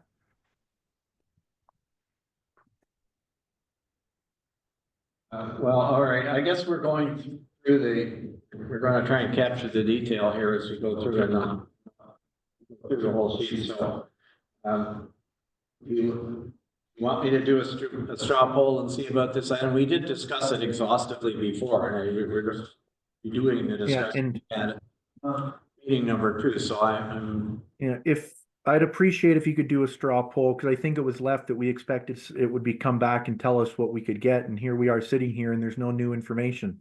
To me, it's just a waste. So yes, it asks for a straw poll. Oh, I think we decided to leave it in, frankly. Go ahead. Councilor Nash. It's gonna come down to me, because I know what's happened here, 2 and 2. I put out an olive branch, I thought last month. First of all, I know we're gonna spend the 3,000 to belong to the gap or the bias, right? Is it 10 extra or 7 extra? 10 extra. 10 extra, okay. Councilor Nash is right. I've never seen a report from 2024. What we've done or anything. I don't understand this as much as as in all due respect, Councilor Bray is trying to explain to us. I really sit on the fence here. I don't mind leaving the 10,000 in the budget, but to be determined, I would like the ice cap people, as long as they don't charge us, to come out and tell us what the heck the deliverable is this year. What are we gonna have in our hands at the end of the year? If it's just more studying and more, oh, we can write a grant for you, but there's something, Councilor Bray said, well, we haven't actioned anything. Well, that is up to them to action us for the money that we were giving them. Like, it is throwing money. I'd much rather, if the money, just spend it on an electric vehicle, spend it on thermostats to make sure this building isn't, you know, it could be at 55 degrees when we're not using it. There's all kinds of things you can do in terms of your carbon footprint and to support the environment and that sort of thing. And I'd rather do that than I would just because I don't know what the deliverable is. So I can support it staying in, and it's gonna come down to me, as long as it's conditional on ice cap or whoever it is to come out or be at our meeting and tell us what the heck the deliverable is this year, what they're working at for that $10,000, and what we're getting at the end of the year. And if it's nothing, then I'm not gonna support spending that $10,000. Maybe I will, depending on what they're saying. Because I don't understand. If they come with a report last month to us and said, here's what we did in 2024, and here's what we're gonna do for you in 2025, they don't do that. It's a one-way street, in my opinion. That's how I feel on it. And I don't know what that straw poll is. I don't mind leaving it in, but it's conditional on hearing from ice cap. The ice cap people.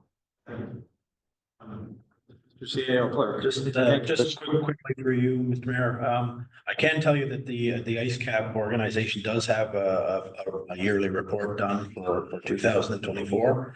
And they do intend to present it to council. It's just hasn't been able to get on the agenda yet. And I'm certain we could also task them with the rest of your question, which was what are you gonna get out of 2025? I don't mind it being in the budget, but you better explain what we're gonna get for that 10,000. If not, we can use that $10,000 and divert it into some other initiative that actually takes down our carbon footprint or saves us money, or just something for the environment. That's my feeling on it. I don't know whether that answers your whole, but that's what it's gonna come down to. Mr. Mayor, could I say something about this? Thanks, through you, Mr. Mayor.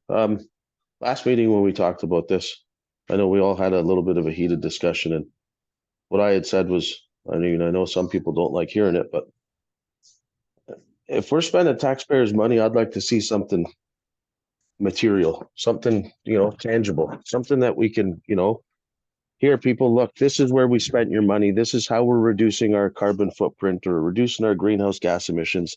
And I brought something up, and it was right around this discussion again, and it was kind of not paid attention to. Instead of giving ice cap $10,000 for whatever they're going to do or not do, we have something that we already have money in the budget for, where we can show people, look, we took this action and we spent your money on something that will reduce our carbon footprint and our greenhouse gas emissions when we change the furnace at fire station number 2. It's an old oil furnace. We all know that 1, propane is cleaner than oil for sure and more efficient, but 2, we could go with the heat pump, Mr. Mayor, like you've always said. Go with an electric heat or a combination heat and air conditioning system for that building. Might cost us a little bit more than the 8,000 we have budgeted, but if we're spending 10 with ice cap and not getting anything materialized, I would say, we could spend 18 on updating a heating system. And we most definitely would get a heating system that would lower our greenhouse gas emissions and lower our carbon footprint.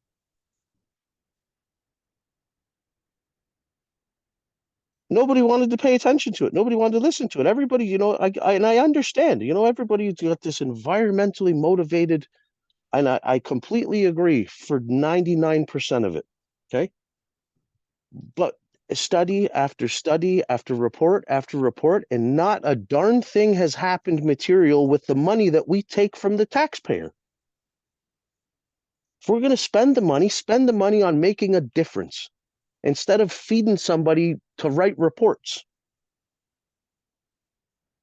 We hear about this all the time. I'm sure we're all inundated with it now, watching TV and everything we see on social media about where governments waste money for report after report after report, and nothing tangible happens, and it takes years to get anything done. Here's something we can all do, and we could all be proud of, whether or not we agree with one another on IceCap. It would be an initiative that would reduce our greenhouse gas emissions and our carbon footprint, and we could show it to the people, look what we did. And instead, we're just arguing about whether or not we're going to give money to a charity to have studies. It makes no sense to me. We're all smart people. We all got a lot of talent between us, but we all need to put our personal, I'm going to call it nonsense. I'd like to say another word, but it's not fit for a council meeting. Put it aside, work together. There's something staring us in the face where we could actually make a difference, but we won't do it because we want to argue about things instead. It's insanity. There's so many more environmental initiatives that we all know that we could do easily. You could ask any adult. They could tell you things that you could do in your own house. Well, we know all those things, so why can't we do them in our buildings? Or the processes that we do? We know them. We don't need anybody to give us a direction. Give me a break. See, if we do need something that's going to be, we need a vast amount of knowledge and we need studies, good, then we go get them. And stop wasting money on reports that we don't need and do the action.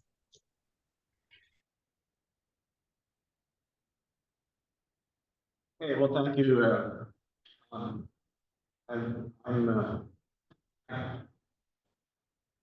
don't want to prolong this much more, but I will just say two things. I'll start by saying I'm in the same boat as those of you who would like to see us actually working on some project. I've expressed some frustration that it takes time to do that. It seems to take us time to get there to doing things that we could probably agree on and do. The reality of it is, though, that if you want to get that funding that was referred to that Federation of Canadian Municipalities has, you have to produce data to get it. They will not give you funding just because you say, well, I've got this idea, I want to do this. You have to demonstrate that you know what your, you have some information about the profile of your emissions, and you can demonstrate that what it is you're proposing to do. Otherwise, they won't give you the money. And by the way, there's always the applicant, the municipality always has to have some skin in the game too with these things. So there's a budget cost, but I think that we went with the IceCap approach initially because there were some expert resources that we could call on, could give us data, and I think it is entirely reasonable for us to say to them, please come and do two things. Share with us what you know about our profile here, and secondly, tell us what is it that we can do in the short run, various cost points, so we do have something that we can in fact go to people and say, yeah, we did it. Got some advice, we did this. At this stage of the game, we're not quite there yet, so my belief is that you carry on. Anyway, do you wish to have a straw vote on this, using this or not? Because I want to move on. It's going to come down to me, because this is the way it did last month, and coming down to the day. Hear what everyone's saying. I would like to leave it in the budget, but I do not want that $10,000 spent until and if we hear from IceCap as to what they've done for Whitestone and what they intend to do for Whitestone for that $10,000 in 2024. And at that time, we can either authorize the spending of that $10,000, or we cannot authorize it. If we don't authorize it, we can put it to another project. That's what I'd like to do, and since it's gonna come down to me, that's what I would pose in our straw poll, right? It's sort of an in-between kind of decision. I hear what everybody's saying. I'm frustrated. It seems that everyone's frustrated here because we're collecting data. I understand if we want to apply for a grant and we don't have data to support that grant, I understand 100%. That's my position on it. Hopefully people can agree, because if it's a straight up or down, I think that's unfair to the process. Everyone gets their way, right? If you're not authorizing to spend that 10,000 until a year from now, you can still get your position and we're not gonna give it to you. That's what I would say we do. Move on to the next one. And through you, Mr. Mayor, I'm fine with that, Councillor Lamb. Just put 10,000 as a placeholder, and like Councillor Wood said, there might be other things, or maybe they'll come back and surprise us. Instead of having an ice cap item, maybe we just change the heading for now, Green Initiative, knowing that ice cap is coming back and we can approve for ice cap if they do it right. So at least it doesn't say ice cap in the budget till we know, but we say Green Initiative, knowing ice cap will come back. Now, All right, so. Mr. Mayor, can I say one, sorry, Mr. Mayor, can I just give, Carry on to see what there are other items that people want to raise. Mr. Mayor, can I say something real quick? and on moving the tax rate up to 2.9 or whatever, from 2.44. Isn't that one of the things that was suggested? 0.94. If I could speak on that. I'm not in agreement with that. Our budget is 311, it's now 2.44. We're cushioning it by saying 2.44, by bringing in the education tax, right? And again, as I said, last month and the month before, these are really tough economic times, and they're gonna get tougher and tougher and tougher. The inflation rate today was 2.6 or something like that. Under 3%, we're over 3%. I think we've done a good job. I just don't believe we should make it from 311 up to 3.5 or 3.6%. I won't support the budget going up another 0.5%. That's my straw poll. Thank you. I am proud of us, putting more into the asset management plan. If you look at, I think it was $458,000 or something. Last year it was 298 or something. So we're getting there, and I think it's something that this council can kind of celebrate. And, anyway, so that's my feeling on increasing the tax. Okay, thank you. Are there other comments about or other questions about items in the budget from other councils? Are we going to take a straw poll on increase? If somebody would like to, we could do it. Absolutely. Well, I don't, the council Nash brought it up, and if he wants a straw poll, I guess we can ask for it, right? But, I don't know how you want to do it. Through you, Mr. Mayor. Certainly. Yeah, no, it was just a suggestion. I know we're in economic hard times. I haven't heard anybody else speak up to my idea of raising it to 2.9%. I think we've done a good job getting our balance up. The only problem is that we have no capital jobs this year. So we think we're doing well, but really we're just not doing much work this year. And I think it'll come up to bite us if we don't do too big of a tax increase, just like was done years and years ago. But if I don't need a straw poll, if nobody else wants to to suggest it being increased to 2.9, everybody wants to leave it at 2.4.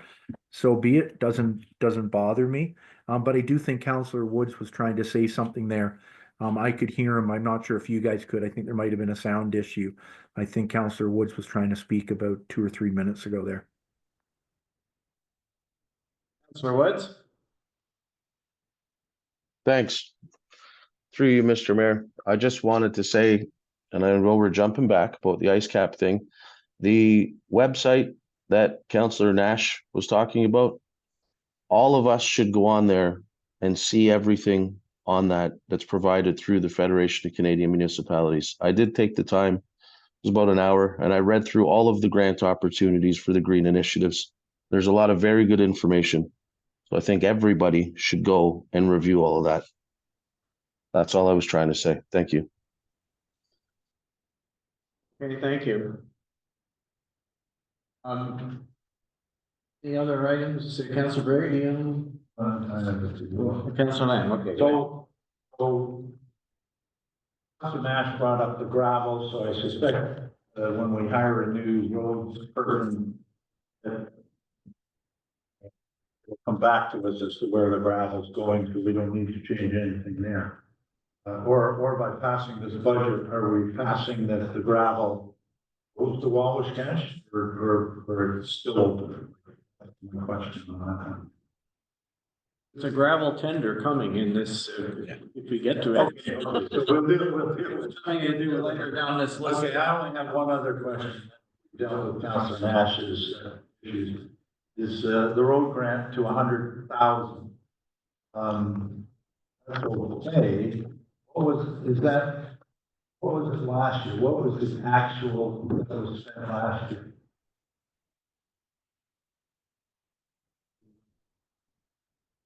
Find a number for that one, just a second. I always have a hard time finding the road. I'll find it, it's down here somewhere.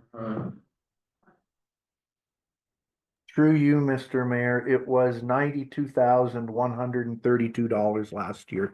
It's item number 16-440-4 on page 152, Mr. Mayor. So my question is, we increased the formula by how much?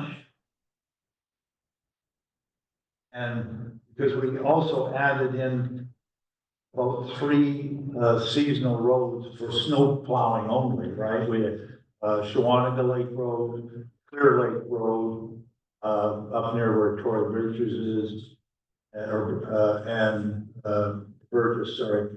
Then I think the end of that's probably one of the roads, Maple Island Road, maybe it is. Those are 3 areas that we added in for snow plowing if they want to take advantage of it. We have to allocate monies for that, plus whatever. I thought we increased it by 3% or something like that. Does anyone know what took the actual formula? Better do that before. Mr. Mayor, I mean, that road grant protocol is also on this agenda to be passed. So we haven't made any decisions with it yet. So what we've done is just made a small increase to try and factor in those new additions. If you don't think, like, there's no calculation that has been done to make it an exact number, it's simply an estimation. So if you estimate it as low, we might want to change that. I think we discussed at one point it going up, I don't know whether it was 2 or 3%, but it was a low number. Then we decided to add these other couple of roads for snow plowing, so if we're gonna determine the percentage that the formula is going up, we discussed the road grant today, is that what's gonna happen? Can, yeah. Okay. Okay. That's all I Yeah, I mean, when we get there, I don't think. Yeah, and through you. That perhaps we should have saved this till the end of the 9th. Especially because there's a comment in it, there's a piece of the motion that I read to you that says no further substantive adjustments be made to the grant between now and this meeting that we're gonna public notice of, right? But in fact, there's it depends on your definition of substantive, but there are items that might, talking about changing some, and then there's some other items that might change. But anyway, that's. And through, I'm actually concerned about, as far as road grant is concerned, that may in fact have opened up the number of lots. But we may have changed the rule as to how many lots can actually be counted towards it instead of the number that you multiply Y factor by might go up and maybe it isn't enough. I don't know. But I mean, we can always go up. last month, that I said, I thought it was in general agreement, I may be wrong, that I said increase it by $10,000, make, to take care of everything, or 2% increase and everything else, which would take it, yes, to 102, so that adds another couple hundred, a couple of thousand, but if it ends up 104, it's not the end of the world. No. We know what we want to do. We want to give a small increase. Whether that's 2 or 3%, I guess we can decide. We want to increase these other roads and the lots and whatever, and if we're over budget, we're over budget. I don't know whether we will or not. You know, that's just my comment. through you, Mr. Mayor, if I might, I think at the start, the very first budget meeting, I think it spoke to the percentage increase for either the X or Y factors in the report. And then after that, last year, the budget was 89,000. And then it was raised a little bit in the first reiteration because last year's actuals were 92 and it was raised to 90 something thousand.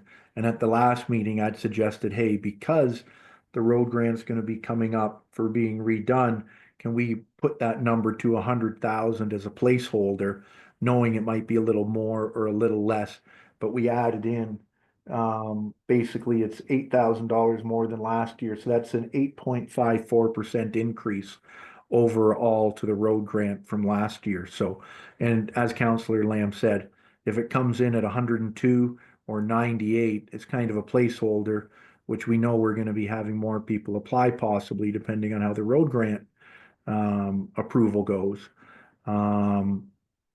That's all I have to say on that, but I think we've taken care of it, I believe.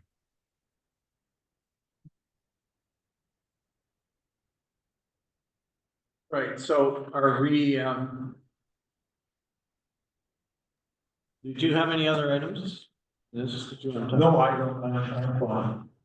Councilor Ray, anything? I don't think we changed really any numbers, did we? I have a quick question, Mr. Mayor. Go ahead. I'm only asking the question because I see the item here. The demolition of the Twist building for 15,000, which I don't have an issue with. I just wanted to ask a question here. How did we pay for the Twist? Is it a loan? Or was it a mortgage? It was long. It's a loan, it wasn't a mortgage? And it's a loan. Not a mortgage. Grim Fisher. Okay, yeah. I just wanted to be sure of that. Thanks, Mr. Mayor. That's all I have. We also talked about, where Fall Fair and whatever, we're gonna demolish the Twist property, which a lot of people in the community will want to get emails. You'll get emails as soon as we knock that building down, believe me. Council. But we talked about filling in behind the nurse station, filling in and putting a culvert in so that some of that property could be used for parking or whatever. But I do see a septic up there, I think, right beside the building on the side. That's a well. I see a pretty big raised area that looks like a septic to me, but I don't know where this septic area. I think it's this side of the building that's I'm looking at now. But anyway, is there money in the budget? Use some of those culverts and enough fill or whatever. I don't know where you get it from. Fill that area in, or do whatever we need to do in order to make a path that people can drive a car onto that property and use it at Fall Fair or whatever, or the Fall Fair could use it, I guess, if they needed to. It's actually not a drainage ditch. If you look on the other side of 124, there's no water coming into it. It could be filled right up. Okay, so we can According use to our our previous materials. Yeah.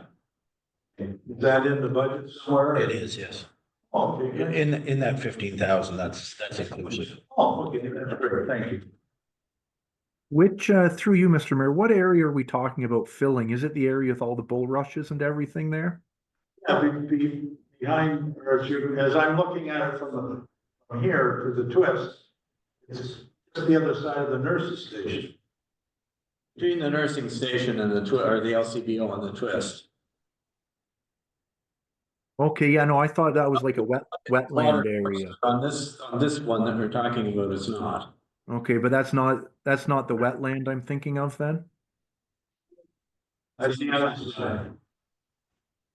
It's a channel that comes in from Whitestone Lake, right, which water from the lake is in there. And the trail was beside it.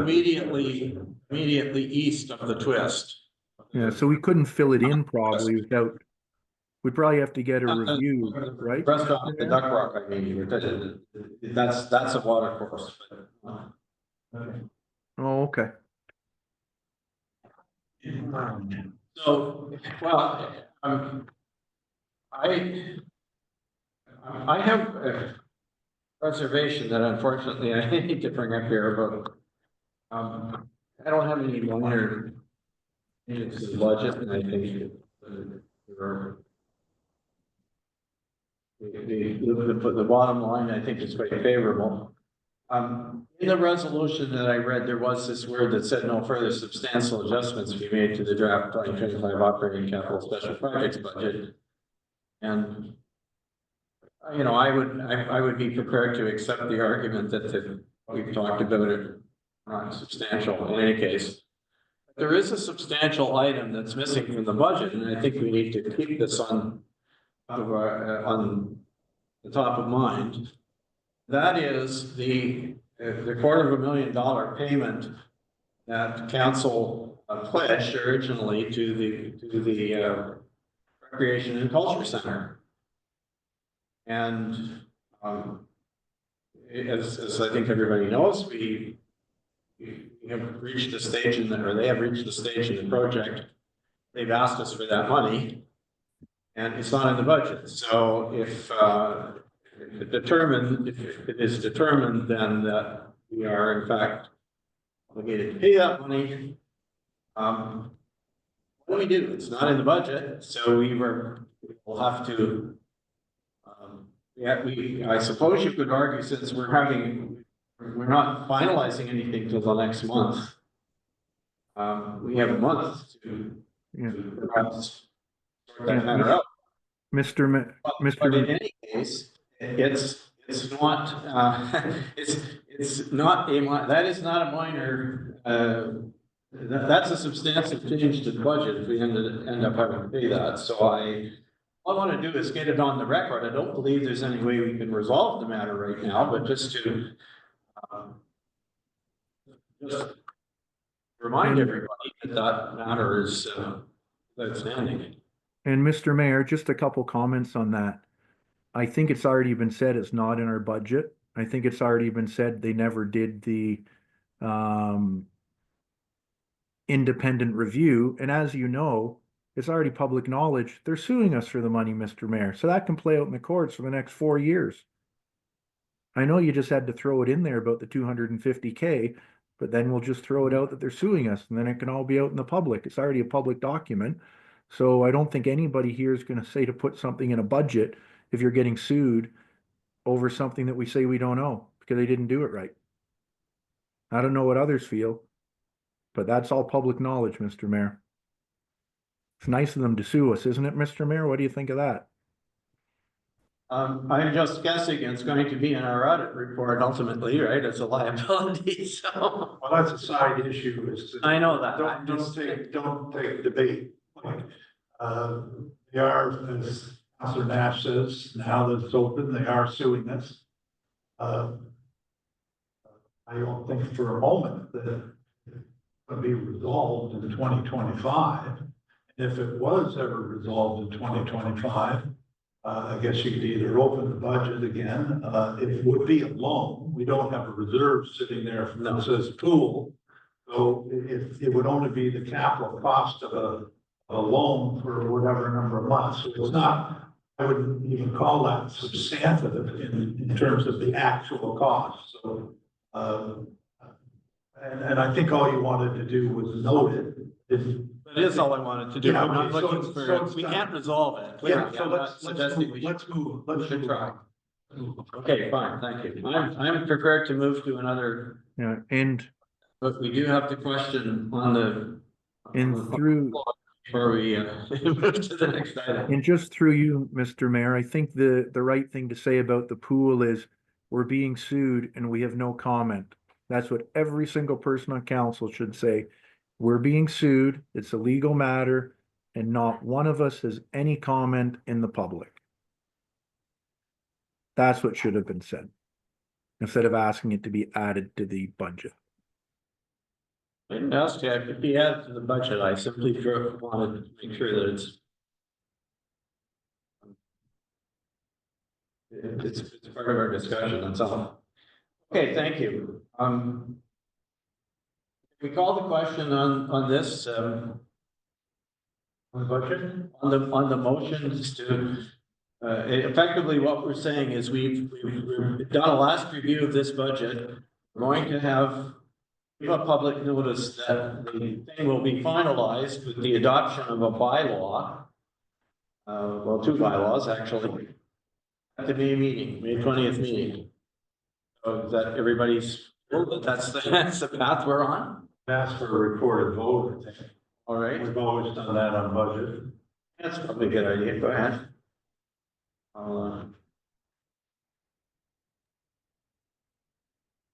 Deputy Clerk's gonna call the names. Thank you.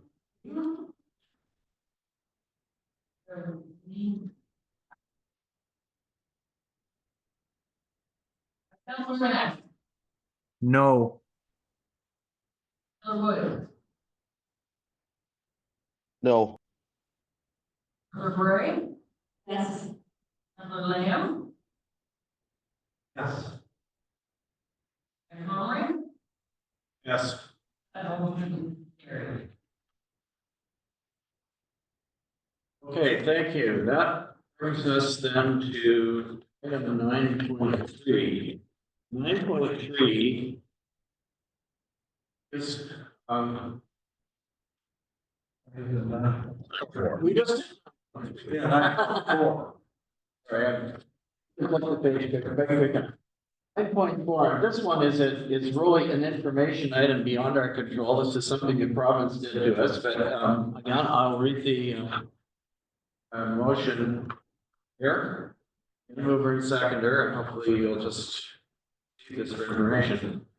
The Council of the Municipality of Whitestone receives report FIN 2025-05, which is Municipality of Whitestone tax ratios, new aggregate extraction property class for information purposes. Mover and seconder, please. Councilor Lamb is moving. Do we want a second? Councilor Bray, thank you. This is a new class that they have. The province has imposed on us. They have actually given us the tax rate, so it's not like we can debate what we think it should be. It's an unusual number, correct to 5 decimal places, and it's different for every municipality on the list of all 444 municipalities. Maybe not that many. Whoever has, depends on how much property you have that would be considered as belonging to the extraction property class, meaning like gravel pits. Oh, anyway, whose report is this? It's Jessica's. It says here. Did you want to comment? I'm sorry, I probably stole your thunder. Did you want to comment on it? I think Barb is going to comment. Mr. Mayor, yes, this is an information piece. The regime of tax ratios that must be established before a tax rate can be made has existed since 1998. And this is a new property class with a non-negotiable transition ratio. This assessment class came out of the industrial class and commercial class and has been established with this ratio in order to not increase, in fact, perhaps decrease the tax burden on this particular class.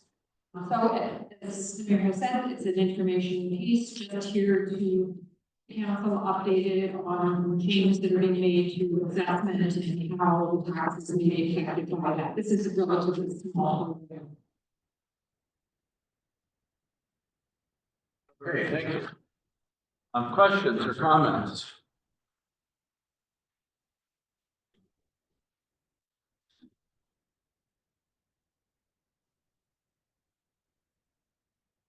Sounds like there aren't any. Okay, so I'm going to call the question then. All those in favor of receiving this report? Counselor Woods, yes. Counselor Nash, yes. Downs. I have a 2-minute break. All right. I could probably make it 1 minute. No. We'll do 5 minutes.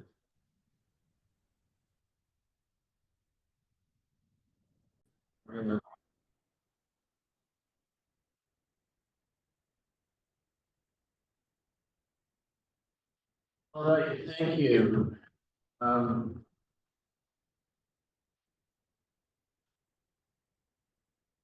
have a plan.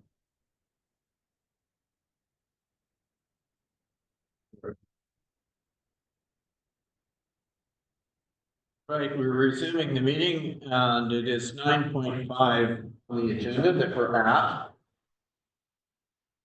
So for that one, this one is information about council remuneration, which has been slightly revised from the last time we saw it, a mandatory report, report mandated by the Municipal Act. It's the council remuneration and expenses for 2024. So, mover and seconder, please, that the council of the municipality of Whitestone receive report FIN 2025-06, revised 2024 council remuneration and expenses for information purposes. Mover and seconder, please. Councilor Bray is moving. Is there a seconder? Councilor Lamb, thank you. So this is open for any further questions or discussion. It's the last time. We got a revised report.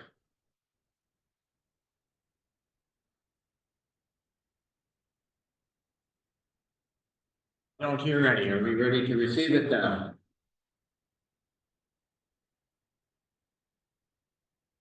You need a second? I didn't have any question. Through you, Mr. Mayor, sorry, I just came back on. I did hear what we were reading. Do you mind if I say one thing quickly? Go ahead. Thank you, Mr. Mayor.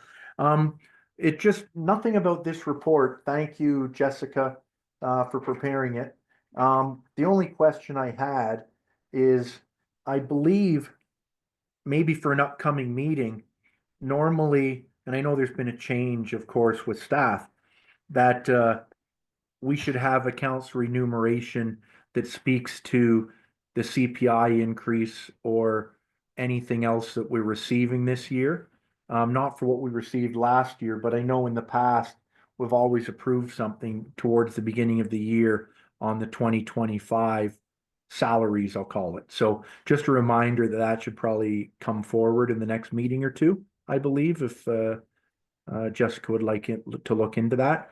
I have no comments on this report and thank them for their updates on it.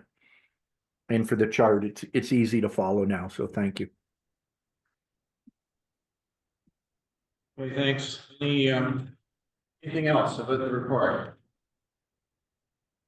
If not, I'll call the question. All those in favor of receiving it for information? Councillor Nash, yes. Counselor Woods, yes.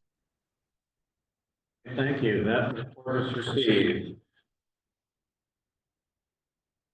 Next, we have 9.6 annual donation requests, and these, as you know, are requests that we get that are either standing requests or specific requests where people have made it that we give them a donation.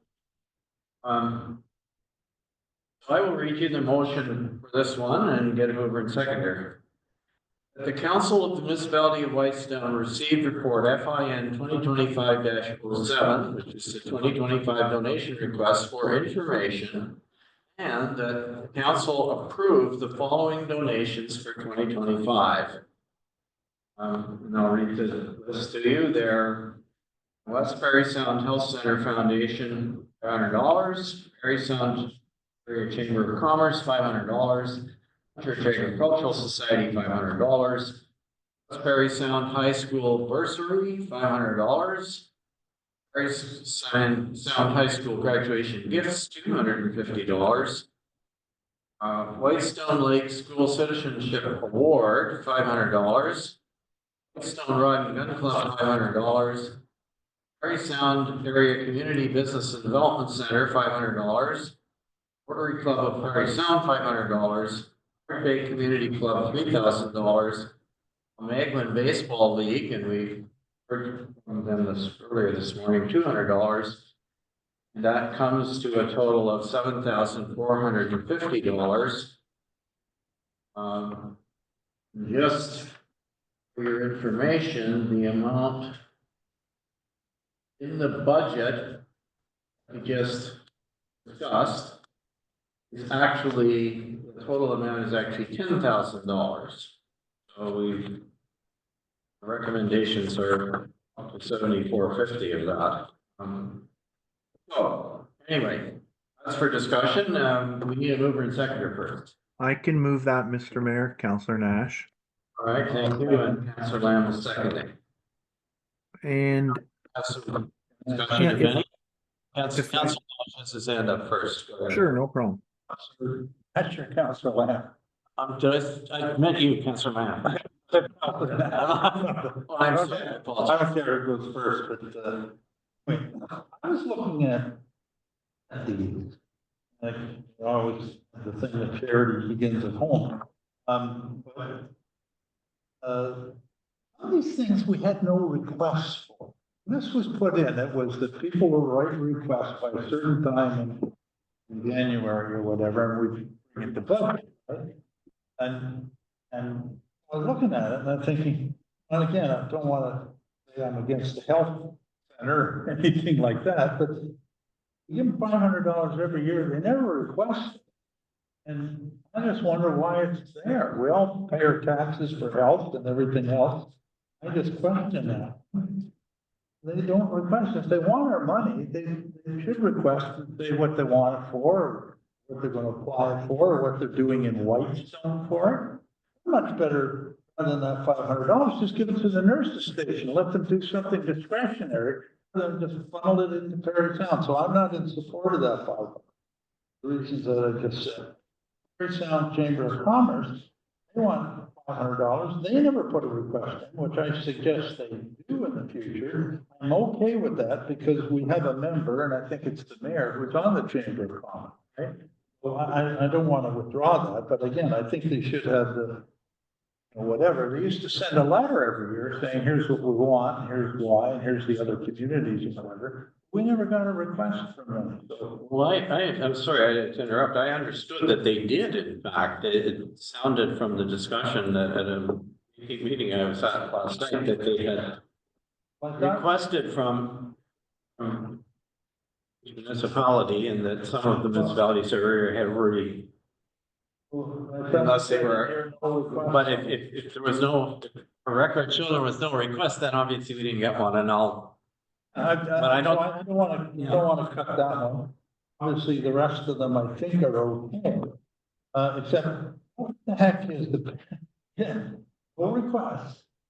Parry Sound Area Community Development Center. Right? We're talking about economic development and that sort of stuff, and we're questioning all, that kind of stuff. We're giving them $500, they're not even requesting it.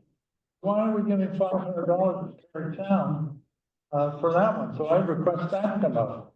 We've got 10,000 in the budget, but if they're not even gonna ask for it, why are we giving it to them?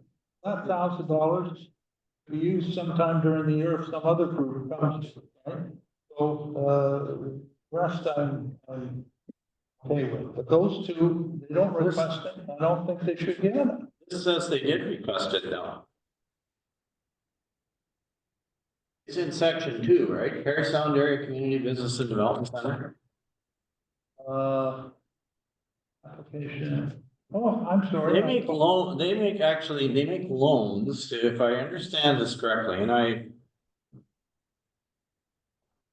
almost tempted to apologize for the fact that there are a number of different groups that are involved in ECDEV and that's Perry Sound, and sometimes it's confusing. They do talk to each other, by the way, but this says that they did we, so I'm looking at our staff. Okay, I Did get an apologize for that. application from them for funding, Through your, Mr. Mayor, yes, we did receive an And they give did they have a presentation or anything of like, did they tell us a report of what they did last year and something like Yes. that for? Yes, they sent their 2024 financial statements, as well as municipal support, and success.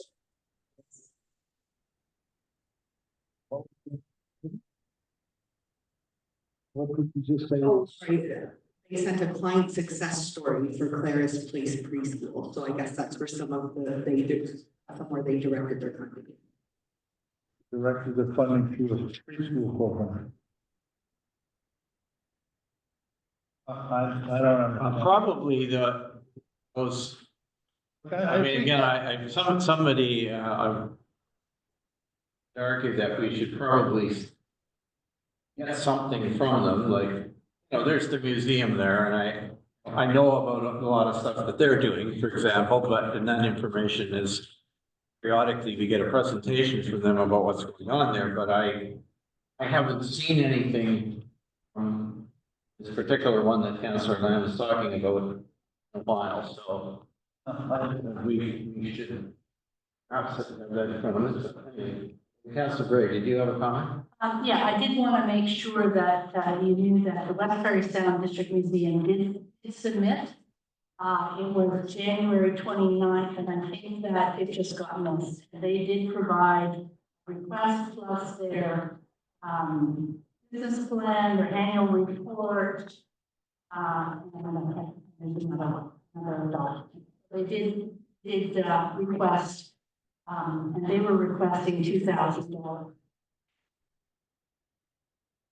Again, maybe we can see that material and vote on it next month, right? No one on council was, I think, from the museum. And through you, Mr. Mayor, if I might, I have a couple comments. I'll keep it brief because I know we have to move on. But these were my suggestions for the 7,450. The Almaguin Baseball League, we have $200. Maybe that's what they asked for. I think it's a great initiative trying to get people out. I'd love to see that number brought up to 500. So increase it. Trying to get people out to play baseball, I think is fabulous.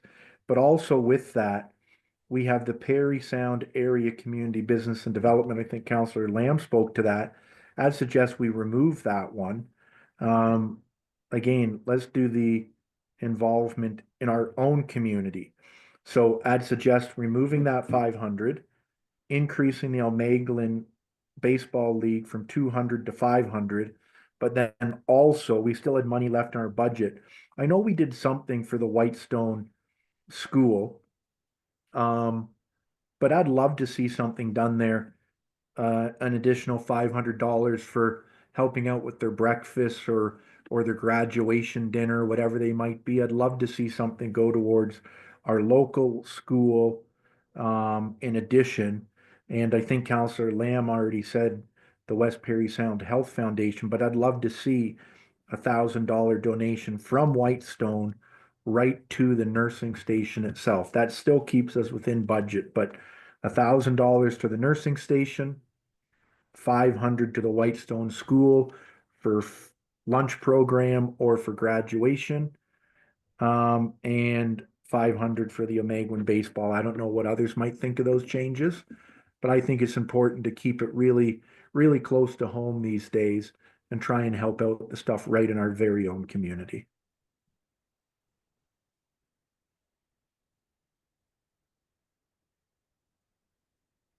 Okay, I'm trying to keep track of what. I think what he's saying is, instead of the West Perry Sound Health Center Foundation getting 500, we turn it into 1,000 and send it to the nursing station. That would be correct, Counselor Lamb, on that one. Yep. What he's wanting to do is add $500 to the school for the morning program. I think he's suggesting that we take out the Perry Sound Area Community Business Development Center altogether. And fourthly, we up the amount for the baseball league, 500 from 200. I did the 200. 200 was for uniform. Yeah, you're exactly 100% correct on my suggestions there, Counselor Lamb.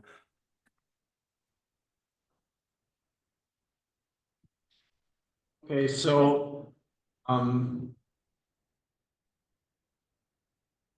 just trying to see so what you would, the one that you're talking about adding that isn't there at all is, what do you want to make a donation directly to the Stone Lake Central School? Is that what you're talking about? Yeah, and we say that can be used for their graduation or for a lunch program if somebody needs some lunches or something. Just give it to the school for those two items. Instead of a bursary to a student, we're giving it to the school to give back to the community in case somebody needs something. There's the breakfast program, right, Mr. Mayor? But you're gonna leave the bursary there and just put, or not the bursary, it's not a bursary, it's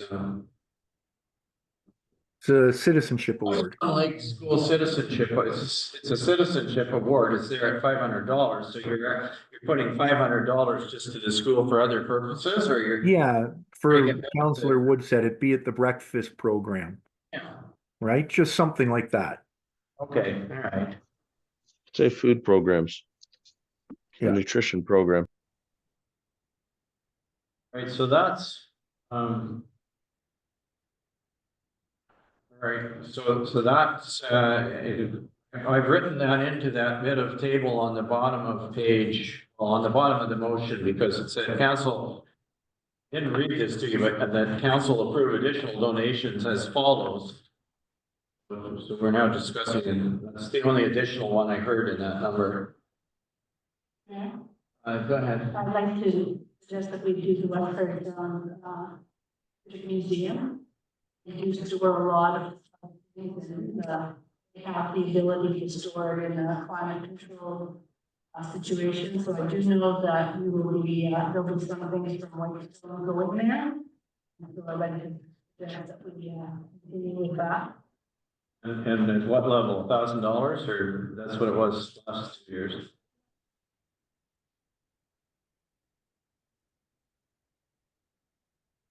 Anybody have a problem with that one? Okay, $1,000, so I'm just filling that box in for the 2025 request. And Councilor Barrett, you did present to us. The question that I thought was asked was about, well, I guess it was raised by the note. Under Art Bay Community Club, we did give them $3,000 last year because they were concerned. We did it in 2023 because they were concerned they couldn't pay the heating bill. In 2024, they earned a bunch of money from the wattle shed, and we only gave them $1,000. I see the $3,000 request is back there, but They're not gonna do the bottle shed. No, they're not. That's No, why that's the wrong. 3,000 is- So that's why it's back to 3,000, okay. Right, just trying to get straight in my mind what we're doing, so. What do we have to? So, let's see how this has changed things. So in section 1, we didn't change anything other than who the first recipient was. We changed it from the Health Center Foundation to the nursing station directly, the $500. No, Section- Mr. Mayor, I'd suggested that go to 1,000. Directly to the nursing station, change it from 500 to 1,000. All right, I'm sorry, I didn't catch that. No problem. No problem, Mr. Mayor.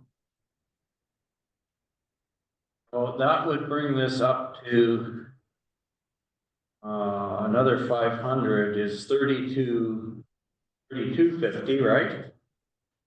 Section 1. Section 2, we added back 1,000, we added 1,000 for the district museum, took away 500 from the Perry Sound area Community Business and Development Center. We removed that. And so we're up 500 and we increased the Almaguan Baseball League to 500, so we added 300, so we're up 800, so that one goes to $2,500 then. We've taken out the West Perry Sound Health Center Foundation. Yeah. But we replaced it with a double the Larger amount for the nurses. for the nursing station. So if you look at how that affects the total for section 1, if you follow my math here, is 3,250. Total for section 2 is 2,500. The total for section 3 is 3,000. It stays the same, but then we have added $500 for Whitestone Lake Central School. So what we now have is 3,250. That's 4,750, 7,750. Plus $500. And the grand total is now $8,250. Anybody else who's this who's better at in your head arithmetic or has a calculator or something, would you say that that's where we're at now? $1,000 different. Okay, well, let me run down the list. Well, I'll read it one more time. Okay, so in section 1, instead of West Perry Sound Health Center, it says Whitestone and Area Nursing Station, $1,000 instead of 500.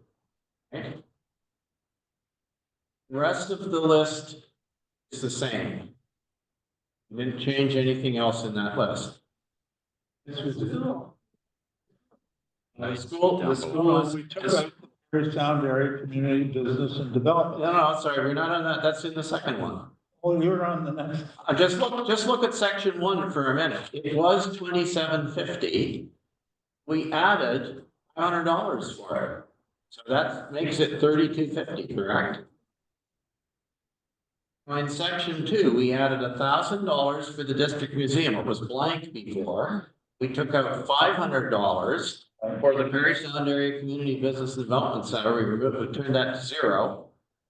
And we took the Algonquin Baseball League from 200 to 500. So we added $500 in total plus $300. It's $800. So 1,700 plus 800 is 2,500. Right. Section 3, we didn't change anything. And in section 4, which is on the back page or the next. Sorry, not the next, but on the, we added an additional donation to somebody that wasn't getting one, which was Whitestone Lake Central School for, not for the citizenship award, but for general purposes like the breakfast program was another $500. In total, what we added was Is he? What? we came up with I come up with 8,250, right? $9,250. Money out, man. Okay, let me do this again. 32, 53, 4, 5. Looking at this. Yes, please, look at all line by line. I'm gonna have a lot of them already on.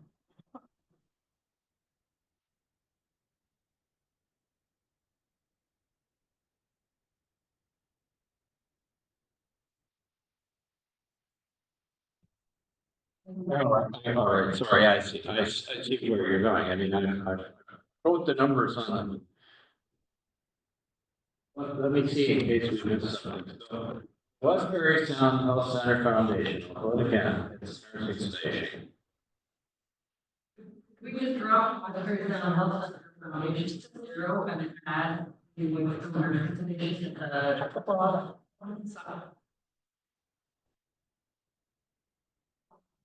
You want to add it as an additional donation? All right, fine. Okay, so that one's gone to 0. Prairie Sounding, Prairie Chamber of Commerce is at $500.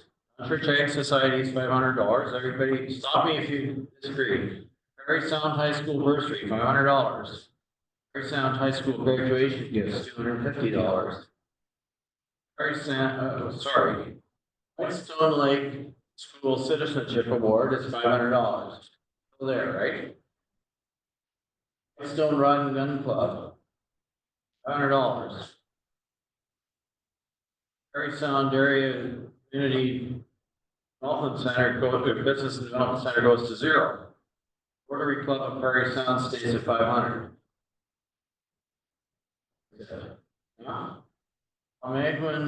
Art Bay Community Club stays at 3,000. Now Magwin goes to 500. Then what we've added at the bottom is we've added Whitestone Lake Central School and we've added nursing station.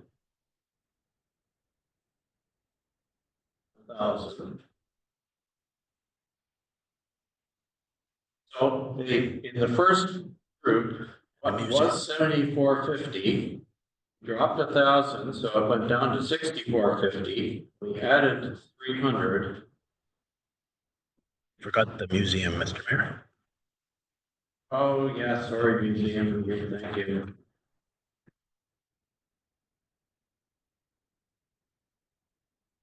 All right, so we'll get to that in a minute. Just looking at that table, we have taken out $1,000.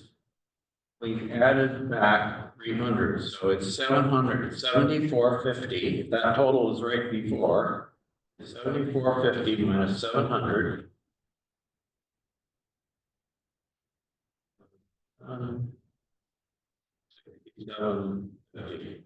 It's 6750. Now we've added 2,500. 6750 plus 2,500 is 50. 9250. Yeah, you'll have to. It's better calculating in his head than I am.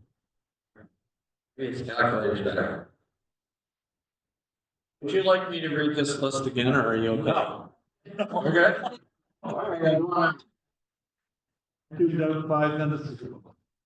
179.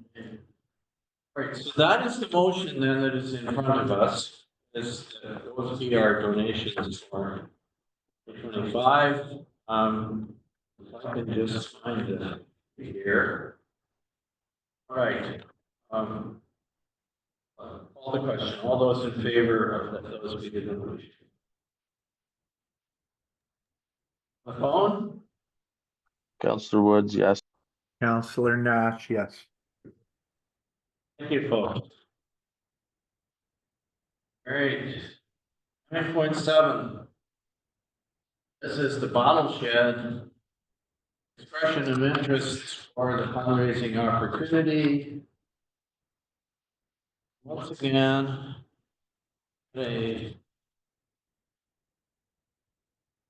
mover and seconder that the Council of the Municipality of Whitestone receive report in min-2025-05 and landfill bottle sheds expression of interest or fundraising opportunity. Information that the Council of Municipality of Whitestone approved Paradog Snow Riders Snowmobile Club have access to the Olds Road landfill site bottle shed and associated revenue commencing January 1, 2025, for a minimum of 1 year and thereafter until further notice. I'm a mover and seconder for that. Councilor Lamb is moved, seconded by.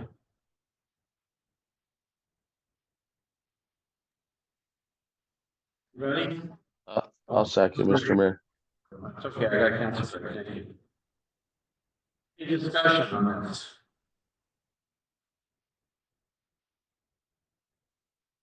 Okay, all those in favor of awarding the.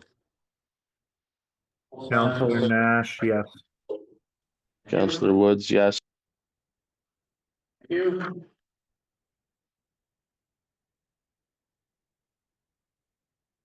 Okay, now we are at the road grant protocol, which is. Number of pages here, let's see. Forms, yeah, okay, so.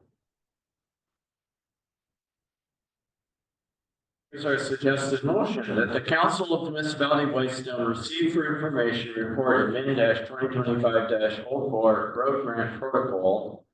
That the Council of the Municipality of Whitestone does hereby approve an updated and amended road grant protocol policy. I'd like to move that. This is road grant? This is road grant. I can move that, Mr. Mayor. Councilor Nash. Ma'am, but I'll take you as the seconder if that's okay. Perfect. That's fine, thank you. Council of the.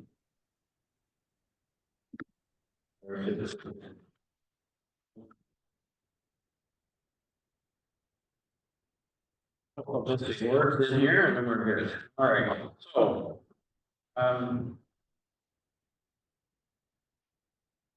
Do you want to introduce this, Madam, Mr. CAO? Sorry, I can't help it happen. That's problem. That's Looking that way. Nigel?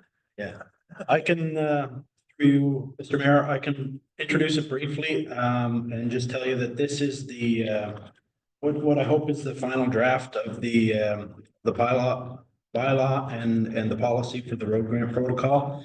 It basically reflects the discussion and the amendments that we made at the last meeting. In terms of any other amendments, I think we've only made, formatting changes really. So it should reflect, what was discussed at the last opportunity to discuss this. Hopefully we can process this today and then we'll be in, opposition. I don't know, Councillor Lamb brought it up earlier about setting the rates for it. I'm not sure if you want to do that now or whether you would do that typically when you would approve your budget. That would be at the actual next meeting. We approve the bylaw. You could do it then or now, it's up to you. But I hadn't contemplated it in this report, that's all. So the report's there for your information. I can try and address any questions if there are any. Hopefully it reflects what you've agreed to. Okay, and you'll notice that the bylaw that is part of this report is actually coming up under 10.2 in a minute or. However, it's coming up later on the agenda, is what I mean. So you wanted to comment? Again, as I was saying before, I think we just initially discussed putting in an increase on the base amount. So if I got $100 last year for my road, I'm going to get, I don't care whether it's 2 or 3%, somewhere in that area. So got $100 last year. If we increase it by 2.5%, get $102.50. Okay, so I'll say 2.5%, the difference between 2 and 3. So that's number one. Number two, of course, are any new roads coming in, as they always do each year, which actually pushed us over our budget last year. And the third thing is, again, these Clear Lake Road and Shawanaga Lake Road, and I think the end of Turtle Island Road was about the only three that are seasonally maintained roads. We would include them in, and Squanigan Lake Road would only go part way down, not all the way down. They don't even. And then we add them to it for snow plowing only, okay? They'd have to put a snow plowing bill in and whatever. The only other comment is that I'm sure applications that are coming in for the road map, right? People are gonna know. Yeah. No. I guess we can wait for that. There'll be a whole flurry of them coming in pretty soon, so I guess what you're saying is we wait till next budget's actually passed, then we would entertain applications coming in. That was my suggestion, only that. Or approving applications. Sorry, through you, your worship. That was my suggestion, that we would set the actual rates at that meeting at the same time that you set the budget, then we would be able to actually process the applications. Okay, I'm fine with that. And that way we could bring out a report. So that would include things like the health spending account that went up $500, that would become, you get hold of the health spending people after the next month. Other than that, I guess this looks good. I don't know if this is the year people are gonna have to canvass. I think we decided that last month. Hopefully that's not too much of a pain. I don't know what happens if I did all the canvassing last year. I think in March he did, I think, on the road. He asked her to go up and down the road, yeah, to Granite Lane again. She'll probably shoot herself or something. It was quite a task to get everyone, so you'll have to use your discretion. Right? Thank you, that's all I know. Okay, thank you. And I was going to, like, if we were going to approve this today, normally in the past, what we have done is we've done it at the same time we approve the budget. We have to set the X and Y. That's right. And, it happened in the past that one year, I guess we forgot to, and then there was some question as to what, did you say that the X and Y were going up, or was it just the total amount going up, or what? So we said, no, we're gonna do that every year when we pass the budget, but,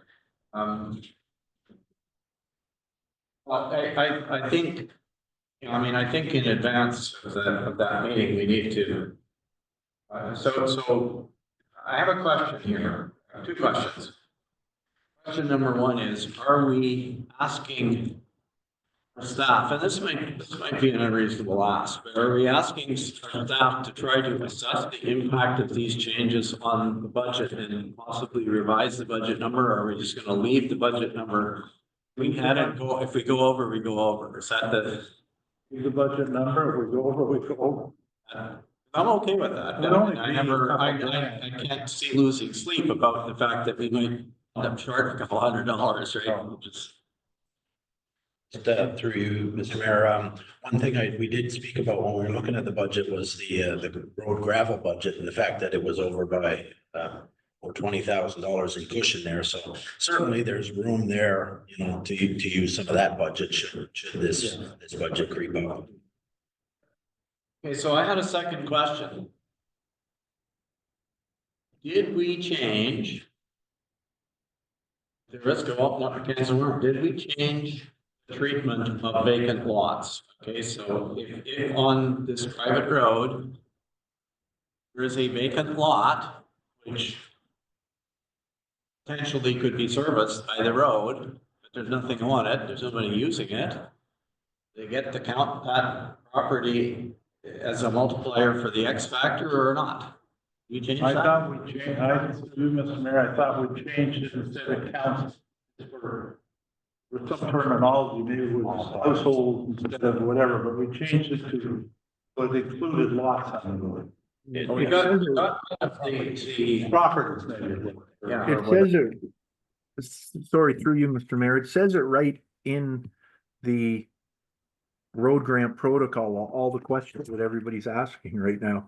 Road grants for the authorization of annual roads for the purpose of assisting property owners with their costs. But then it goes down and talks about vacant lots and everything like that, what's eligible. So I think we've addressed all those questions, and I think if I'm correct, it says eligible properties under road grant eligibility include seasonal properties, year-round properties, water access properties, and vacant lots. And I think what we're trying to do today, if I'm correct, Nigel, is approve the road grant framework, the protocol, the wording. You can then post that on the website so people can get their applications in. And then at the budget meeting, we'll approve the X and Y factor, right? They have nothing to do with today, correct? For you, Mr. Mayor, yes, that's correct.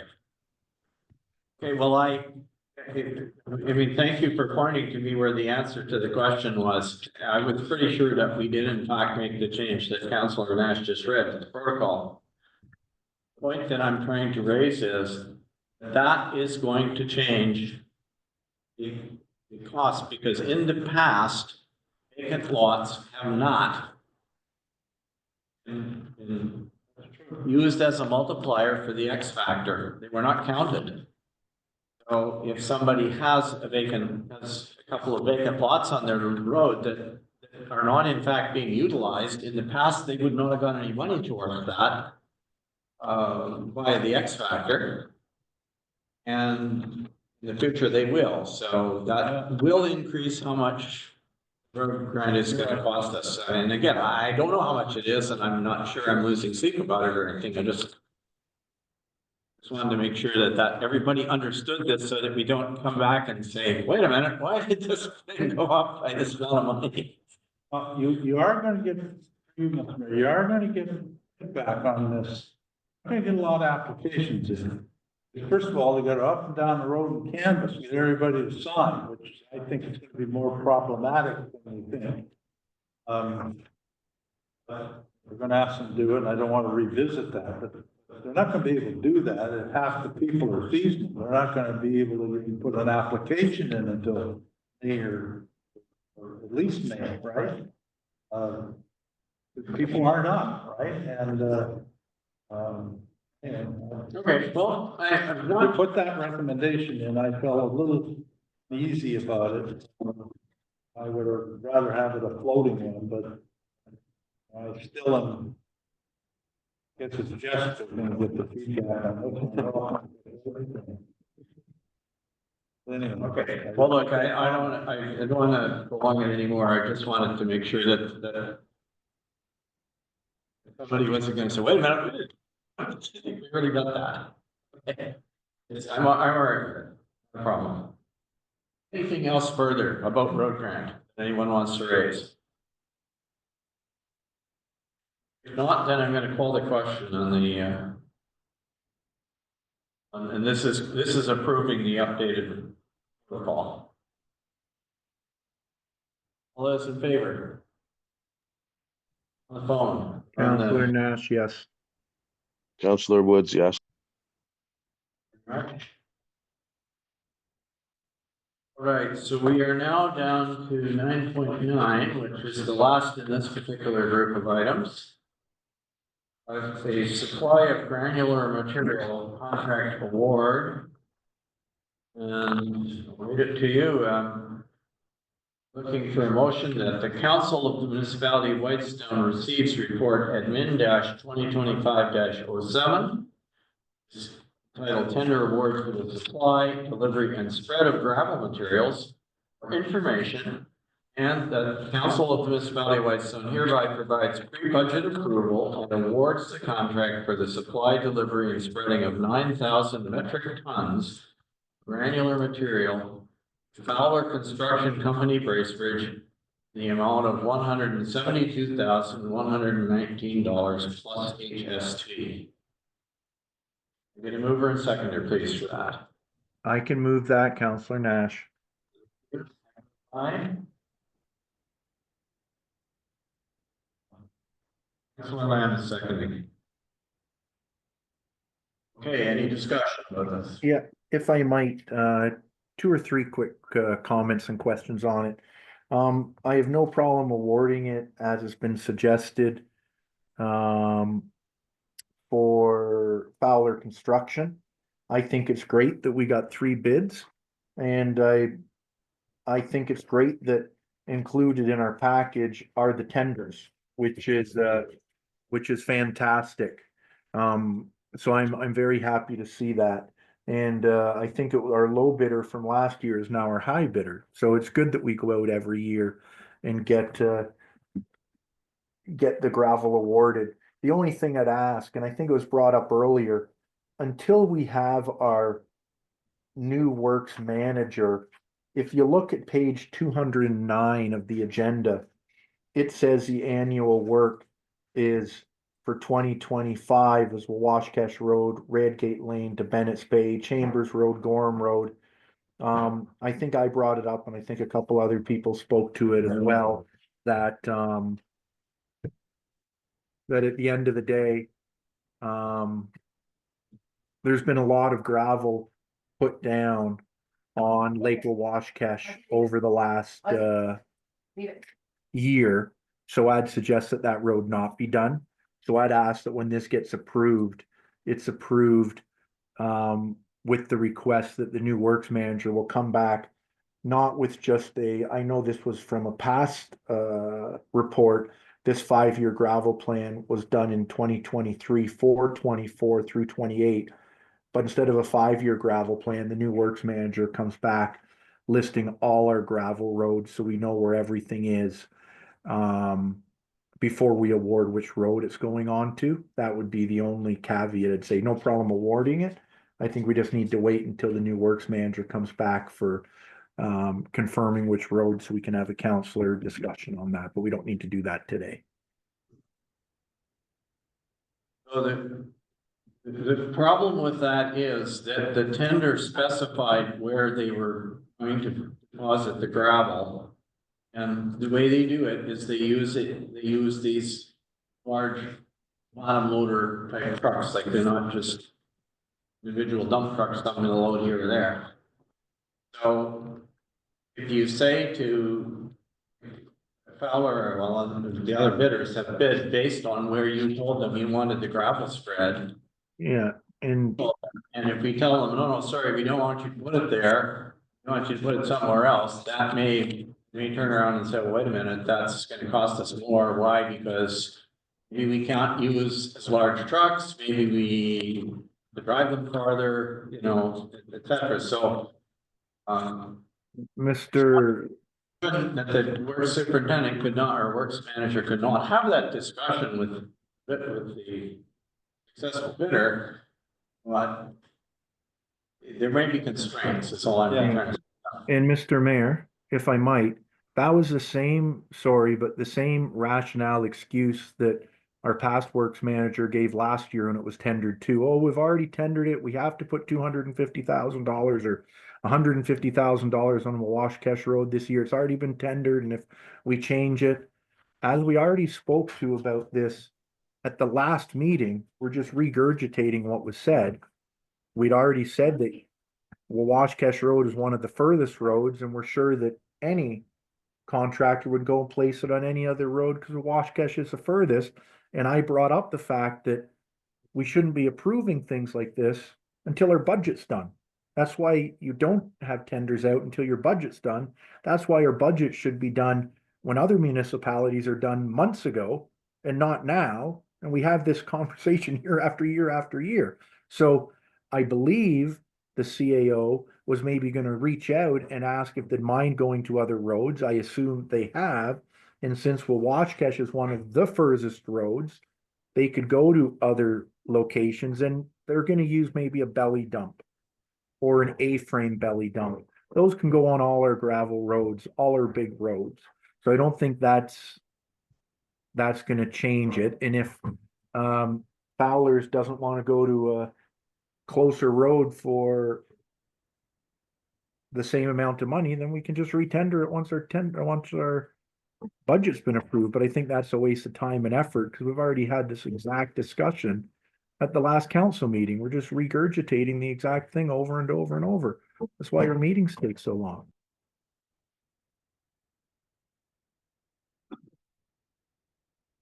Don't have anything. All right, so I'm going to call Sorry, Councillor Gray. Just when you read it, you read it in 2025-07, that's not the right readable. Just in case you need to make sure it's the right one. Wait a sec. You have the, resolution. You're absolutely correct. Thank you. That's very good.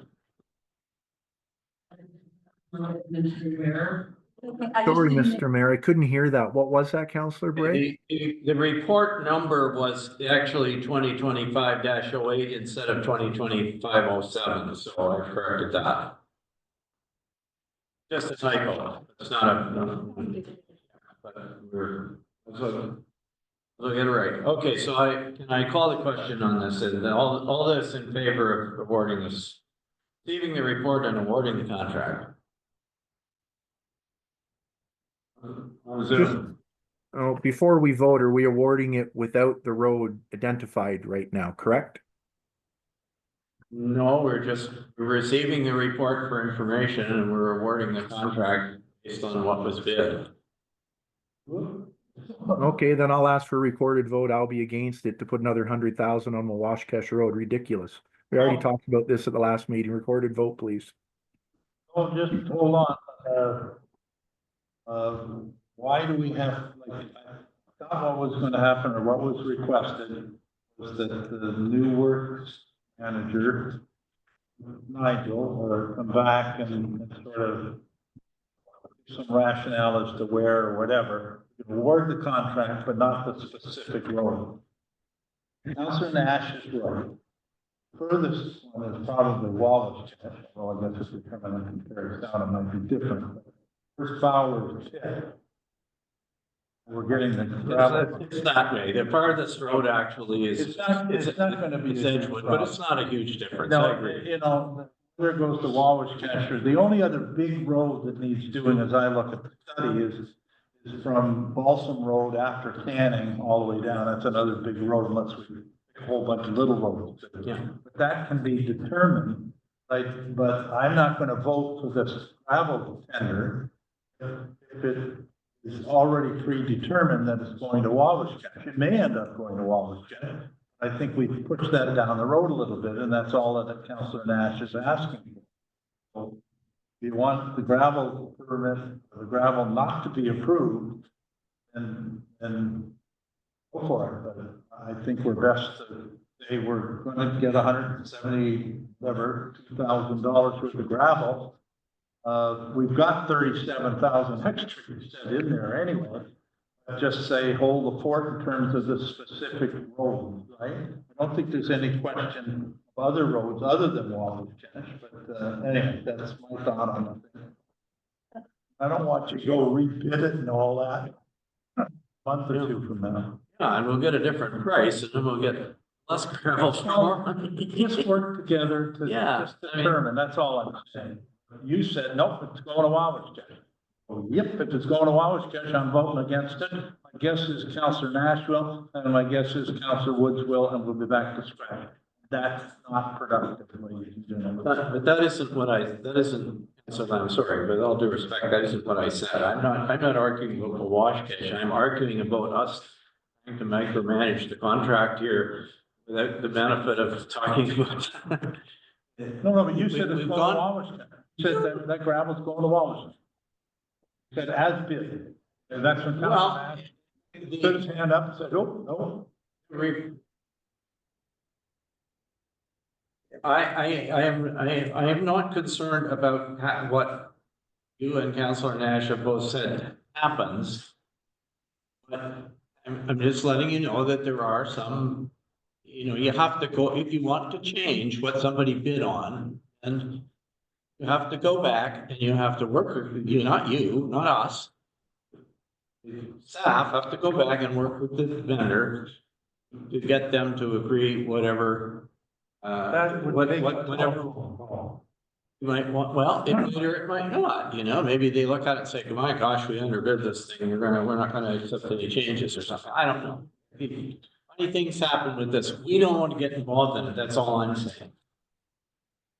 That's all I'm saying, I don't want to. Let's look at the motion and amend the motion and vote on the amendment and go through it as opposed to just doing it in a. But you've issued a tender, and the only option that we have is to accept or reject the tender. And accepting the tender says that was going to Wabash Jet Road, is that right? Is that your position?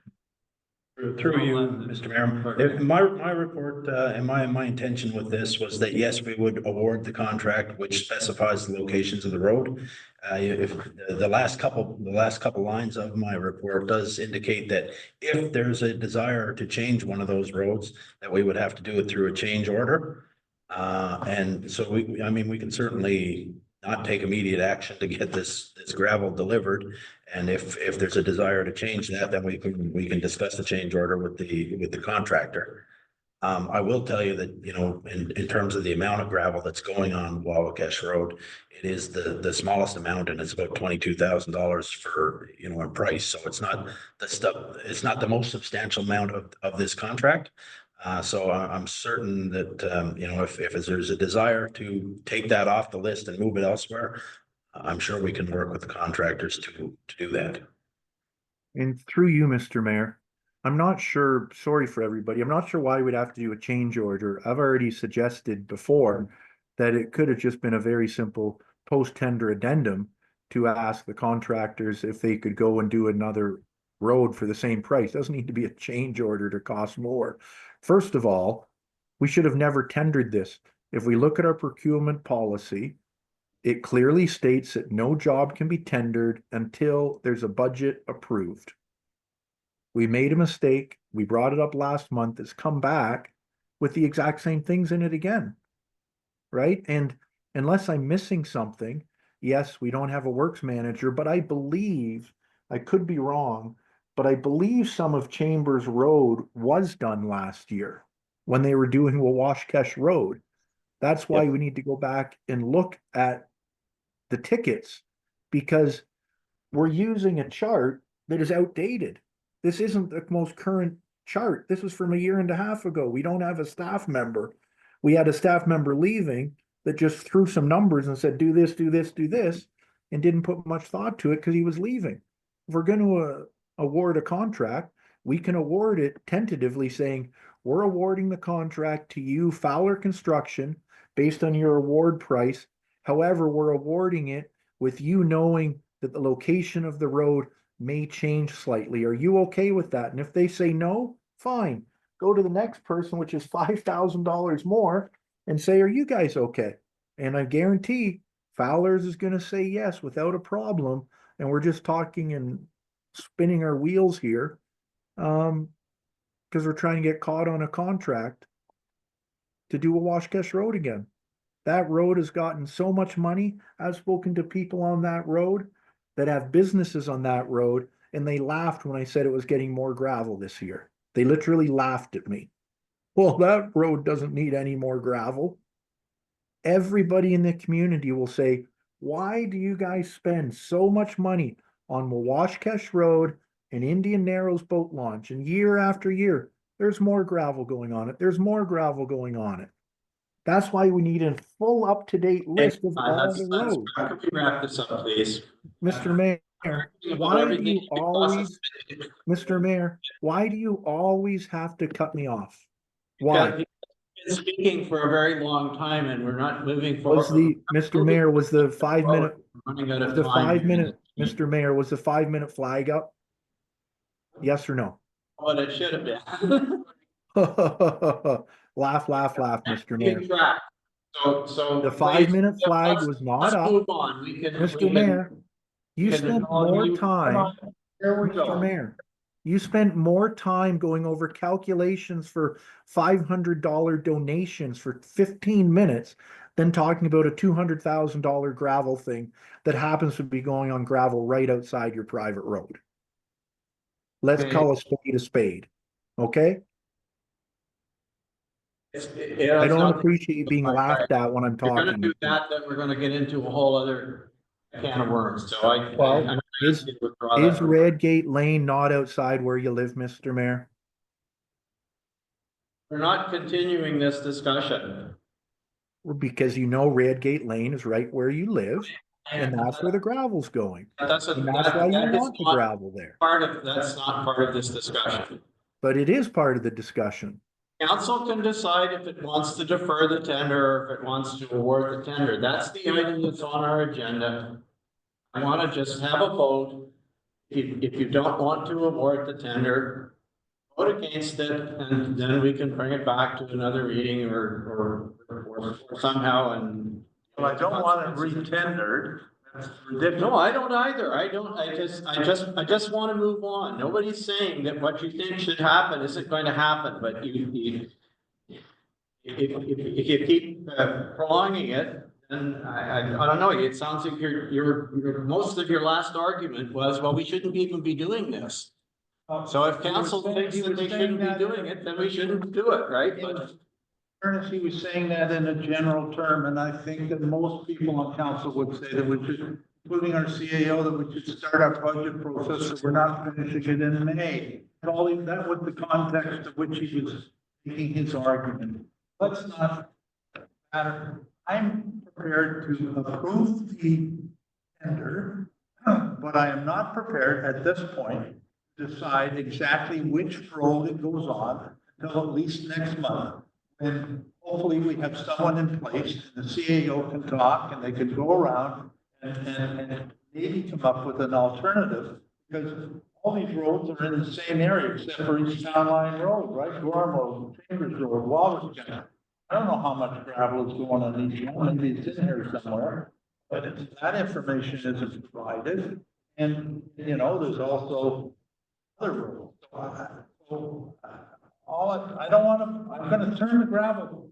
I don't want to do it, but I'll vote to turn it down if we're saying, no, it's going where we say. I don't know what to do. Can we just, through you, Mr. Mayor, can we just add something at the end of it where it says that the council, the municipality of Whitestone hereby provide pre-budget approval and awards the contract for the supply and delivery and spreading of 9 tons of gravel materials to Fowler Construction, Bracebridge, in the amount of $172,119 plus HST with the road or roads to be named at a future date. That's it. And then the CAO can go to Fowler's and say, are you okay with that? If they say no, he'll bring it back to the next meeting. If they say, yes, we're fine with that, knowing everything within a couple kilometers, then we carry on and everybody's happy. So easy. you want to add another that to it that says, sorry, oh, no, sorry, you want, what did you want to add, sorry? We can say that the location, The location of the the roads. road location to be advised at a Confirmed at a future. later meeting, is that what you want? Yeah, sure. Yeah, that's it. All right, we can do that. The road allocation. No. And then during that, yeah, and then Mr. Mayor, during that time, hopefully Nigel will go back, or the new works manager, to Fowler's, and there won't be any problem, and the new works manager might come up with a whole new list, right? So thank you.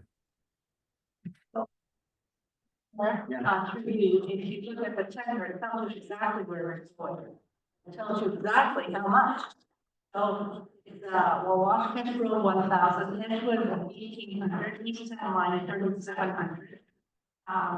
And we're starting to be in the covered works yard so that they can do their other work. It's all out of fun. Right there. It does say what it is. There are roads that were on that list that are not in. Everybody knows. Thank you for pointing that out. All right, so I guess the question is, and is this an amendment, or can we accept this as, I mean, I don't know. So.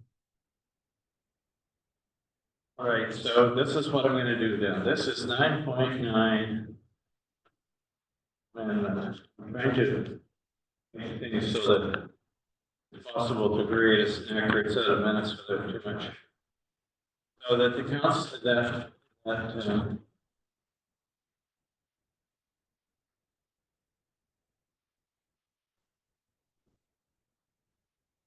Motion. 9.9 be amended. With the addition of the following words. The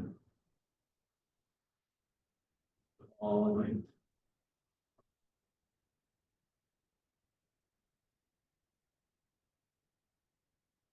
And the words that we're adding are with the location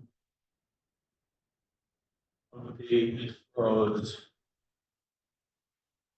to be finalized, confirmed at a later date.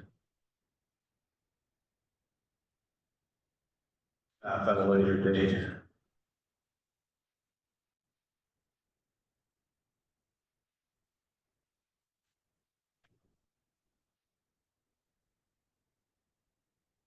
So what we're doing is we're adding to that second clause. After it says HST, a comma, and with the location of the roads to be confirmed by staff at a later date. Is there a mover and seconder for that amendment, please? Councilor Lamb is moving, seconded by.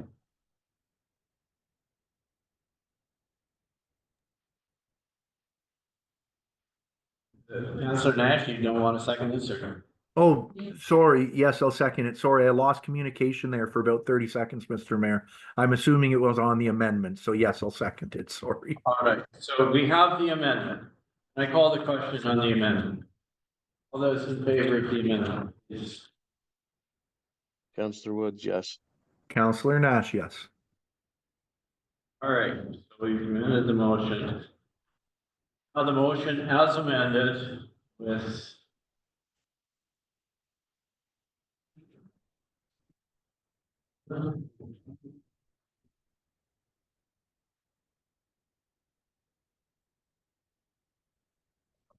all those in favor of the motion as amended. Councillor Nash, yes. Councillor Woods, yes. Okay, thank you. Right, done with that. Now we are at somewhere we have bylaws. Okay.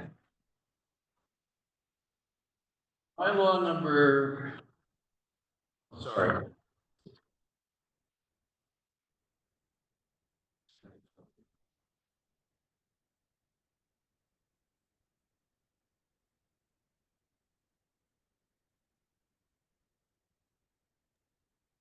Indicators. Here, okay. Next is a bylaw, to set tax ratios for municipal purposes for 2025. So I need a mover and seconder that bylaw number 15-2025. A bylaw to set tax ratios for municipal purposes for 2025 is hereby passed this 15th day of April 2025. And the bylaw you have in your package there, it's a one pager, and that's the tax ratios. These are ratios, not rates, for various classes, residential, farm, commercial, etc., including the aggregated extraction property class 1 that we approved earlier on that was stipulated by the province. So, can I get a mover and seconder for this motion, please? So Gray moves, seconded by Councilor Lamb. Any discussion? All the changes in the application. All those in favor, please indicate. Councillor Woods, yes. Councillor Nash, yes. Very much. Bylaws approved. Next one is 10.2, and what we said we were going to do, that's the one for the bylaw to adopt the road grant protocol, and we said we were going to bring that back at a future meeting. Is that correct? No. We will bring the X and Y factor back to the next meeting, but this is the actual bylaw to adopt the grant protocol bylaw. Okay, so we can approve it then, yes, all right? We'll then get a mover and seconder for this, that bylaw number 16-2025, being a bylaw to adopt a protocol for the authorizing annual grants for the purposes of assisting road maintenance costs to properties and owners on private and unassumed roads. Hereby passed this 15th day of April 2025. We're in seconder. I can second that, Mr. Mayor, Councillor Nash. Okay, thank you. Councillor Lamb has moved. Councillor Nash has seconded. Any discussion? Okay, all this in favor? Councillor Nash, yes. Councillor Woods, yes. And I'm not asking for one, but on bylaws like this, do we need a recorded vote? If we don't need one, I'm not asking for one, Mr. Mayor. I'm just asking the question. I don't think we do. We only do it if it's, I guess we do if it's planning related perhaps, but or if someone requests. That's my understanding. Okay, this one has to do with, it's 10.3 and it has to do with 3-meter reserve on Crown Retreats Road.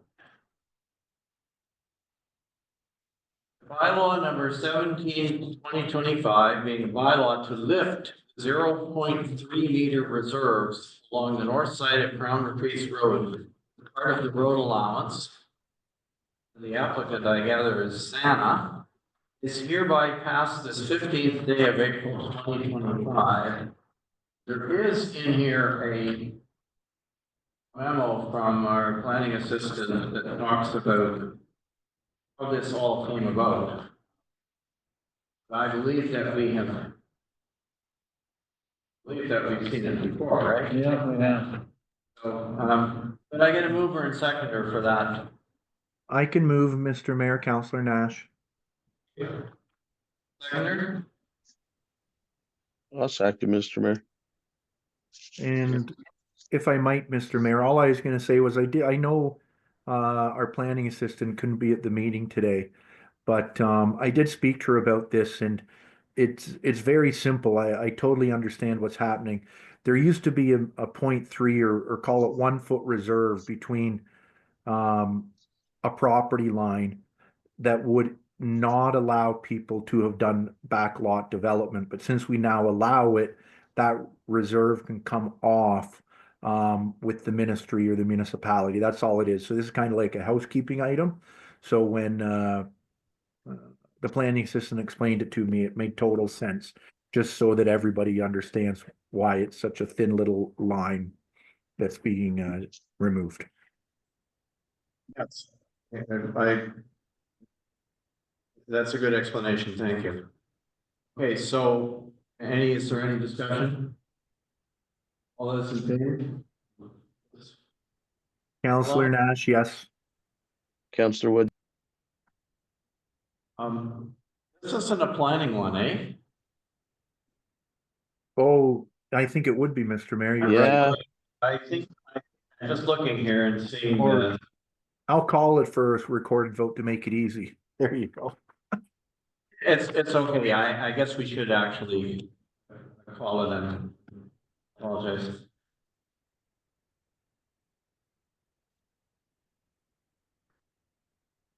For Woods, Sir Woods? yeah, yes. right? Yeah. Lamb, Yes. Nash, Yes. Yes.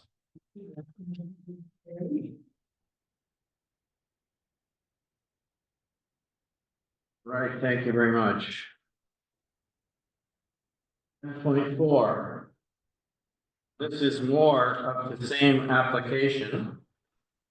On the same application. The mover and seconder that bylaw 18-2025, being a bylaw to enter into an agreement as a condition of approval for consent application B 11/2024 Whitestone, and the applicants are the Sanas, hereby passed this 15th day of April 2025. And it's approval for condition of approval agreement. 2126. Okay, so we're in seconder for that. I can move Counselor Nash. Seconded by? Counselor Lamb is seconding, thank you. Any discussion on this one? If I could through you, Mr. Mayor, it was, sorry. Just, sorry, I was just reading something there.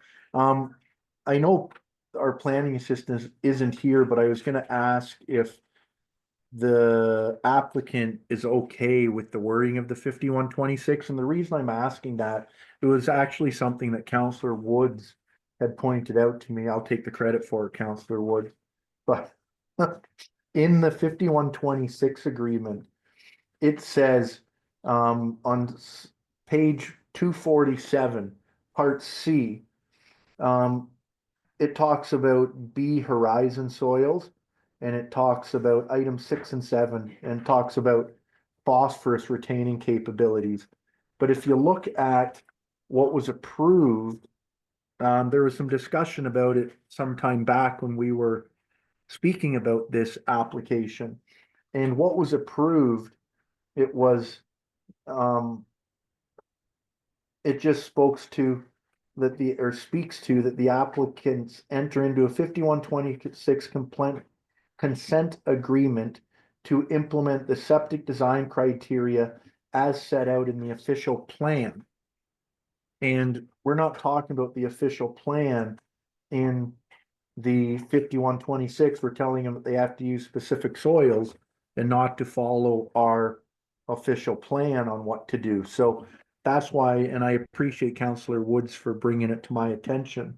So under the septic design requirements on the 5126, it doesn't say to follow our guidelines. It's telling them to use B horizon soil where possible and to use minimum phosphorus retaining capacity of 500 milligrams, where I would have thought it would have just taken items right out of our official plan. But again, if the applicant's okay with this, then I wouldn't have a concern with it. Does everybody understand where I'm coming from? I hope.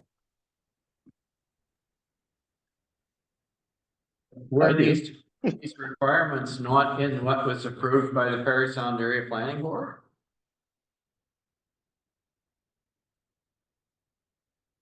Through you, Mr. Mayor, if you look at page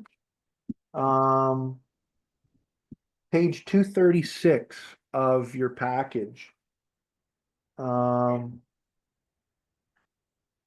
sorry, 235 of your package, under the municipal compliance letter, it says under item number 3. That's where I was reading it from. I see where you're getting at.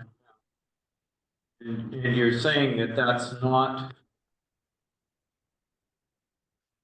You're arguing that that's not in the official plan. No, what I'm trying to say is it just says that they'll implement a septic system as set in the official plan, but then we don't speak to that in the actual 5126. We give them 2 other requirements. Well, I think what the intent of this was, and I accept it. It's a little bit obtuse, but under normal circumstances, if they met the requirements for a normal septic system with no special requirements, would be no reference to 5126. So the reference to the official plan is to say that we can require a 5126 if we think it's necessary under the circumstances. And I'm believing that that's the case, that was determined in this case. I mean, the whole argument about trying to get people to use soils that have particular phosphorus retention characteristics is something that you do. If you're concerned that in that particular location, there maybe isn't enough of the natural soil that's there, of that phosphorus retention property in the existing soil, right? So it's really just, it's really, the reference to the official plan says you're allowed to require 5126. And it doesn't mean that the official plan says what the solution is. It just says we can, if we have that concern, we can require 5126. Yeah, and I'm not trying to create an argument here, Mr. Mayor. I was simply bringing it up because it had said, implement the septic system design criteria as set out in the official plan. And I'll use myself as an example. I had an item that came to council, which I had declare a pecuniary interest in a couple of months ago, and mine had 4 parts to it, not only 2. So you have somebody that had the same requirement that I was supposed to follow the septic design requirements in the official plan. And I had one that spoke about that it's supposed to be 30 meters back from the water, that you're supposed to obtain a permit from North Bay Mattawa. It says all these things in our official plan when we're speaking to septic systems. So we need consistency. That's all. I don't care passing it like this. I'm just trying to bring it forward that what we're saying here is not what our official plan says. That's all. It's only part of what our official plan says. Yeah, I was looking back. Can you hear me? No. Just get a little closer. Can you hear me now? No.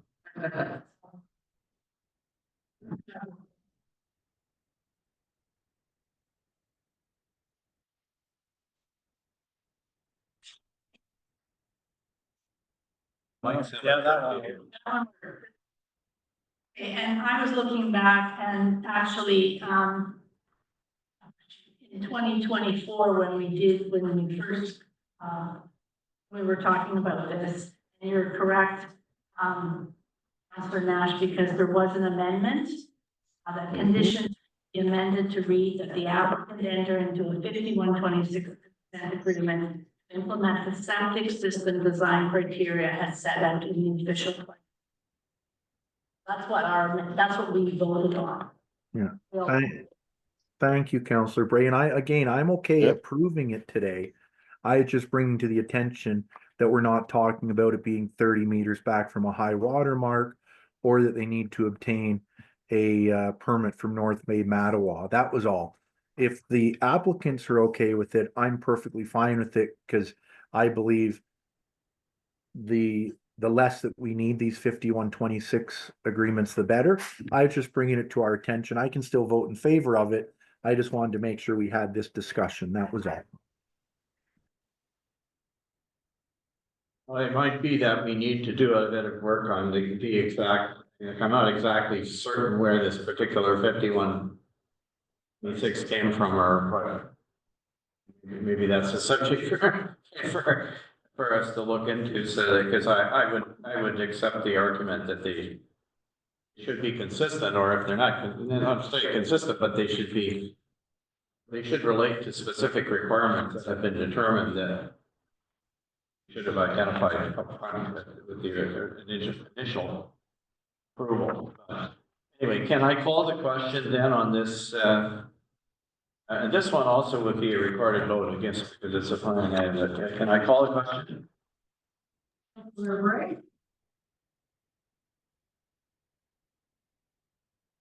Yes. Lamb, Yes. Nash, Yes. Yes. Yes. Okay. We are on to business matters. Okay.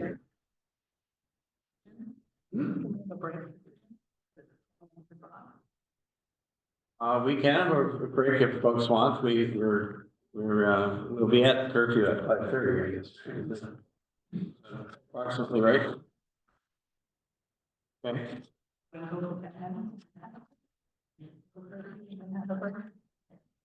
Well, is that okay with you? All right, I don't wanna. Okay, so this item is 11.1, which is the fees and charges bylaw review. And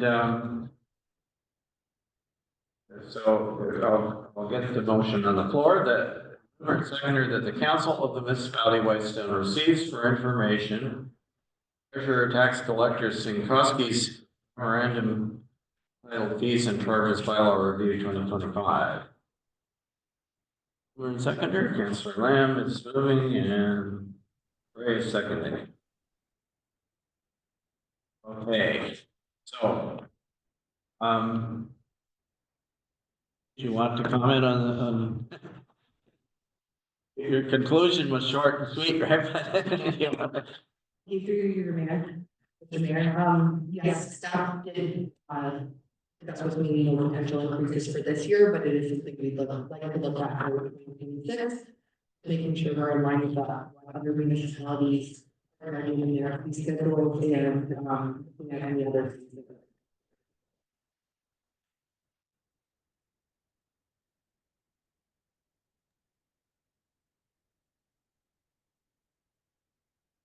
Councillor Lamb. Excuse me.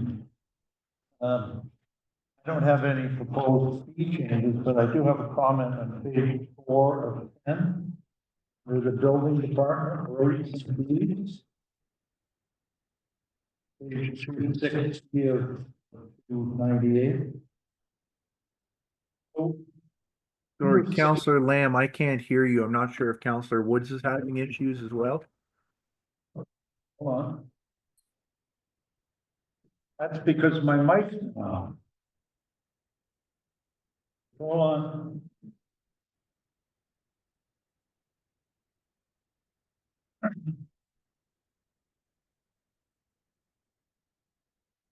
You hear me now?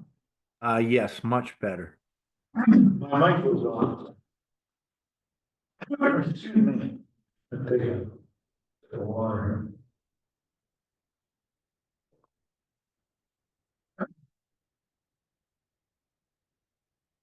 Yeah, I'm referring to page 260 of 298.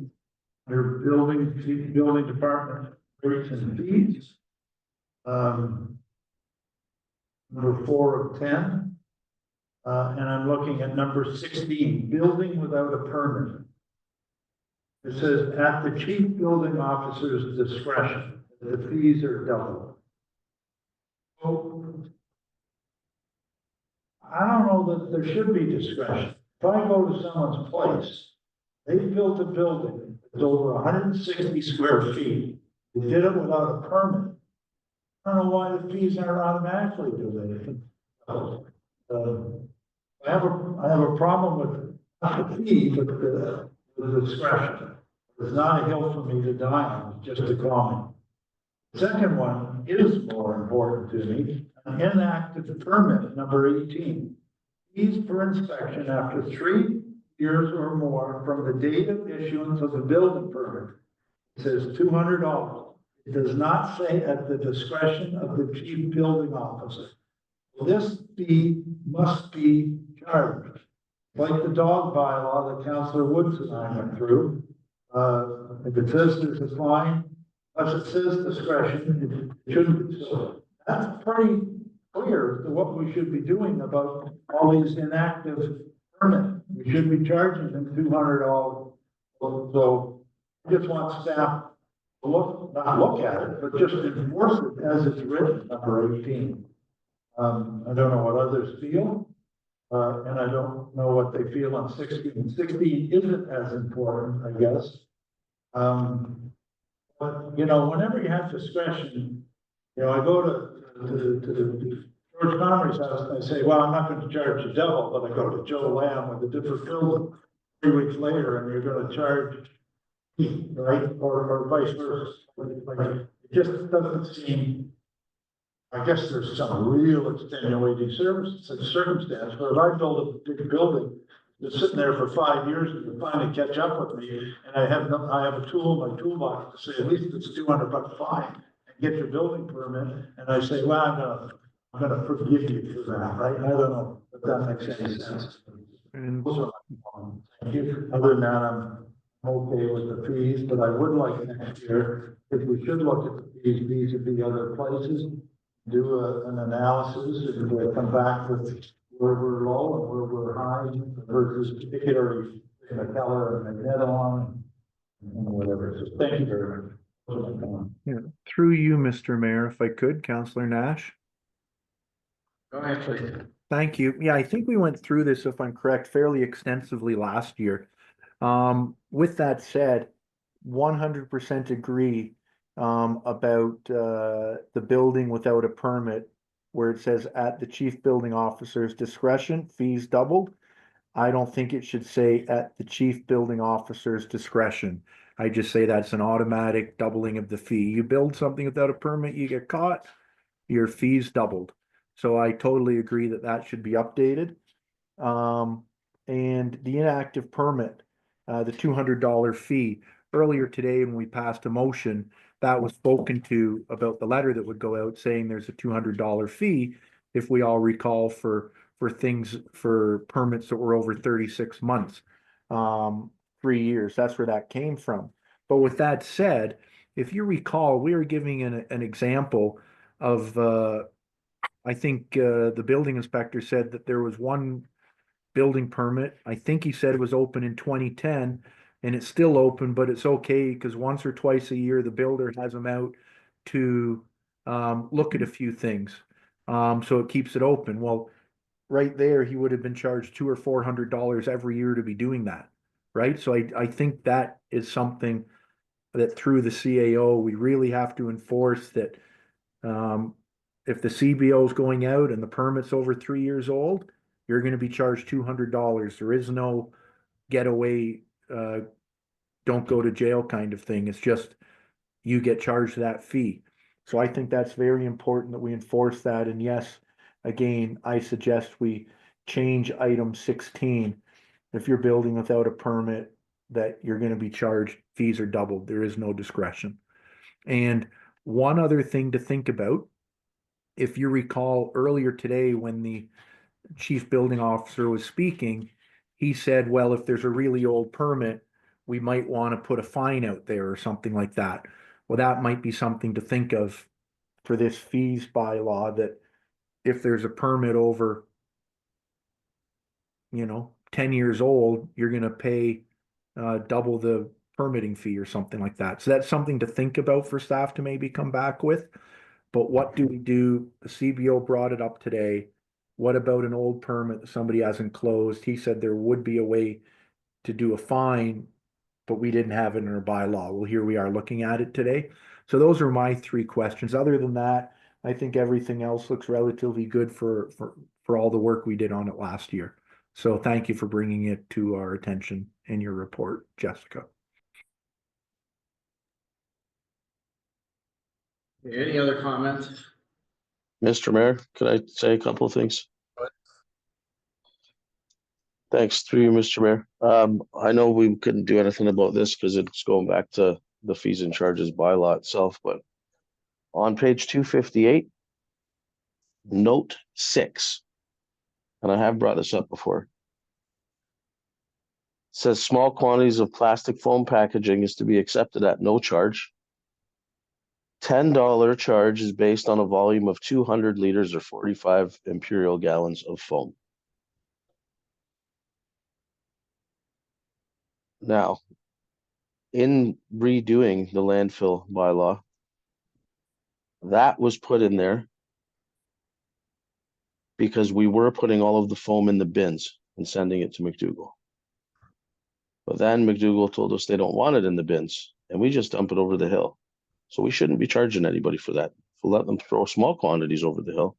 If they come in with a garbage can or two full, we shouldn't be charging them for it because we're not paying for it. That was the only reason that the $10 fee was put in there for the foam. And I remember it because that whole entire bylaw review was a bit of a excursion for Councillor McEwen and myself. Councillor Woods, are you suggesting that we remove that note number 6 then? Yep.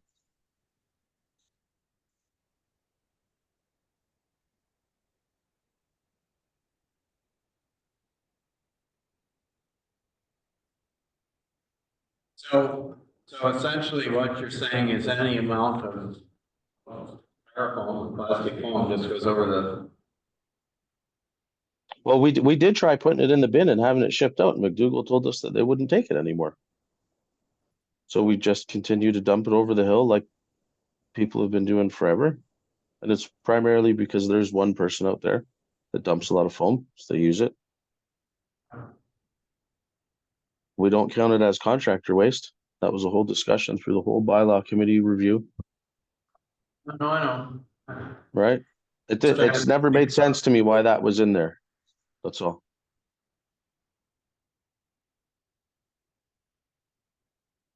I don't know. I wonder if it's something that we should. It'd have to be part of the bylaw itself review, right? That bothers me that this is not included as a material in the circular materials. Uh-huh. But,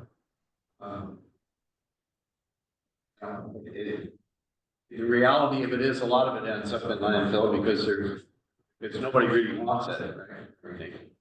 Yeah, there's no market for it, right? Anyway, I don't know. I don't know what it's an interesting comment. I guess the question is, do we want to do we want to entertain modifications to this? Or do we want to have it come back to another meeting and? Oh, yeah, I mean, this is the, by the way, I'm kind of compelled to comment, and I know you don't want to hear this, but you could, on the previous comment, you can remove words at the official's discretion. Building, but I have to tell you, there's case law on this, folks. And the building official's authority comes from the Building Code Act. Building Code Act is statute law. It's higher in the hierarchy of administrative law than any law that this municipality can make. So we can say to the building official, we want you to do this. Municipalities do this all the time. But the actual discretion, there is discretion in the Building Code Act. So they can, under extenuating circumstances, make variances. And so, I mean, we can set the fees for things that they decide should be charged. If they decide not to charge it, and to look at it from I mean, that's from a legal point of view. Look at it from a practical point of view. The building official goes and he says, well, I feel sorry for this particular person because he's in a situation that's not his fault area or whatever. I'm going to cut him a break. How are you going to know about it? Are we going to know about this? I don't know. Take the words out if you want, by all means, but I just want you to understand that job comes with authority and some discretion that comes from the Building Code Act itself, and we don't have the authority to do it. Does the building code say that the municipality can't say that there's a fee if you build something without a permit? The building code say that? No, it's an offense to build without a permit, so we can set a fine for it. You can, but it's like the OPP, right? Okay, so you can say somebody goes speeding through Nunchurch, there's a cruiser sitting over there, and you say, Yeah, but that guy should have charged, he should have been charged for that, right? Police officer has discretion. I know I'm not charging that for, I'm gonna charge the next person who comes through and speeds, but I'm gonna let that one go. Yeah, and that's why they get in trouble. And but they have that authority under the Highway Traffic Act. Well, then why doesn't It supersedes any authority we have. let's say, building inspector could do whatever the hell he wants to do by discretion. Well, He can say, you know, that fee, that garage is $400, I'm gonna make you only pay $200, because I'm using my no, but discretion. he's not going to do that. I'm just Oh, saying. well, anyway, he's gonna, Anyway. I'll tell you what happens. But not particularly our building inspector, but with others that I know that work for us. You know, the builder is, hi, how are you? Let's have a coffee. It's passed. And if you don't think that happens, you're very naive. I'm not Whereas suggesting. another builder, just hold on, another builder, you go to, you can take them through the hoops, just like police officers do. I'm trying to make the job a little easier to say, if you go out, because we're talking all the time about finding these buildings. You know, you find a really big building that doesn't have a building permit, it's sitting there for 5 years. I'm gonna use my discretion to say, get a building permit, but you know what, because I know you, I'm not gonna charge you the $200. That's baloney in my opinion. Anyway, take a straw poll on it. No, I'm not saying go ahead and remove it, just understand that it's not necessarily. Anyway. What do you wanna do about foam, about plastic foam, anything? Do you wanna add to the resolution then that we're going to remove note 6 from where it was? Well, at least test it or do a straw poll.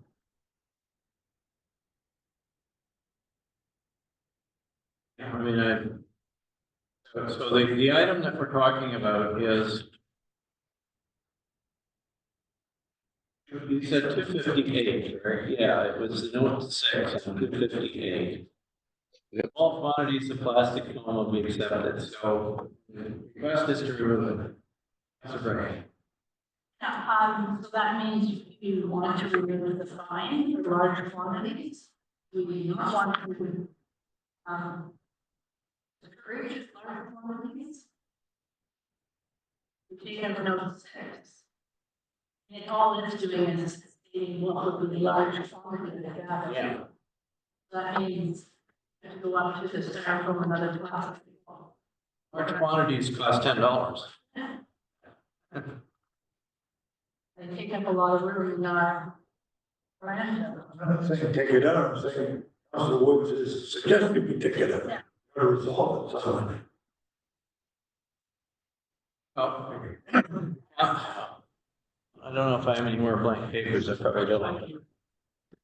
If you want to, if Councilor Wood would like to propose an amendment that we remove, what your amendment really is, Councilor Woods, is to remove the fee for styrofoam and other plastic foams. In other words, take it and note 6, take that row and note 6 out of Schedule B. Is that, am I reading that correctly? That's right. Why is that? Councilor Woods, again, give it to me.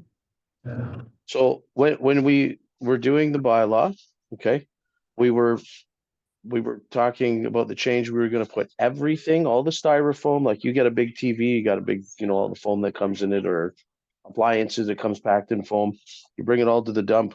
We were making people put it in the bins that cost us money to go to McDougall, and they take up a lot of room. But then McDougall said, listen, we don't want any more of that in our bins. We were not taking the material. So we went back to what we've always done here in Whitestone, and it goes in the ground. The reason it goes in the ground is because there's no market, no money in the market for people to buy it, to recycle that material. So if we're not paying to get rid of it, then we shouldn't be paying to take it. The only reason it was changed is there's one person that brings quantities of foam in, and it was written specifically for that person to charge them money. It was wrong when we did it, and I tried to say it back then, but you don't always win every argument at the council table. This one person was bringing in tons of foam, is that what you're saying? Well, he could bring in 5 or 6 bucket loads in a week. And through you, Mr. Mayor, it was a business owner in the community that employs people, and part of his job is using foam. That's all it was. So, Yep. And it's crushed. It's real fine. It's the, And it would take up next to no room whatsoever. And it's been getting done since 1984, yeah, to be and honest with you. as soon as you crush it, it goes down to nothing. And the reason another dump wouldn't want is because it's all fluffy and they want to make money off weight. And this doesn't take up much weight, right, Councillor Woods? That's what it's all about. Yeah, it was taking up a lot of room in our bins, and the bins cost us money to ship, right? Yeah. They didn't want it. We took it out of the bin, throw it in the ground. Now we can fit more stuff in the bin that people actually pay for to help offset the cost of running the dump. Yeah, I think it's a great idea to remove it. Along with that, we'll also be doing the other two things, the amendment, Mr. Mayor, on the other page that Councillor Lamb and I spoke to about building without a permit. We'll be updating that as well. Am I correct? You wish. I'm in favor of that. I think it's should be there. Let me go back and find where that one is. That's on number 16 on page 4 of 10 or page 260 of 98. 260. Are you going to just add that to your? I'm gonna add it, well, do the 2 amendments into one thing, might as well. Cut down on paper, right? So what you wanted to do is you wanted to remove the words "at the chief building official's discretion" on line 16 of Schedule D. And remove words chief.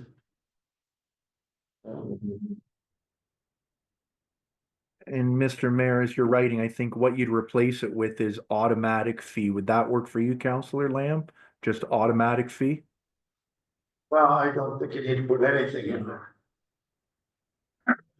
On line 16. Just leave it. Building without a permit. These are Okay. done. Even better if we can leave it blank. Right, so I'm gonna read the amendment to you, and I'm assuming, Councillor Woods, you're gonna tell me if this is what you move. The council of the municipality of Whitestown remove the row entitled Styrofoam and Other Plastic Foams, the associated note 6 from Schedule B, and remove the words "at the chief building official's discretion" from line 16 of Schedule D. Is that what you? That's your motion, you're doing your amendment. Yes. And is there a seconder? Councillor Nash, are you seconding here? Yeah, I can second that, Councillor Nash, no problem. Is there any further discussion about this amendment? All right, I will call the question then. All those in favor?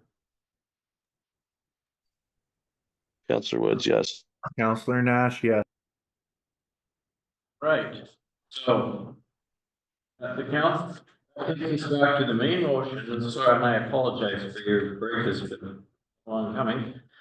But we need the main motion, which is that the council, municipality of Whitestone, receive for information treasurer tax collector Sikowski's memorandum, fees and charges by law.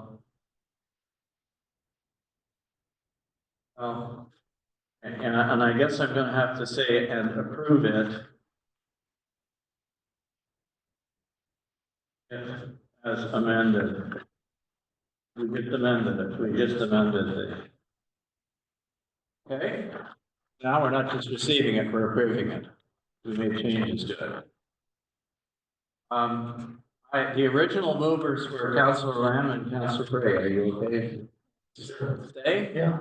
All those in favor of that motion then, just approve of those changes. Councillor Woods, yes. Councillor Nash, yes. Thank you. Now we're having a break now. Yeah, we actually need to do curfew. Is there a curfew in here somewhere?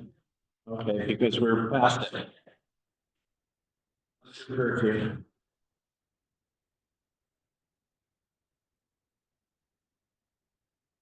Okay, so, whereas section 652 daytime meetings commencing prior to 4 p.m. of the municipality Whitestone procedural bylaw 2023 being a bylaw to establish protocols governing the proceedings of council committees and boards of the corporation of the municipality Whitestone states no item may be dealt with at a council meeting after 7 hours of the meeting unless authorized by a resolution supported by a majority of the members present to allow an additional brief one length of time. Therefore, be it resolved that the council of the municipality of Whitestone hereby continues this is the April 15th. Five regular council meeting, that's the allotted time, 7 hours, continues for an additional whatever. I'd like to have. Mr. Mayor, can I just? We still have. We still have, 2 items under business matters, which theoretically should take us to about 6 if we break for just a few minutes. Then we have closed, which we could forgo if you want. I have another, as I mentioned, I have another Zoom meeting starting at 7 o'clock. So, Mr. Mayor, if I might, I'm not going to be able to go probably after about 20 after 6. I'm already nothing to do with the meeting. I'm just way beyond my capabilities today. I think you know why. So I'd ask that it not be any more than half an hour if possible, if we can try and rush it. But if it goes after that, I'm just going to have to leave the meeting. That's all. And I hope all the other counselors understand why. I'm just in overtime today and trying to get through the day. So I hope you can all understand that. That's all. okay, all right, thank you. Well, will we say half an hour then?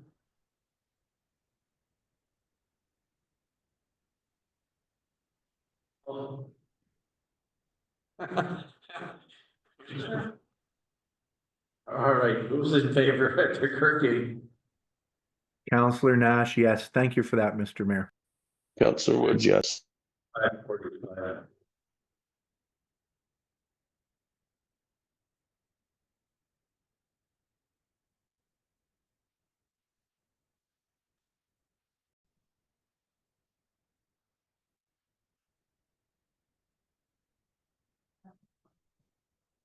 Okay, thank you, ladies and gentlemen.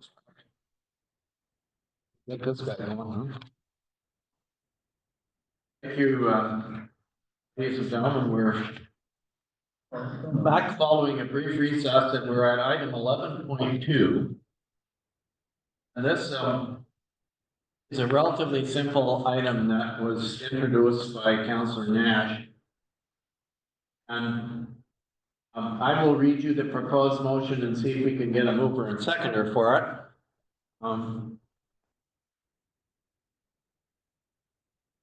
Whereas the Council of the Municipality of Whitestone under Resolution 2022-442 appointed Councillor Lamb and Councillor Nash to serve as representatives on the Parry Sound and Area Planning Board, SAPP.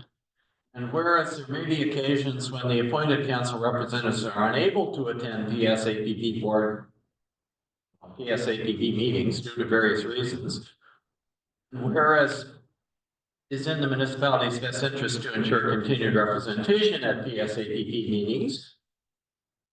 Now therefore be it resolved, the Council of the Municipality of Whitestone hereby appoints, we'll fill in a name, as an alternate representative to attend PSAPP meetings in the event that a designated council representative is unable to do so. So, do you wish to move that motion, Councillor Nash? Yes, I would. Thank you, Mr. Mayor, for allowing me to move it. And I'll just say a couple words on it. Without saying too much, there will be times coming up that I know I might not be able to attend the meeting. And you guys know the reasons. So therefore, I thought it would be important as this motion says, just to have an alternative, and even if Councillor Lamb can't make it, that there be an alternative. And I will say that I think staff added in one line which makes it sound a lot better than what I'd written. So staff, thank you for that. And with this, I know at the time, I think Councillor Woods had thought about being on the board back when we were picking boards, and I said I'd really like to do it. So I would say that if Councillor Woods is up to doing it, and I know that he is on the variance committee, that it would be a good fit, and I'd propose Councillor Woods. I don't know what the others would think of, but hopefully it does not happen very often. But I have missed a couple meetings in the past year, so that's what it was for. Thank you. Right, any other discussion? Yeah, I was just gonna say, Sorry, what was that? we never got a seconder. Oh, I'm sorry, we never, you're right, we did not get a seconder. Who would like? I'll second it. Thank you for. Sorry, Mr. Mayor, I apologize. Oh, no, that's all right. It's, that's my,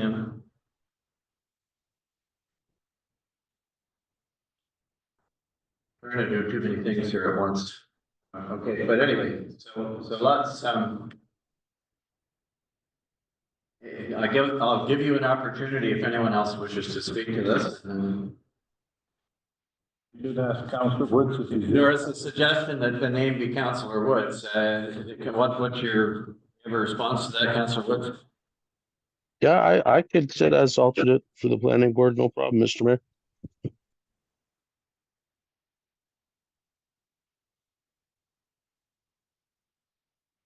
Woods. So I've written his name in. Anything else? Any other discussion? If not, I'll call the question. All those in favor of Sir Woods appointed as an alternate? Councillor Nash, yes. Councillor Woods is abstaining, sounds like. Yeah, I'll abstain, Mr. Mayor. You agreed to do it, that's. 11.3 is the District of Parry Sound Municipal Association meeting in calendar on May the 23rd. And the motion is that the council of the municipality approve the following council members / staff to attend the EPSMA meeting, May 23rd, 25.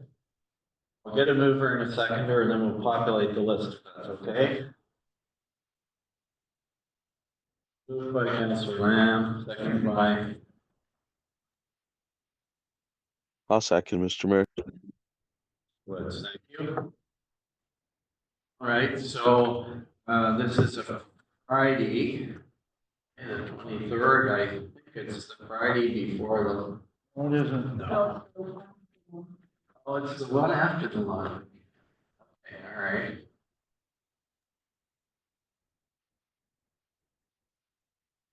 Okay, so, I'm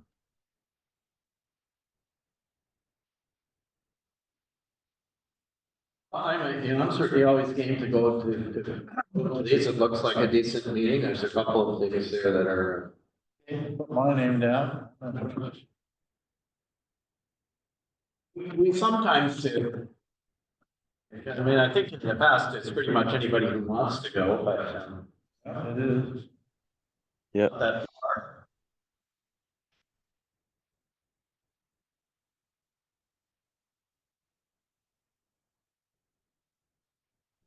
What about anybody else? Hooray. Yeah, I'd be interested in going to that one, Mr. Mayor. I missed the last one, but I like our meeting, our district meetings. Woods.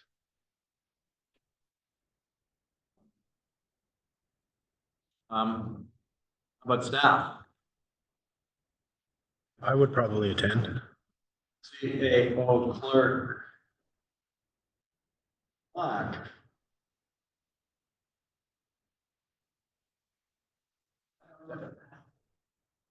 Lady clerk? Lady clerk. Clerk. Order. So far, I got 6 people on the list. Is that good? Mayor, Councilors Lambrain, Woods, CAO Clerk Black, and Deputy Clerk Schroeder. Got it? We call it? All those in favor of that? Councillor Woods, yes. Counselor Nash, yes. Thank you. All right, so that gets us to the end of section 11. Yeah, I hate to break in here, but I'm just looking on my phone here. Larry Watkins, heads up, apparently the bunny trail on the Google land is currently washing out. It's a long way, and you should see the pictures. It is like a waterfall. There's the bunny trail. Oh, By the Google land, watch when you're going back to the cot or to your Oshkosh tonight or? I don't go that way. No, You go this way. I go back to Oshkosh. Yeah. Could you say that again, Counselor Lamb? I know you were talking about a washout, but I lost Bunny you. trail on the McDougal land is currently washing out. Ah, And there's a picture here, it's pretty bad. yeah, It's like a waterfall going down the other side. yeah, Beaver Dam must have let go. I must have let it go. That's not a rock. Okay, so we have correspondence here. Next, we have 6 items. So, first, the council of the municipality of Whitestone has reviewed the correspondence items listed on page 7 of the April 15, 2025 council meeting agenda. Now therefore be resolved, the council receives the correspondence items for information with the following extracted for further discussion and action. I need a mover and seconder for that, and we'll. I can move. Counselor Nash.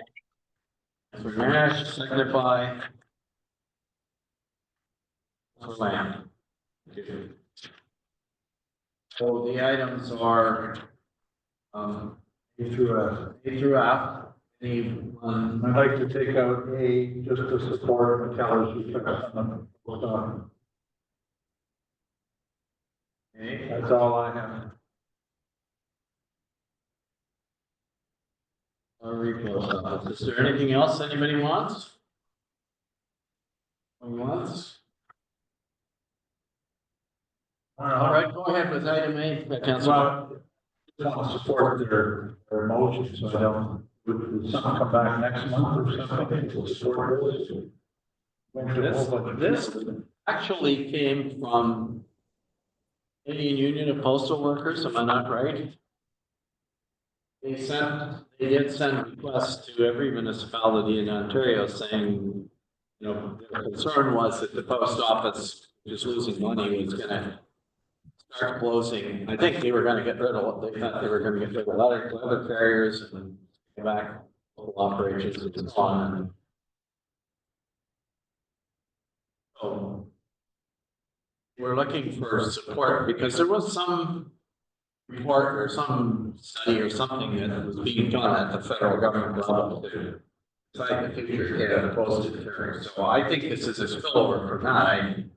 I don't know that anybody came and said, well, we're gonna close the post office, but we can support it if the procedure that we sometimes follow is to come back and yeah, it was the industrial relations support, that's what it was, because they ordered them back to work. That's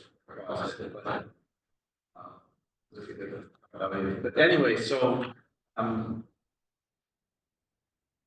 you would normally bring back a letter, or I suppose you can Just direct staff to prepare a letter. We should send it. Just send it, just saying we support you, send it to the very people they send it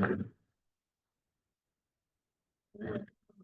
Support the continued operation of the McKellar Post Office. Is there anything else that we need to do, for these items then? All right, I'll call the question, and those in favor of that action, Counselor Nash, yes. Counselor Woods, yes. okay. And, counselor items, any counselor items? I have one quick one, if I could, Mr. Mayor. All it was there was an email earlier in the week, I think it was for Phenom, that I think our CAO couldn't go, and I'd suggested in an email that we could talk about it today, but if the deputy clerk would like to go, I think it would be a great opportunity for her, should she like to go. So that's the only item I'd bring up here.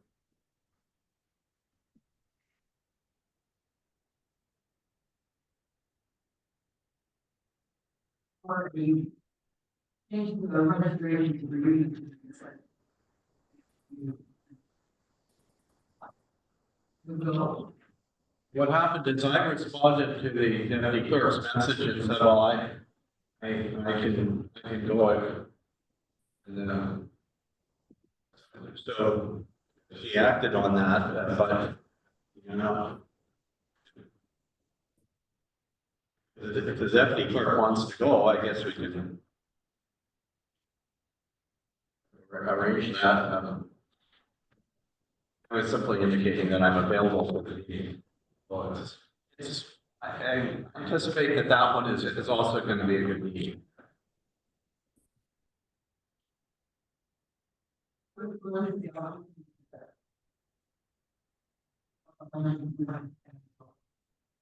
We tag along, we don't necessarily have to stay up there if you want to, like, we're going to drive back. We can decide that. Okay, so anything else? It's good exposure for you, Wendy.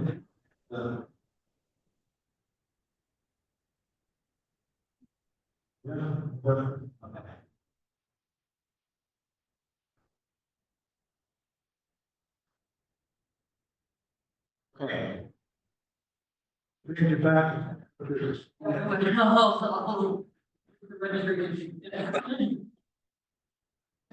All right, so, we're now getting into closed session, but with a very limited amount of, time here. So, I guess I'm gonna ask the question, is there anything on this agenda that we need to do? Can we simply wrap the meeting up and do that? Here, or? Yeah. I don't mind if we dispense with close, but I don't want to wait another month and have more closed and then we get backed up even further. So we not sometime between now and for the next couple of weeks, find a time, we can have a Zoom meeting on these closed items. God bless you. You're off, are you? What are you back? We're reading there. I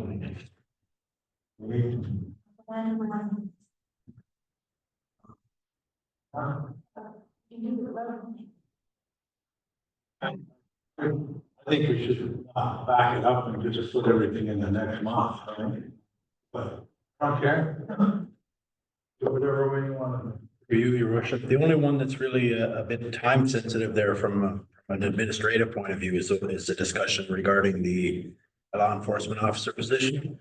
Beyond that, the rest could go to the next Well, meeting. all right, why don't we do that? We'll move into closed for that one item and then we'll find a bit of time to. We can also do the minutes. Okay, the minutes. Before we do that, then what we need to do is Move into closed session. Meeting, mover and seconder, the meeting be adjourned into a closed session meeting. To consider the items, it will be 15.1 and 15.4. On the list. Agenda. Can I get a mover and seconder? Councilor Gray is moving. Councilor Lamb is seconding. All those in favor? Into closed. On Zoom? Counselor Nash, Counselor Woods, yes. Right, thank you. So we're in closed as of 6:08 favor.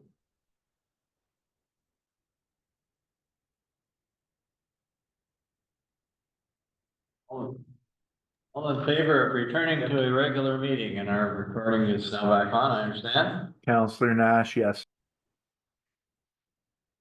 Councilor Woods? Counselor Woods, yes. Okay, thank you. Under business arising from closed session, mover and seconder, the council of the municipality hereby approves the regular closed session council meeting minutes of Tuesday, March 18th, 2025. Mover and seconder. Councilor Lamb is moving. Councilor Gray is seconding. All in favor? Approving those minutes. Thank you. Counselor Nash, yes. Counselor Woods, yes. Okay, so the next.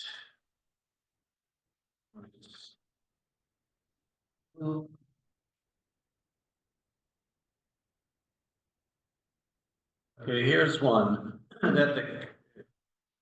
It do 15.4 that the council of the municipality of Whitestone receipts for information report closed -2025-03, securing a bylaw enforcement contractor, CAO clerk Nigel Black. Seconder, Councilor Gray moves, seconded by. All those in favor of the. Counselor Woods, yes. Counselor Nash, yes. Thank you, that's carried. More, affirmative bylaw. Mover and seconder, please. Councilor Lamb. Seconded by. Councilor Gray. All those in favor, please. Counselor Woods, yes. Counselor Nash, yes. That's carried. Finally, item 17, adjournment. Therefore, be it resolved that this meeting be adjourned at 6:25 p.m. Till the regular council meeting of Tuesday, May 20th, 2025 at 10 a.m. or at the call of the chair. Moved and seconded by Councilor Lamb, moved by Councilor Lamb, seconded by I'll second. Counselor Woods. Councilor Woods. Thank you very much. All those in favor? Counselor Woods, yes. Counselor Nash, yes. Thank you very much, everyone, for your perseverance. I understand the washout is near whatever it's called, the old horse farm, Oh, yeah. wherever that is.